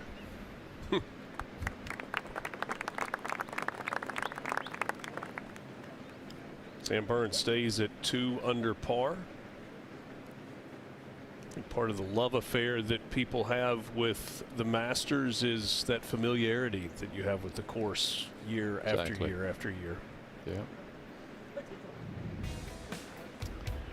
All right, the 6th hole today, playing 390 yards. There are 15 bunkers. Yes, 15 bunkers on the short par 4. Have to fit it in between this fairway, which slopes from left to right, put it in play. It's pretty simple hole. It's playing under par, 10 birdies, 6 bogeys thus far.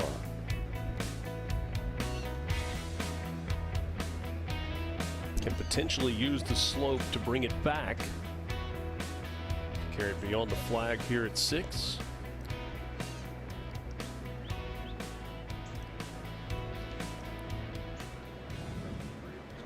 This is the 75th different course in which the PGA Championship has been contested.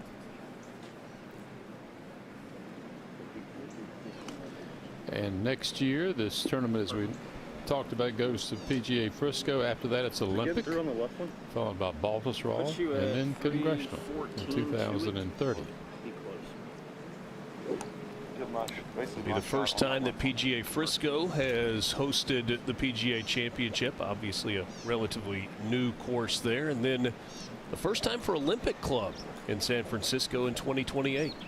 Yeah, that's a special one. They just had the U.S. Amateur out there last year. Burns one off the lead. So wind going left to right. Nice, Sam. Thanks. Those boomerangs are around those bunkers. That should be pretty good there, I think, Steve.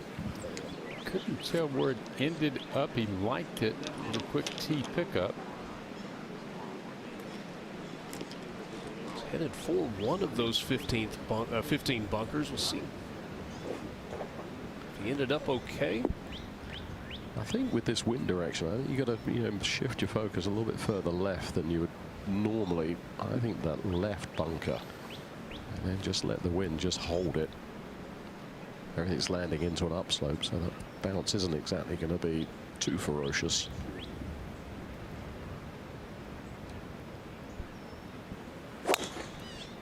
Stay. Go. Stay.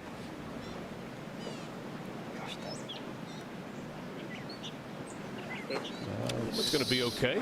Yeah. Right in that Mason Day corner. asking it to stay, and it does, Steve.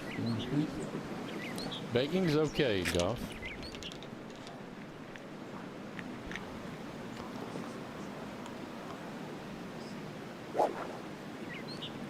I love watching the way Gary just approaches the game, just with the process and the sort of putting himself into the routine. I don't know if you saw it there when he puts his glove on. He kind of just taps it with his right hand just to kind of start the process.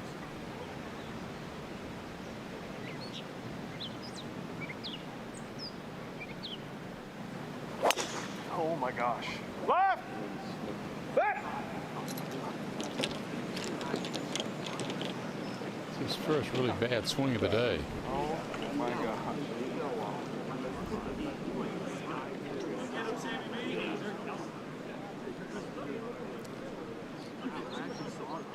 I think part of Gary Woodland's process has become routine. You see the way that he puts his glove on.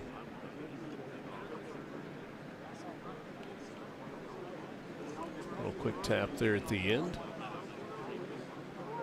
He's talked about kind of being in that routine to stay in the moment.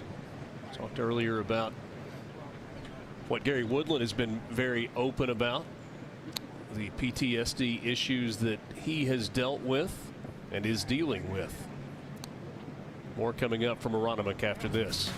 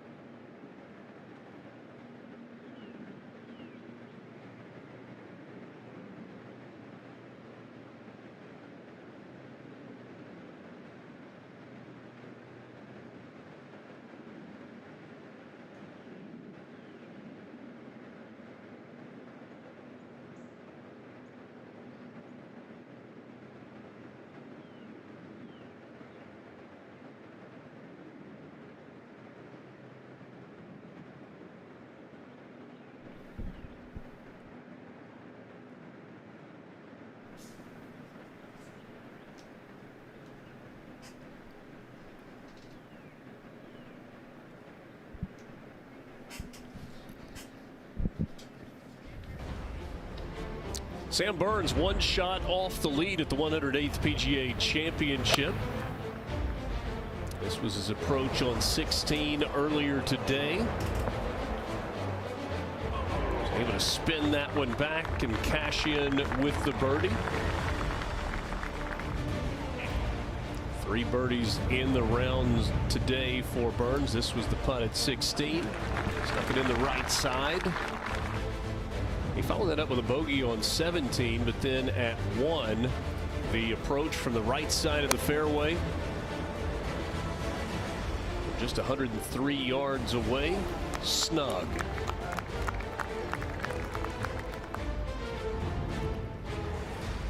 Burns would make the birdie putt there, and then at 4,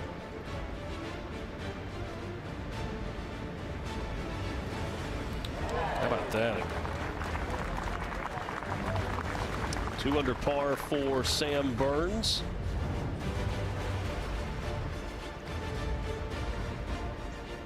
This was for a chance to share the lead, and that would just miss to the left side. Easy tap in for par, and a 2 under round for Sam Burns through 14 holes. And he's made it look easy. Long game good, irons good, putting always exceptional. We're watching the ball come down on the tee shot for Sam Burns here at the 5th, and it was hard to tell exactly where it finished. Gary, looks like he's going to have to deal with the rough right there above the bunker, right? Yeah, it actually took a little while to, to really get to see. It's really nestled down there, so it's going to be another one of those ones you just got to gouge out and just let it release. Woodland's in a little low spot, but there's enough grass behind the ball. It's going to present a little problem to him. This ridge is not as severe as here. This is more severe there. That's 11. Got a wedge, I think I hit all I wanted. Okay. I'm trying to pitch it like. Yeah, okay. I was going to say just a couple more than that. Front left is 11. I'll play off just what it is up. So it's one I just sense is going to come out a little bit dead and just sort of just kind of fall out the sky. The whole green is open at the front, so you can look to aim this. Try and land it around the front edge of the green, maybe even just short, and let it run up. Brennan Little on the bag, talking through the yardage book with Gary Woodland prior to this shot. 122 for Gary. That is a lot of speed to move that about 100 yards. Wow. That's actually very well done.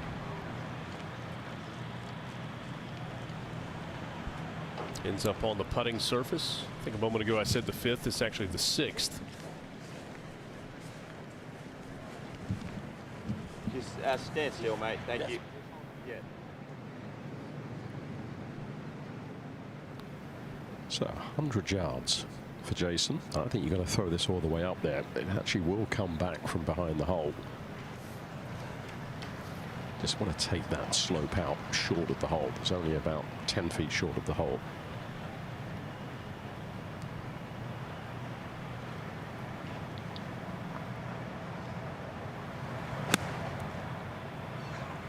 Yeah, carrying it deep into the green. I like this. This should come back. This from Jason Day.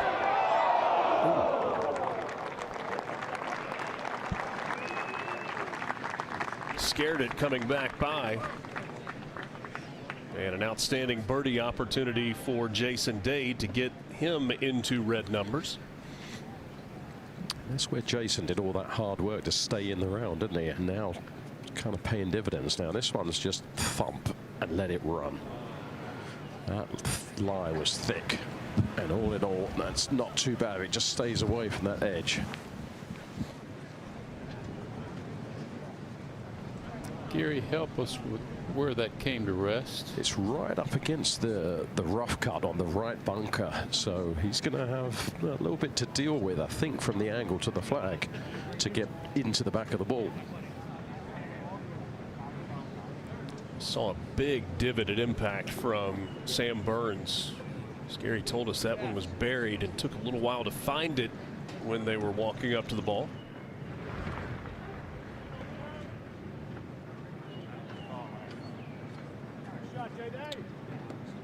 So a long birdie opportunity for Gary Woodland. A short birdie opportunity for Jason Day to get to 1 under for the round, and Sam Burns with some work to do to try and save his par here at the 6th.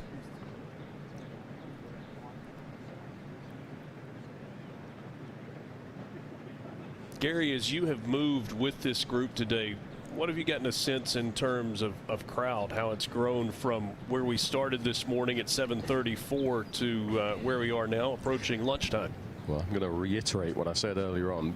These sports fans are passionate here. There were thousands and thousands when the sun was coming up. So I got in about 6 and there were plenty of people milling around getting ready to watch a full day's worth of golf. So the weather's perfect. The weather's going to be perfect all week. Going to be terrific. So picks that up nice and steep to get away from that collar. Beautifully done.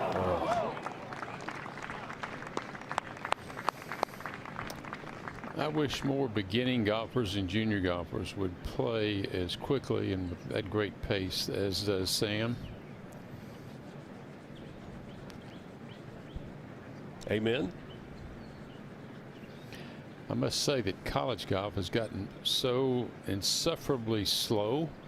I broadcast a couple of events here earlier this year, and with the help of coaches, it's only gotten slower as they come out to ostensibly help a player. Is it true they still help them tie their shoelaces? I think so too. It does take a lot, doesn't it? And you made a great point there, because Sam plays the game intuitively. There's an artistry, there is a reaction. It's a target sport, so he doesn't overthink, does he? He makes a committed decision and then just lets that intuition happen, and that's where you get that ability just to play the game rather than sort of try and play golf swing. And exactly. Actually, Colin Swamp was talking to Jason Day about that. He got a little bit too much into the striving for perfection. Now he says, just go play golf. You know, they want to win again. He wants him to just play golf, think less about the swing. What's the great line? Don't let the pursuit of perfection get in the way of the good. Exactly. So this one from the front edge, up and over a slope, moving to the right.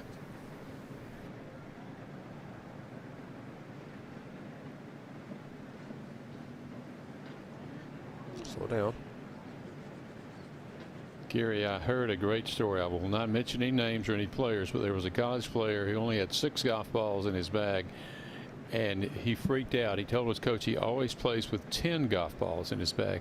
So the coach had to go back to the van, get a sleeve of balls plus an extra, so he had 10 balls in his bag to tee off with. Ugh.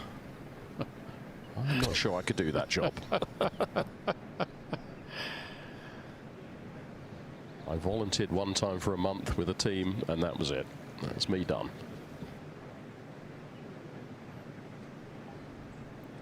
College golf, even if there are pace of play issues, Steve, is incredible right now on both the men's and the women's side. Women's NCAA championship regional rounds underway, men's about to get started, and the level of talent that we are seeing at the collegiate ranks is incredible. It's no question. I've had an opportunity to cover the men's SEC championship now for the last 7 years, and there's a young man at Auburn, Jackson Coyven. Folks, if you haven't seen him play, I'm not easily impressed, but this young man impresses me. He's got it all. He's going to be a future star on the tour. And as a proud Auburn graduate, I'm quite happy about that. Would you agree, Gary?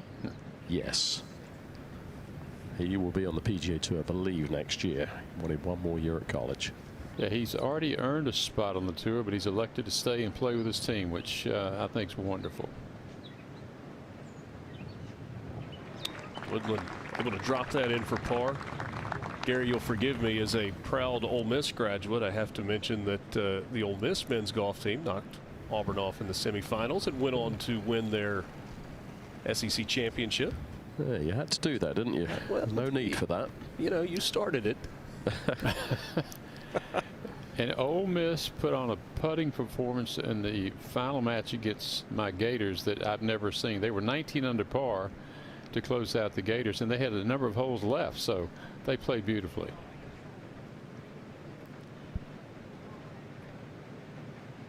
Jason Day. Short birdie putt to get to 1 under on the round and within 2 shots of the lead.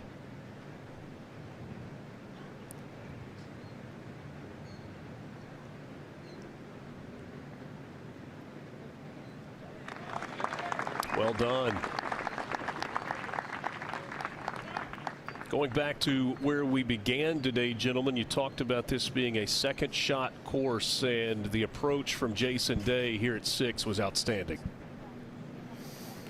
Yeah, he's got it all right now. His toolkit is full and all working order.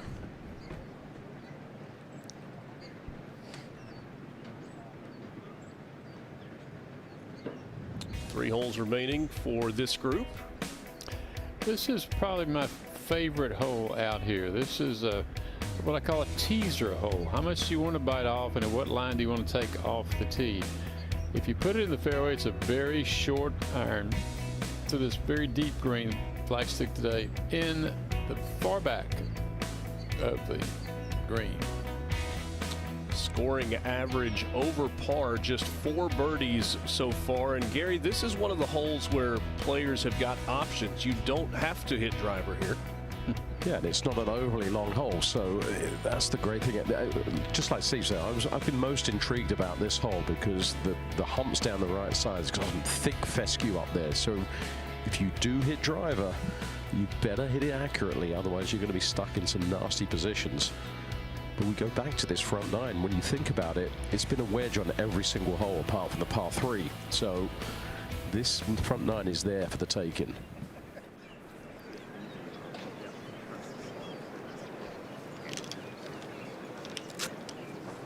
Where would that be? Just nice and straight in, yeah, just barely out the right. See, after 18, Sam Burns was tied for the lead this year at the Masters. Finished tied for 7th in 2023.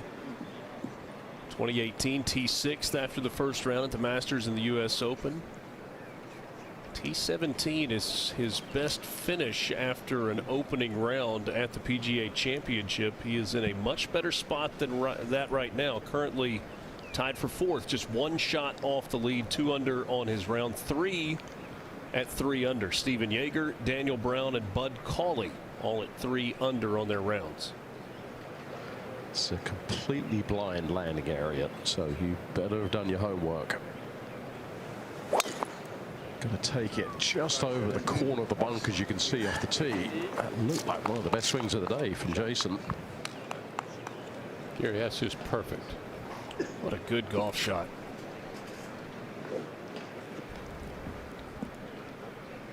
So to me, the options are you can hit 3-wood kind of down the pathway, and that will keep you from going through. The fairway does slope downhill and right to left as well, or you take a driver over the little bit of bunker that you do see from this tee, but everything's hidden.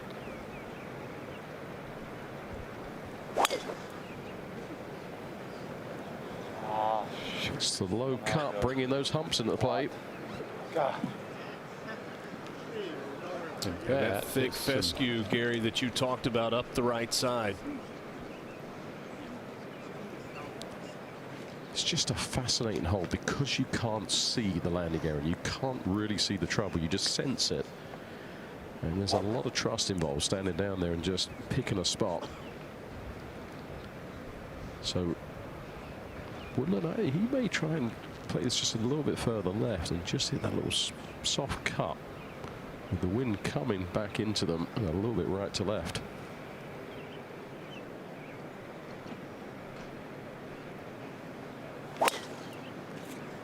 Yeah, there's that low squeezer that needs to cut a little bit more.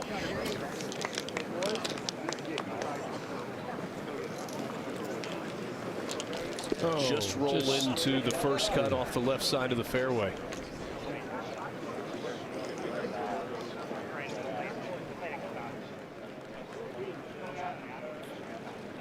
7, 8, and 9 remaining for our opening group. 15 miles west of downtown with the city of brotherly love.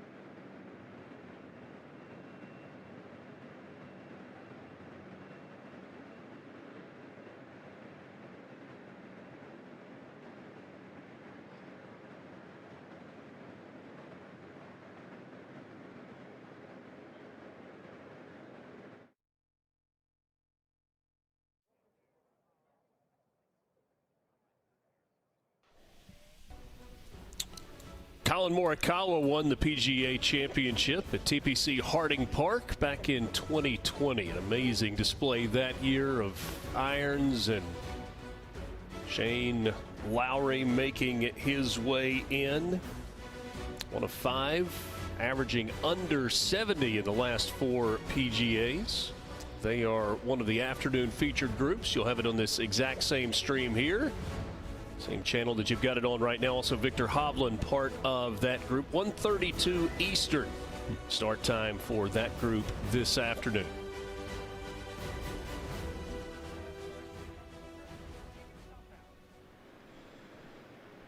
Sam Burns. Gary, perhaps a little bit of a mess here for him with his second. Yeah, I think this is one where you just chop it up down to the bottom of the hill. Try and get it up and down.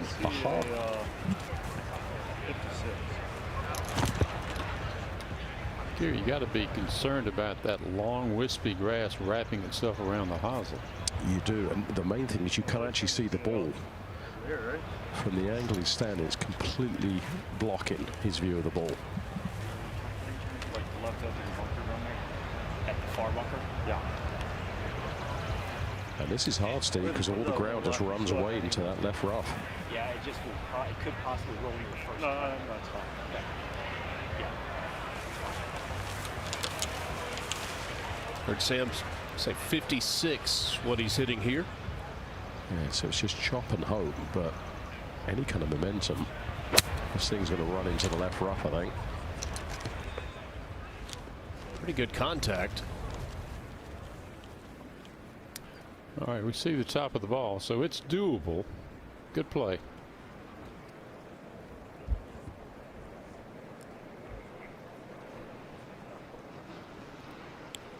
One of those take your medicine scenarios for Sam Burns.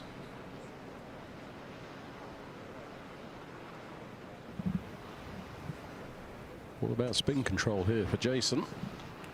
Wind kind of back into right to left, and there's that elbow that comes in about 15-20 feet short of the flag. Anything short pin high, I think, will spin away from the hole. So I think he's got to pitch this all the way up there.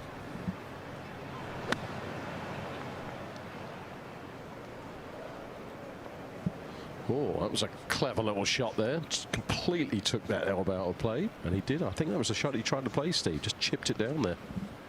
Yeah, he left it a little further away, but it's doable from there. Reaction hand kind of came quickly off the club. I'm not sure he loved it, but the result not terrible for Jason Day, coming off birdie at 6 to get to 1 under. He has played the front side 2 under par. after making the turn at 1 over. Now Gary Woodland. Just inside 140 yards for Gary, and it's actually a really good angle and a really good lie. Not too much grass behind this ball. I think you can have a little bit of certainty of what this is going to do.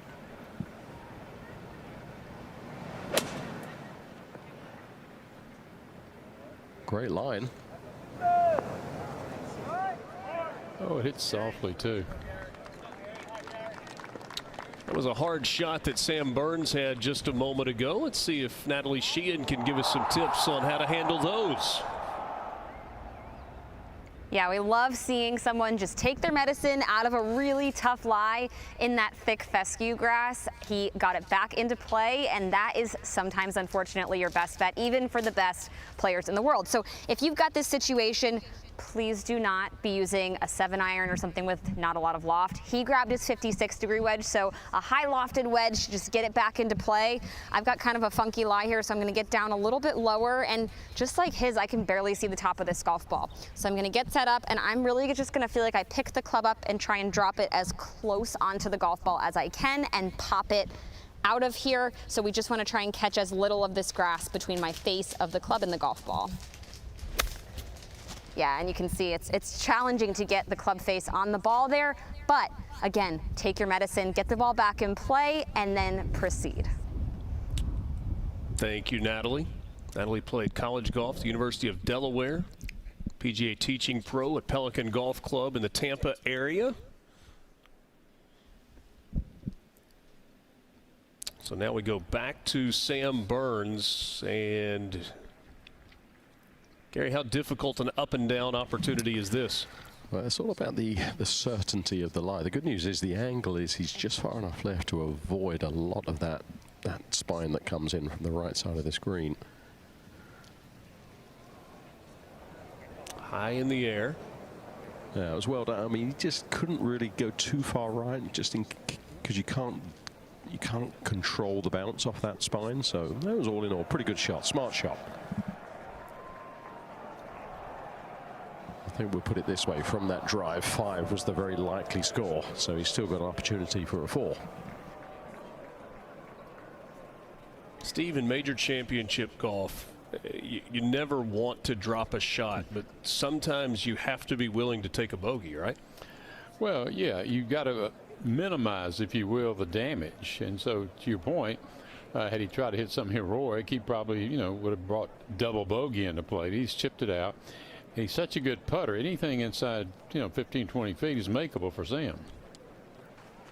Nicholas used to always say, it's not the birdies you make that win a major championship, but the bogeys you don't make.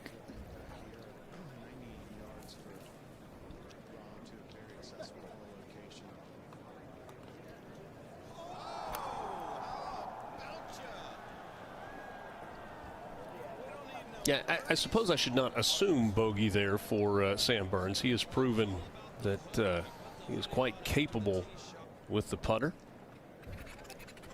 More than capable. He's really good. And so similar putts coming up here for Jason Day first, and then Gary Woodland. So for Jason to get it on the left half of that green, it takes that spine out of play. It's still going to move a fair amount right to left, but at least he doesn't have to deal with a huge breakup. So uphill all the way.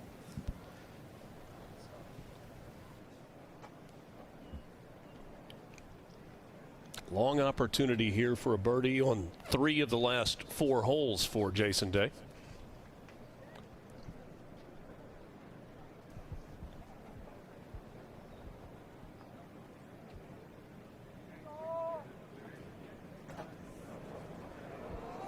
Was that late little curl to the left. That was well done. Really well managed there.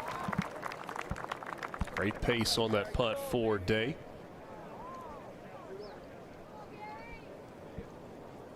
He'll tap in to finish up his par and stay at 1 under.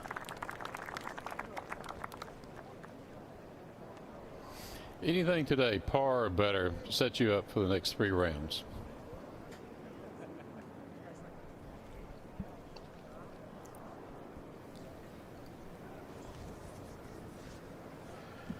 So identical putt for Gary.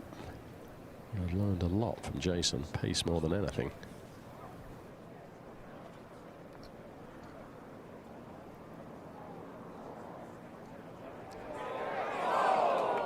Just slipped by on the left side.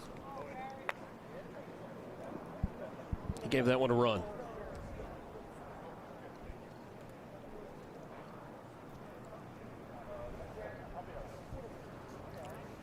Tell you what, there's a lot of people out here. This little corner of 7 green, 8 tee, 3 tee, 2 green. There are thousands of people just congregated around here. Get to see a lot of golf.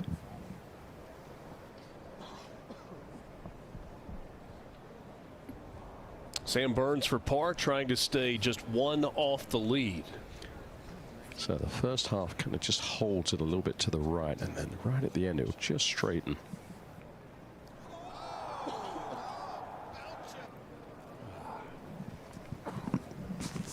And he will make bogey here at the 7th and will drop a shot. Trio on the golf course at 3 under par. Aldrich Potjeter has moved to 3 under and is in the clubhouse first to post the 3 under at 67. Stephen Yeager and Bud Cauley also 3 under on their rounds. So get a look at Sam Burns. 3 birdies, 2 bogeys on the day with 2 remaining.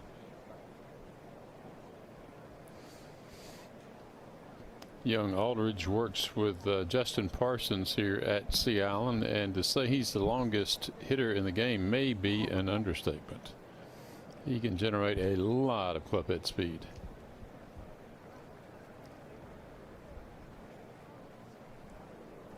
Gary Woodland for his par.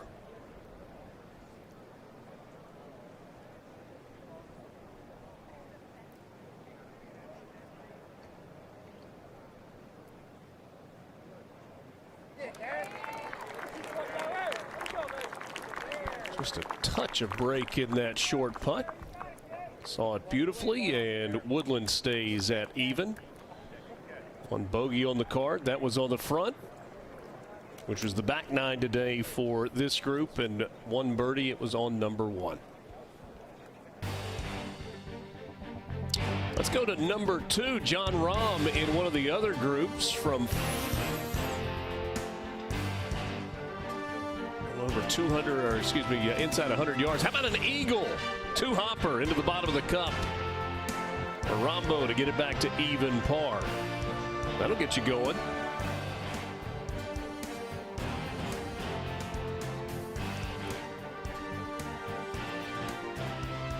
What a beautiful day.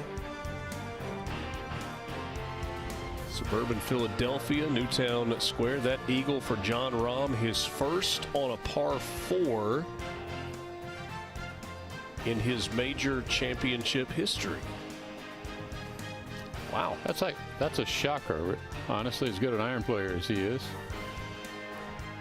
Had played 1,536 par 4s in majors, and he now has an eagle on one of them. Steve, did you do the math on that? No, I didn't stay up that late. Or get up that early. Right. All right, 2 remaining for this group as we go to Sitting Bull, the 8th hole here at Aronimink. Well, folks, we've already seen a couple long par 3s, but the 8th hole is the toughest hole on the golf course for the last 3 events played here today. And look at the fact, been 1 birdie the entire opening part of the first round, 22 bogeys. It's 245 yards for the whole location. So far right, it looks like it's on the fringe of the 11th green. Excuse me, 10th green.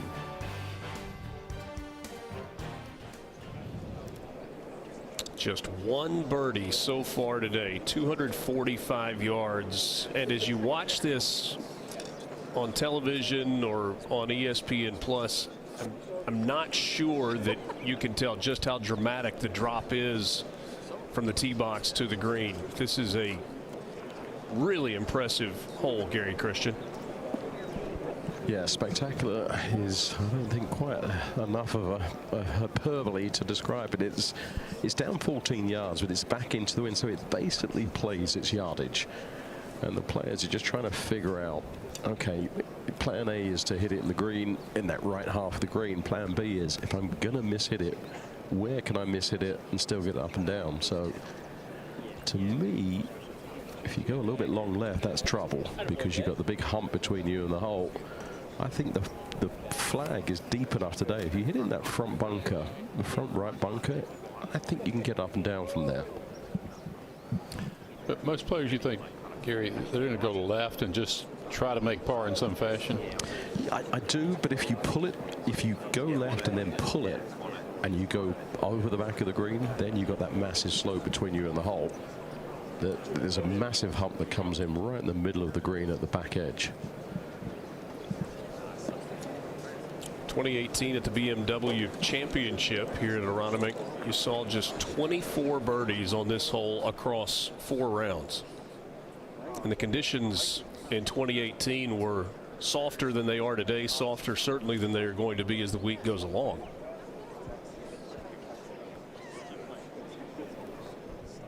Yeah, Steve, looking at the hole in the setup, I think you can play from short of pin high. So I don't think you have a club in your hand that can go pin high or past. Group in front of us finishing up on 8 before our trio will have their chance to hit their tee shots.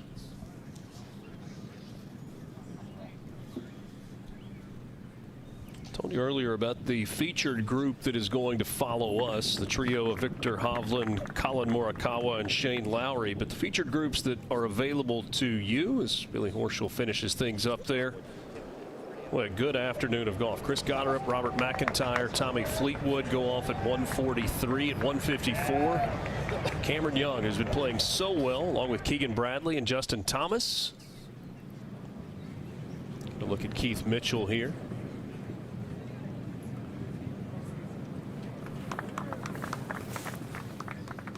And then at 2:05 Eastern this afternoon, Scotty Scheffler, Matt Fitzpatrick, and Justin Rose. Those are the featured groups that you've got this afternoon.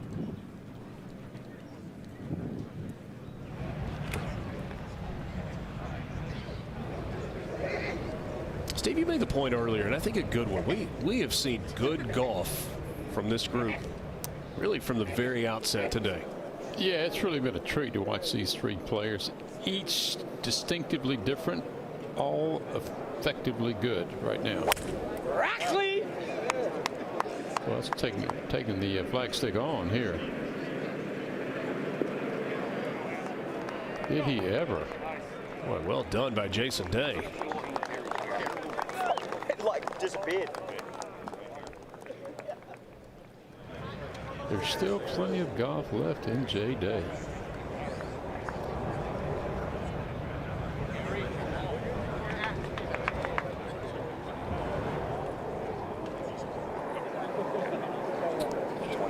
Gary, looked like a hybrid of some sort there for Jason Day. Yeah, that was lofted wood. I didn't quite get the sign if it was the 5 or the 9, but that's 2 woods he's hit in the par 3s today. But I like the line he took there. I think the aim at the right half of the green. 18 carries. Say 25. His stock shot with that club would be a big sort of carp left to right.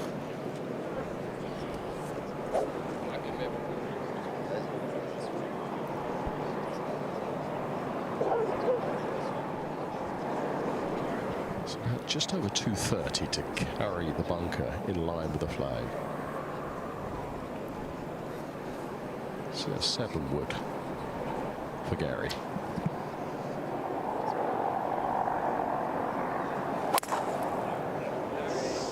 Playing that lovely low rising cut, just overdone it a little bit. Is that bunker? We can't tell.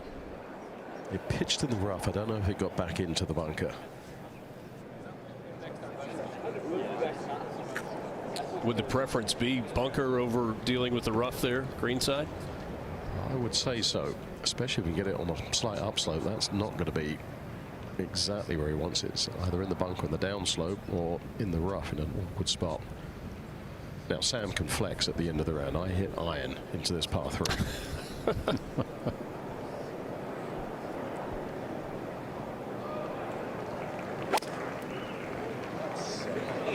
Aggressive hit it line, well. trying to cut it, but it's not cutting. It needs to sit.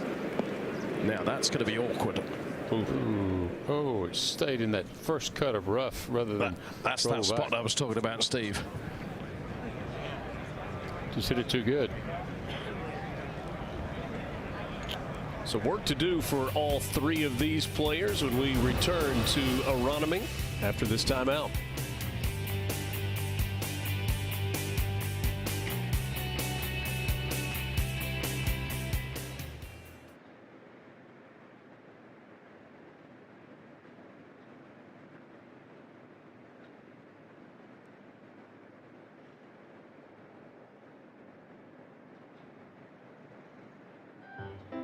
Want to know why Wanamaker is named?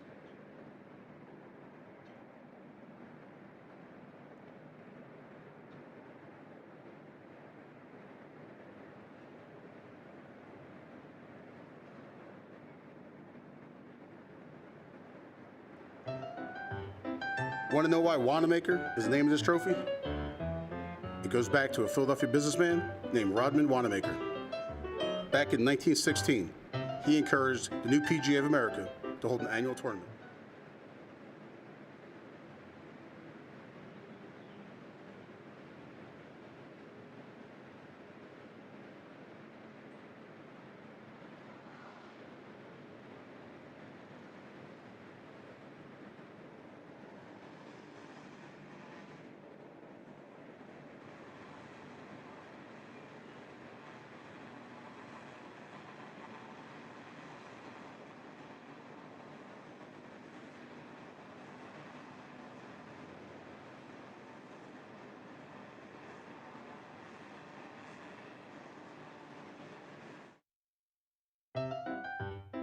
Want to know why Wanamaker is named this trophy? It goes back to a Philadelphia businessman named Rodman Wanamaker. Back in 1916, he encouraged the new PGA of America to hold an annual tournament. He put up the prize money and lent his name to the trophy that went to the winner way back then, and still does, over a century later.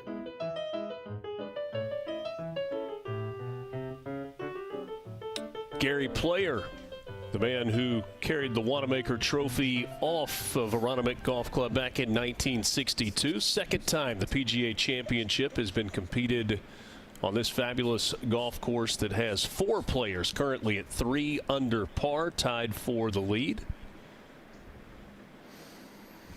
Richie had a great department store that he started. Wanamaker's was in the class with like Macy's or Bloomingdale's or Saks, and it was one of the special places to go here in Philadelphia.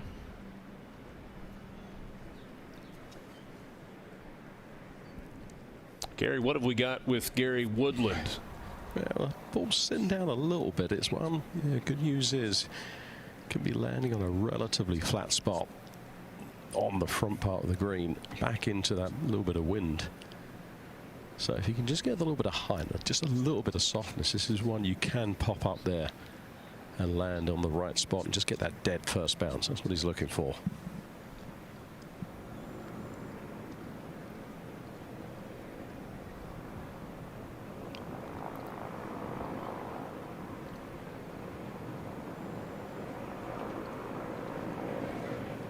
Oof. Man, that was thicker than it looked. Wow. That's going to roll off the front, I think. Steady.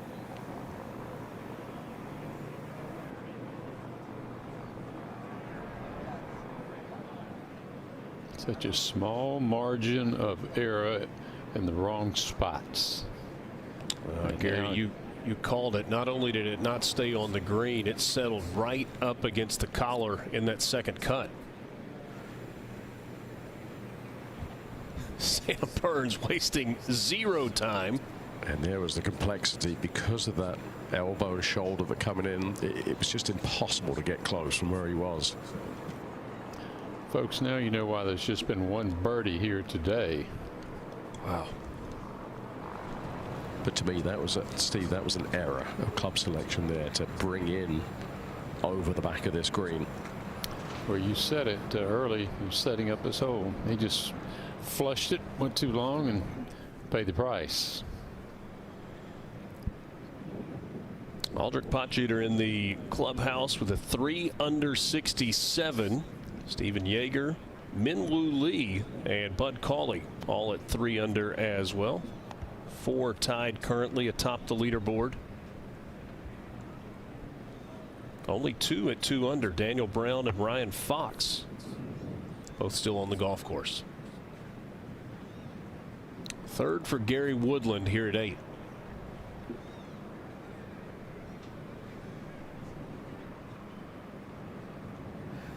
Well, you don't want to throw away a great round or a solid round. You've got a par 5 coming up. Crucial thing for him to do here, get this up and down for a 4. Looks like he's playing this very shallow and just bunting it up there, letting it run.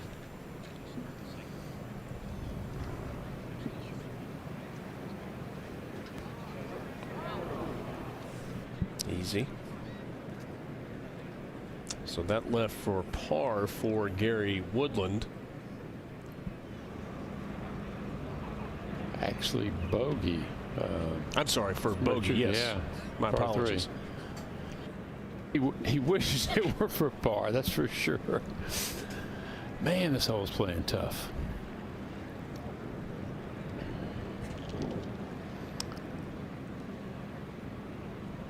But I think it's holes like this that make Aronimink so special. You've got a number of holes you can make birdie on, but a handful of holes that you just say to yourself, if I can make par standing on the tee, I'll take it.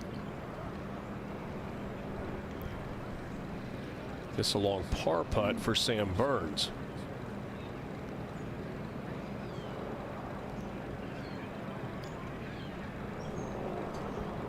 Just like that, he drops back to even par. Just 2 shots missed at the wrong spot.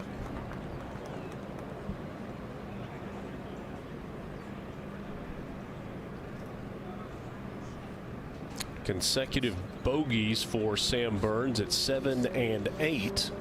3 birdies on his card, 3 bogeys on his card. The par 5 9th remaining.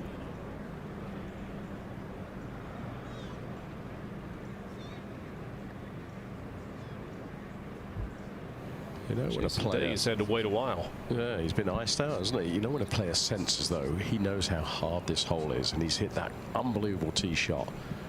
Number of times a player will take advantage and then roll it in and make just an incredible 2. I feel good about this one. Should just hold a little bit to the right at the end. Left early, then a little bit right. To get within 1 of the lead for Jason Day.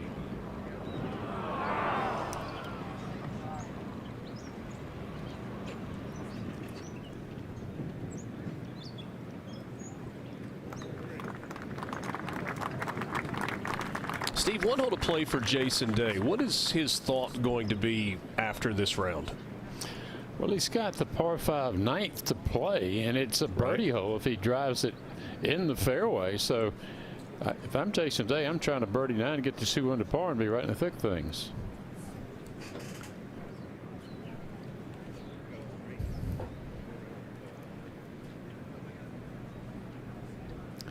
Jason Day's played a very professional round of golf, I call it. He hasn't hit it well early, but his short game salvaged par when he needed to. He's taken advantage of his good shots. Looked like someone who'd been playing in the majors, didn't it, for almost 20 years. Absolutely. Just had that look about not wasting any energy and getting up and down when he needed to give himself a chance of a great round. Now, this one's tickly. Straight downhill here for Gary. You don't want to see him make double here. He's been a good round of golf thus far. Knock it in.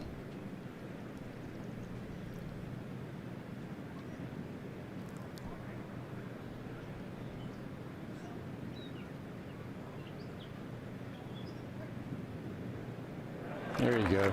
Good work. Well done.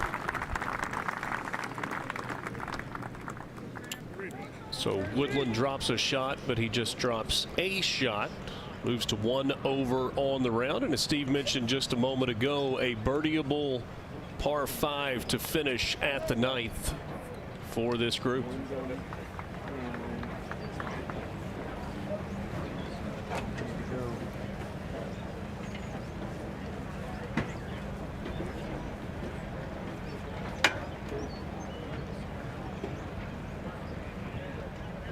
Jason Day currently tied for 7th at 1 under par. He made,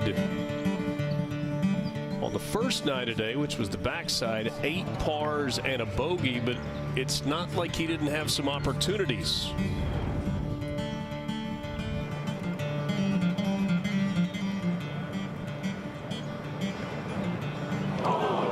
That was not a replay. That was the second lip out where it went about 270 degrees.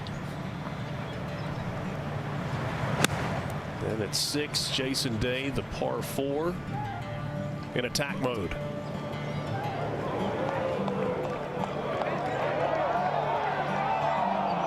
Flirted with an eagle, made the putt for birdie. Pair of birdies on the front 9 with 3s at both 4 and 6. This was his birdie putt on 8 just a moment ago.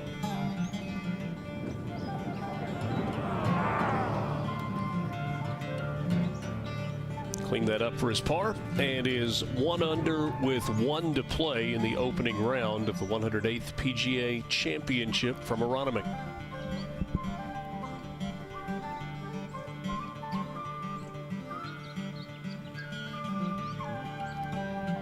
Eight fairways hit, dozen greens hit, and an opportunity for him to move within 1 of the lead as we go to number 9, final hole of the day for this group. I like the fact he's missed 5 greens but only made 1 bogey. That speaks to his short game talent.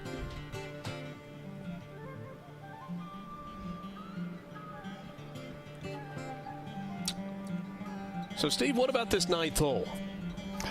Well, don't let the yardage fool you. It says 609, but you'd be surprised at how easy the hole plays relative to par. If you avoid those bunkers on the left, carry over those, you can get very close to, if not on the green. You've seen a number of second shots, as you can see, on the green. 3 of 15 have put it on the green thus far. Dozen birdies today. Jason Day wants this to settle up the right side. It's a little trickier today into and left to right wind, so that is going to be a layout for Jason. Yeah, yesterday it was straight downwind, so they were trying to stay short of those right bunkers at 350. Today, you know, those left bunkers are no gimme to get it over. It's downhill 8 off the tee, so it's in effect just under 300-yard carry, but into a left-right wind.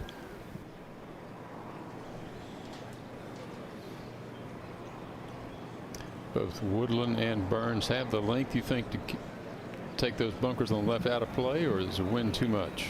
No, I think Gary certainly can, and I think Sam can, but if they miss it just a little bit, it brings them into play.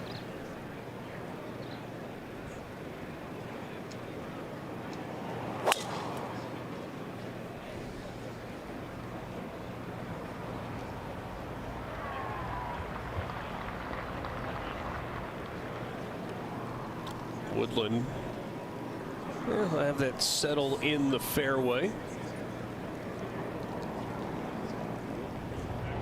Favorable bounce back off the first cut.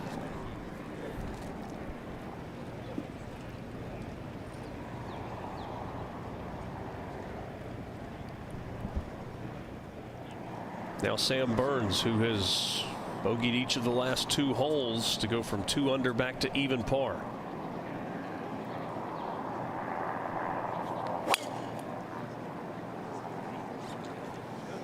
Looked like he gave that the full treatment. Go get him, Sam.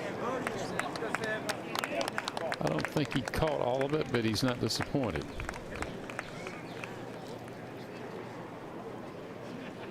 .286 on the carry, plus the rollout there for Sam Burns.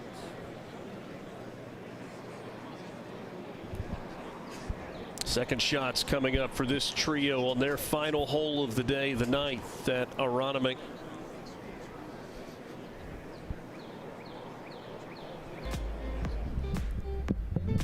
We'll see those shots when we come back to Aronimink.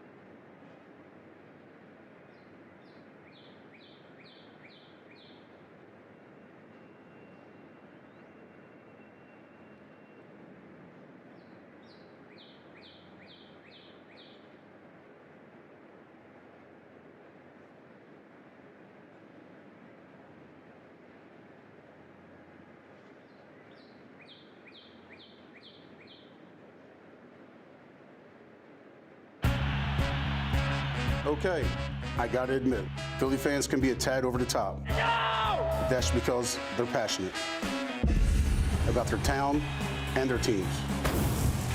Big hearts make big demands. This ain't gonna be the last time we're partying on Broad Street. Players will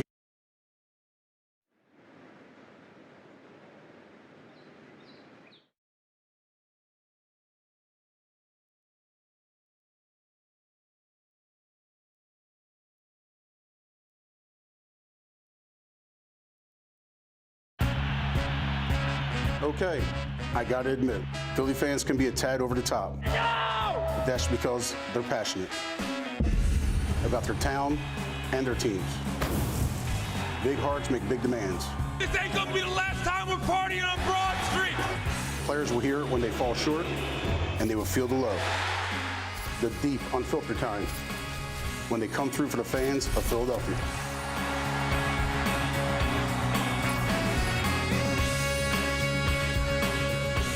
Fans passionate about their golf this week as well. As for the second time, Aronimink hosting the PGA Championship, but not since 1962. And have a couple of second shots out of the rough and one from the edge of the fairway for Gary Woodland on this final hole of the day, the 9th. For this trio of Gary Woodland, Sam Burns, and Jason Day.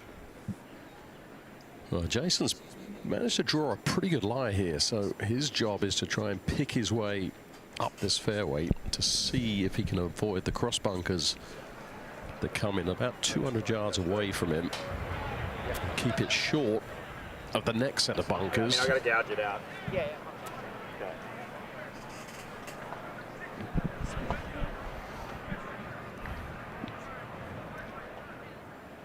Day's words, I've got to gouge it out.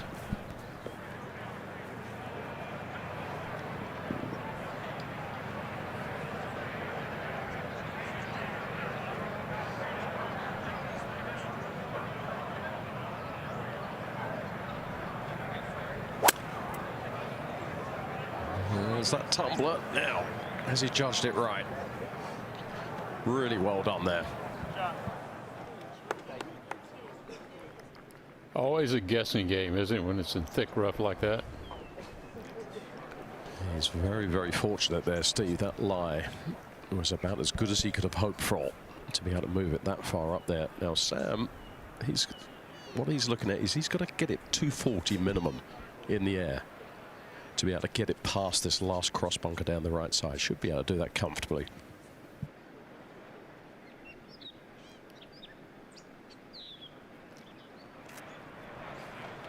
Sam Burns was within one shot of the lead. He had it to 2 under par, but back-to-back bogeys have brought him back to even.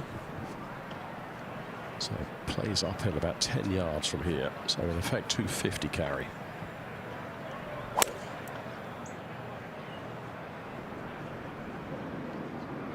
Tailing off to the right a bit. Got it over the bunker, right by the gentleman sitting down having his lunch. Cheesesteak, I would assume. Oh, I'd hope so. Maybe they're bored with that. Maybe it's like a little arugula salad. First time in Philadelphia, Gary? I've been there a couple of times before, but I'll have one cheesesteak this week. Okay, I think Gary can push this as far up as he can. I think he can get it on the upslope, just short of the green. You might see the extra gear here.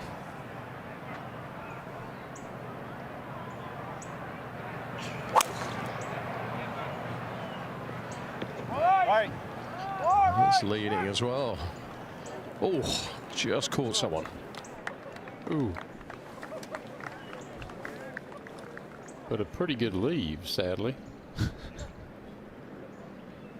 Somebody going to get a signed glove, perhaps.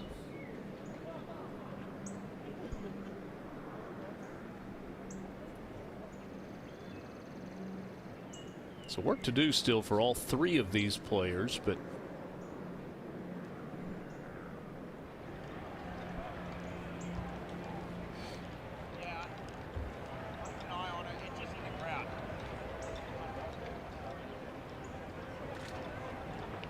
ninth and 18th holes run side by side at Aronimink.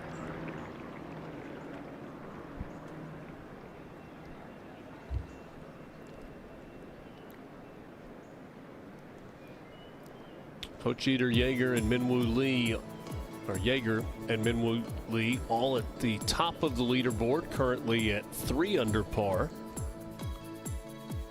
Bud Cauley had been at 3 for a while, but dropped a shot. Currently tied for 4th. You've got 4 players at 2 under. Daniel Brown is 8th, Thigala. Bud Cauley and Ryan Fox at 2 under.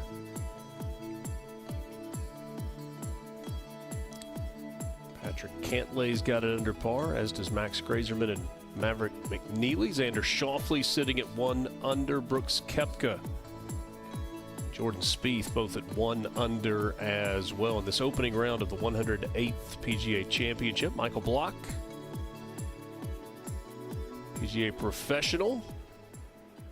Saw Blocky play a few holes earlier this week, and well, he looks comfortable in this setting. Obviously not his full-time gig, but a lot of game there with Michael Block.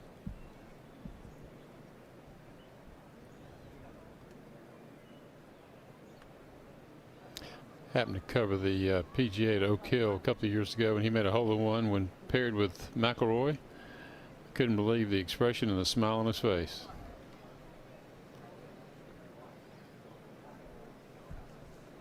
Gary, what are we dealing with here for these shots coming into the green? Well, Jason is completely blind. He walked all the way up to the edge of the green. When he gets down to his ball, he's going to probably have to jump a little bit just to see the very top inch or 2 of the flag. So good news is only 85 yards. So it's just, you just sort of pick a spot up there on the clubhouse roof and then just make a committed swing to a number. And I think he's got every chance to knock this close. Woodland, the lie is fine, and Burns, the lie is pretty good as well. And the great news is this is the most benign green on the golf course, so there's not a huge amount of slopes in the way. Well, our shot tracer tells the story of how they got to where they are for their second shots.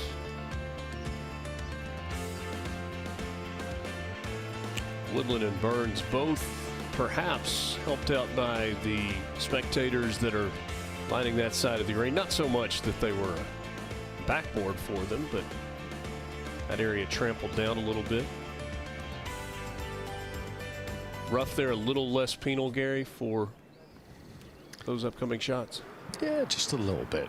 Okay. Yeah, for Jason, I think he's got to take just a little bit off of this, just to control the spin, even though it's a fairly flat landing area. I think it's pretty easy just to pitch it just a little bit too short and then spin it back 5-10 feet.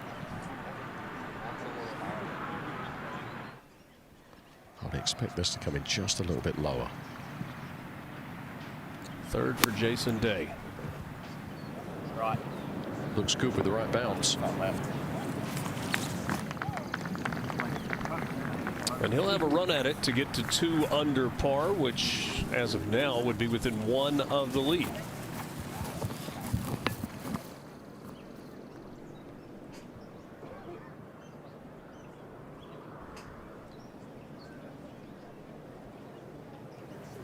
Sam Burns. If you blink, you'll miss it with Sam Burns. And does that one run below the hole? And longer birdie putt for Burns here on 9. Jason Day's short game is illustrated right here. Watch the clip small divot here as he makes contact with the ball. I mean, that's just perfect. And the result speaks for itself.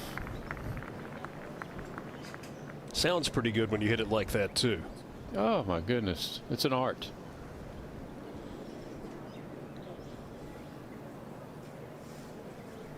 Well, Steve, this is actually a really good lie here. This is one where you're not having to throw any extra speed in it. It's sitting in a really nice spot. You can just slide that club underneath it.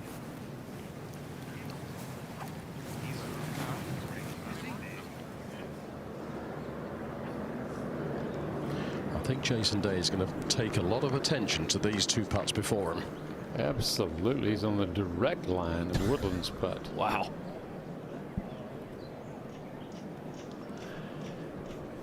Locals will tell you this is the flattest green here at Aronimink.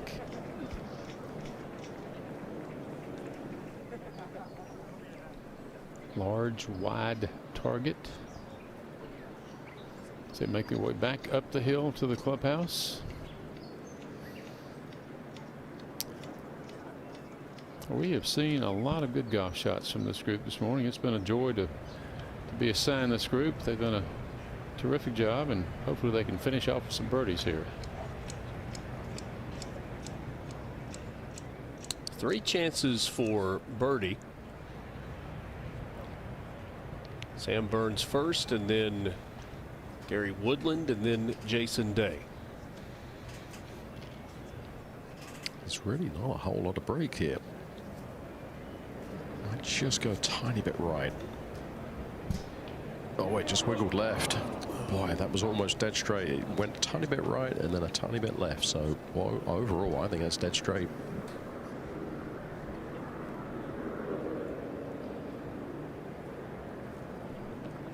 Well, I'm sure he's disappointed with the bogeys at 7 and 8, but still a great opening round of 70 here.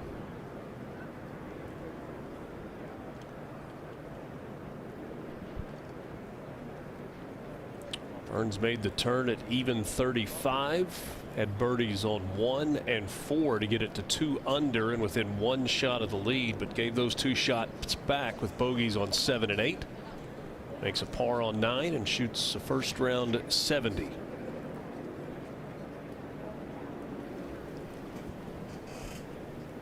I think this will be a good milestone here if Gary can knock this one in, finish it even. A lot of good things to the game today. Just didn't quite take advantage of the positions off the tee.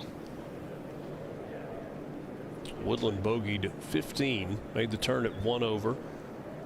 Got that shot back with a birdie on 1. Bogeyed the last at 8. And now a birdie look here at 9. A round of 70 and a first round even par score.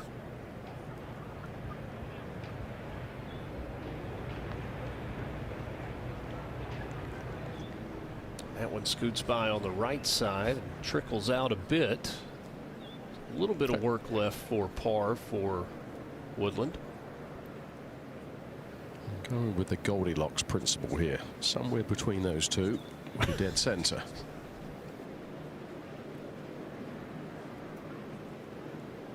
Jason Day looking for the just right. exactly. I think that was a push from Gary, so I think Jason would have sensed that, so he would have kind of thrown that information out the window. I think we would have paid a lot of attention to Sam Burns' putt. I think this is right center.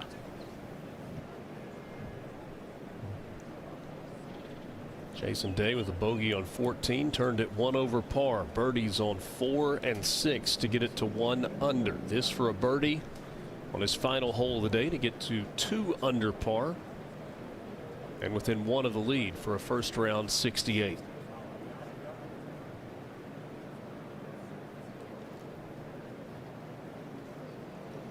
He missed it to the left. Man, he missed some very short makeable birdie putts in this round.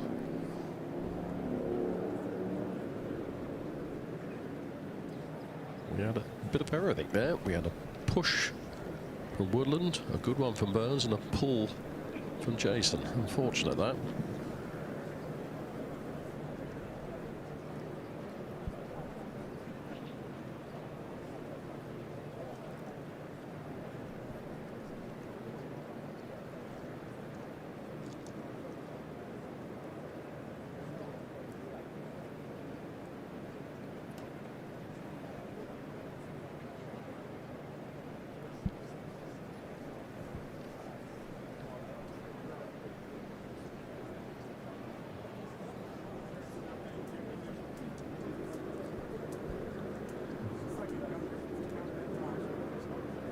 To save par and shoot 71.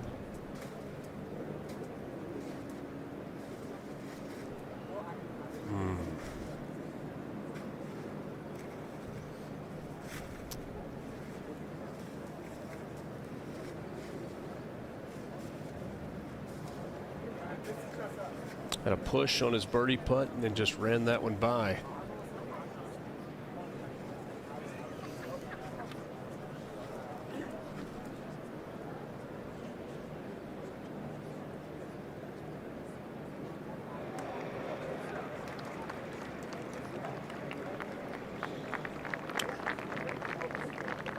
Disappointing finish on the final hole of the day for Gary Woodland. He cards back-to-back bogeys rather on 8 and 9, and will finish with a first round 2 over 72. It's a shame too, because he really played well coming into the 8th and 9th holes here.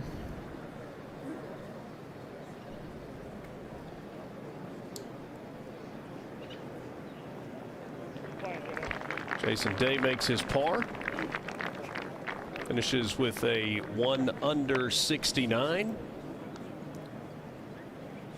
1 bogey on the first 9, which was the back 9 today. A pair of birdies on the front. And very much in this golf tournament going toward round 2.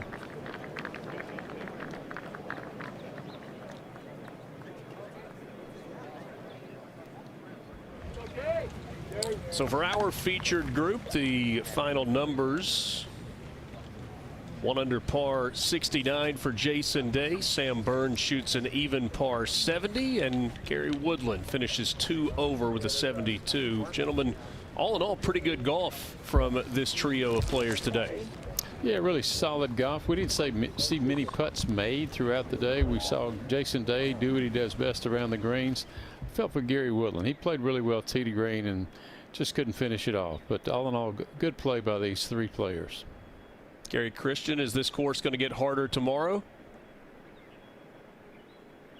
We'll check in with Gary tomorrow when we join you again tomorrow morning. Appreciate you being with us for this first featured group at the 2026 PGA Championship, the 108th playing of this event. We started under gray skies.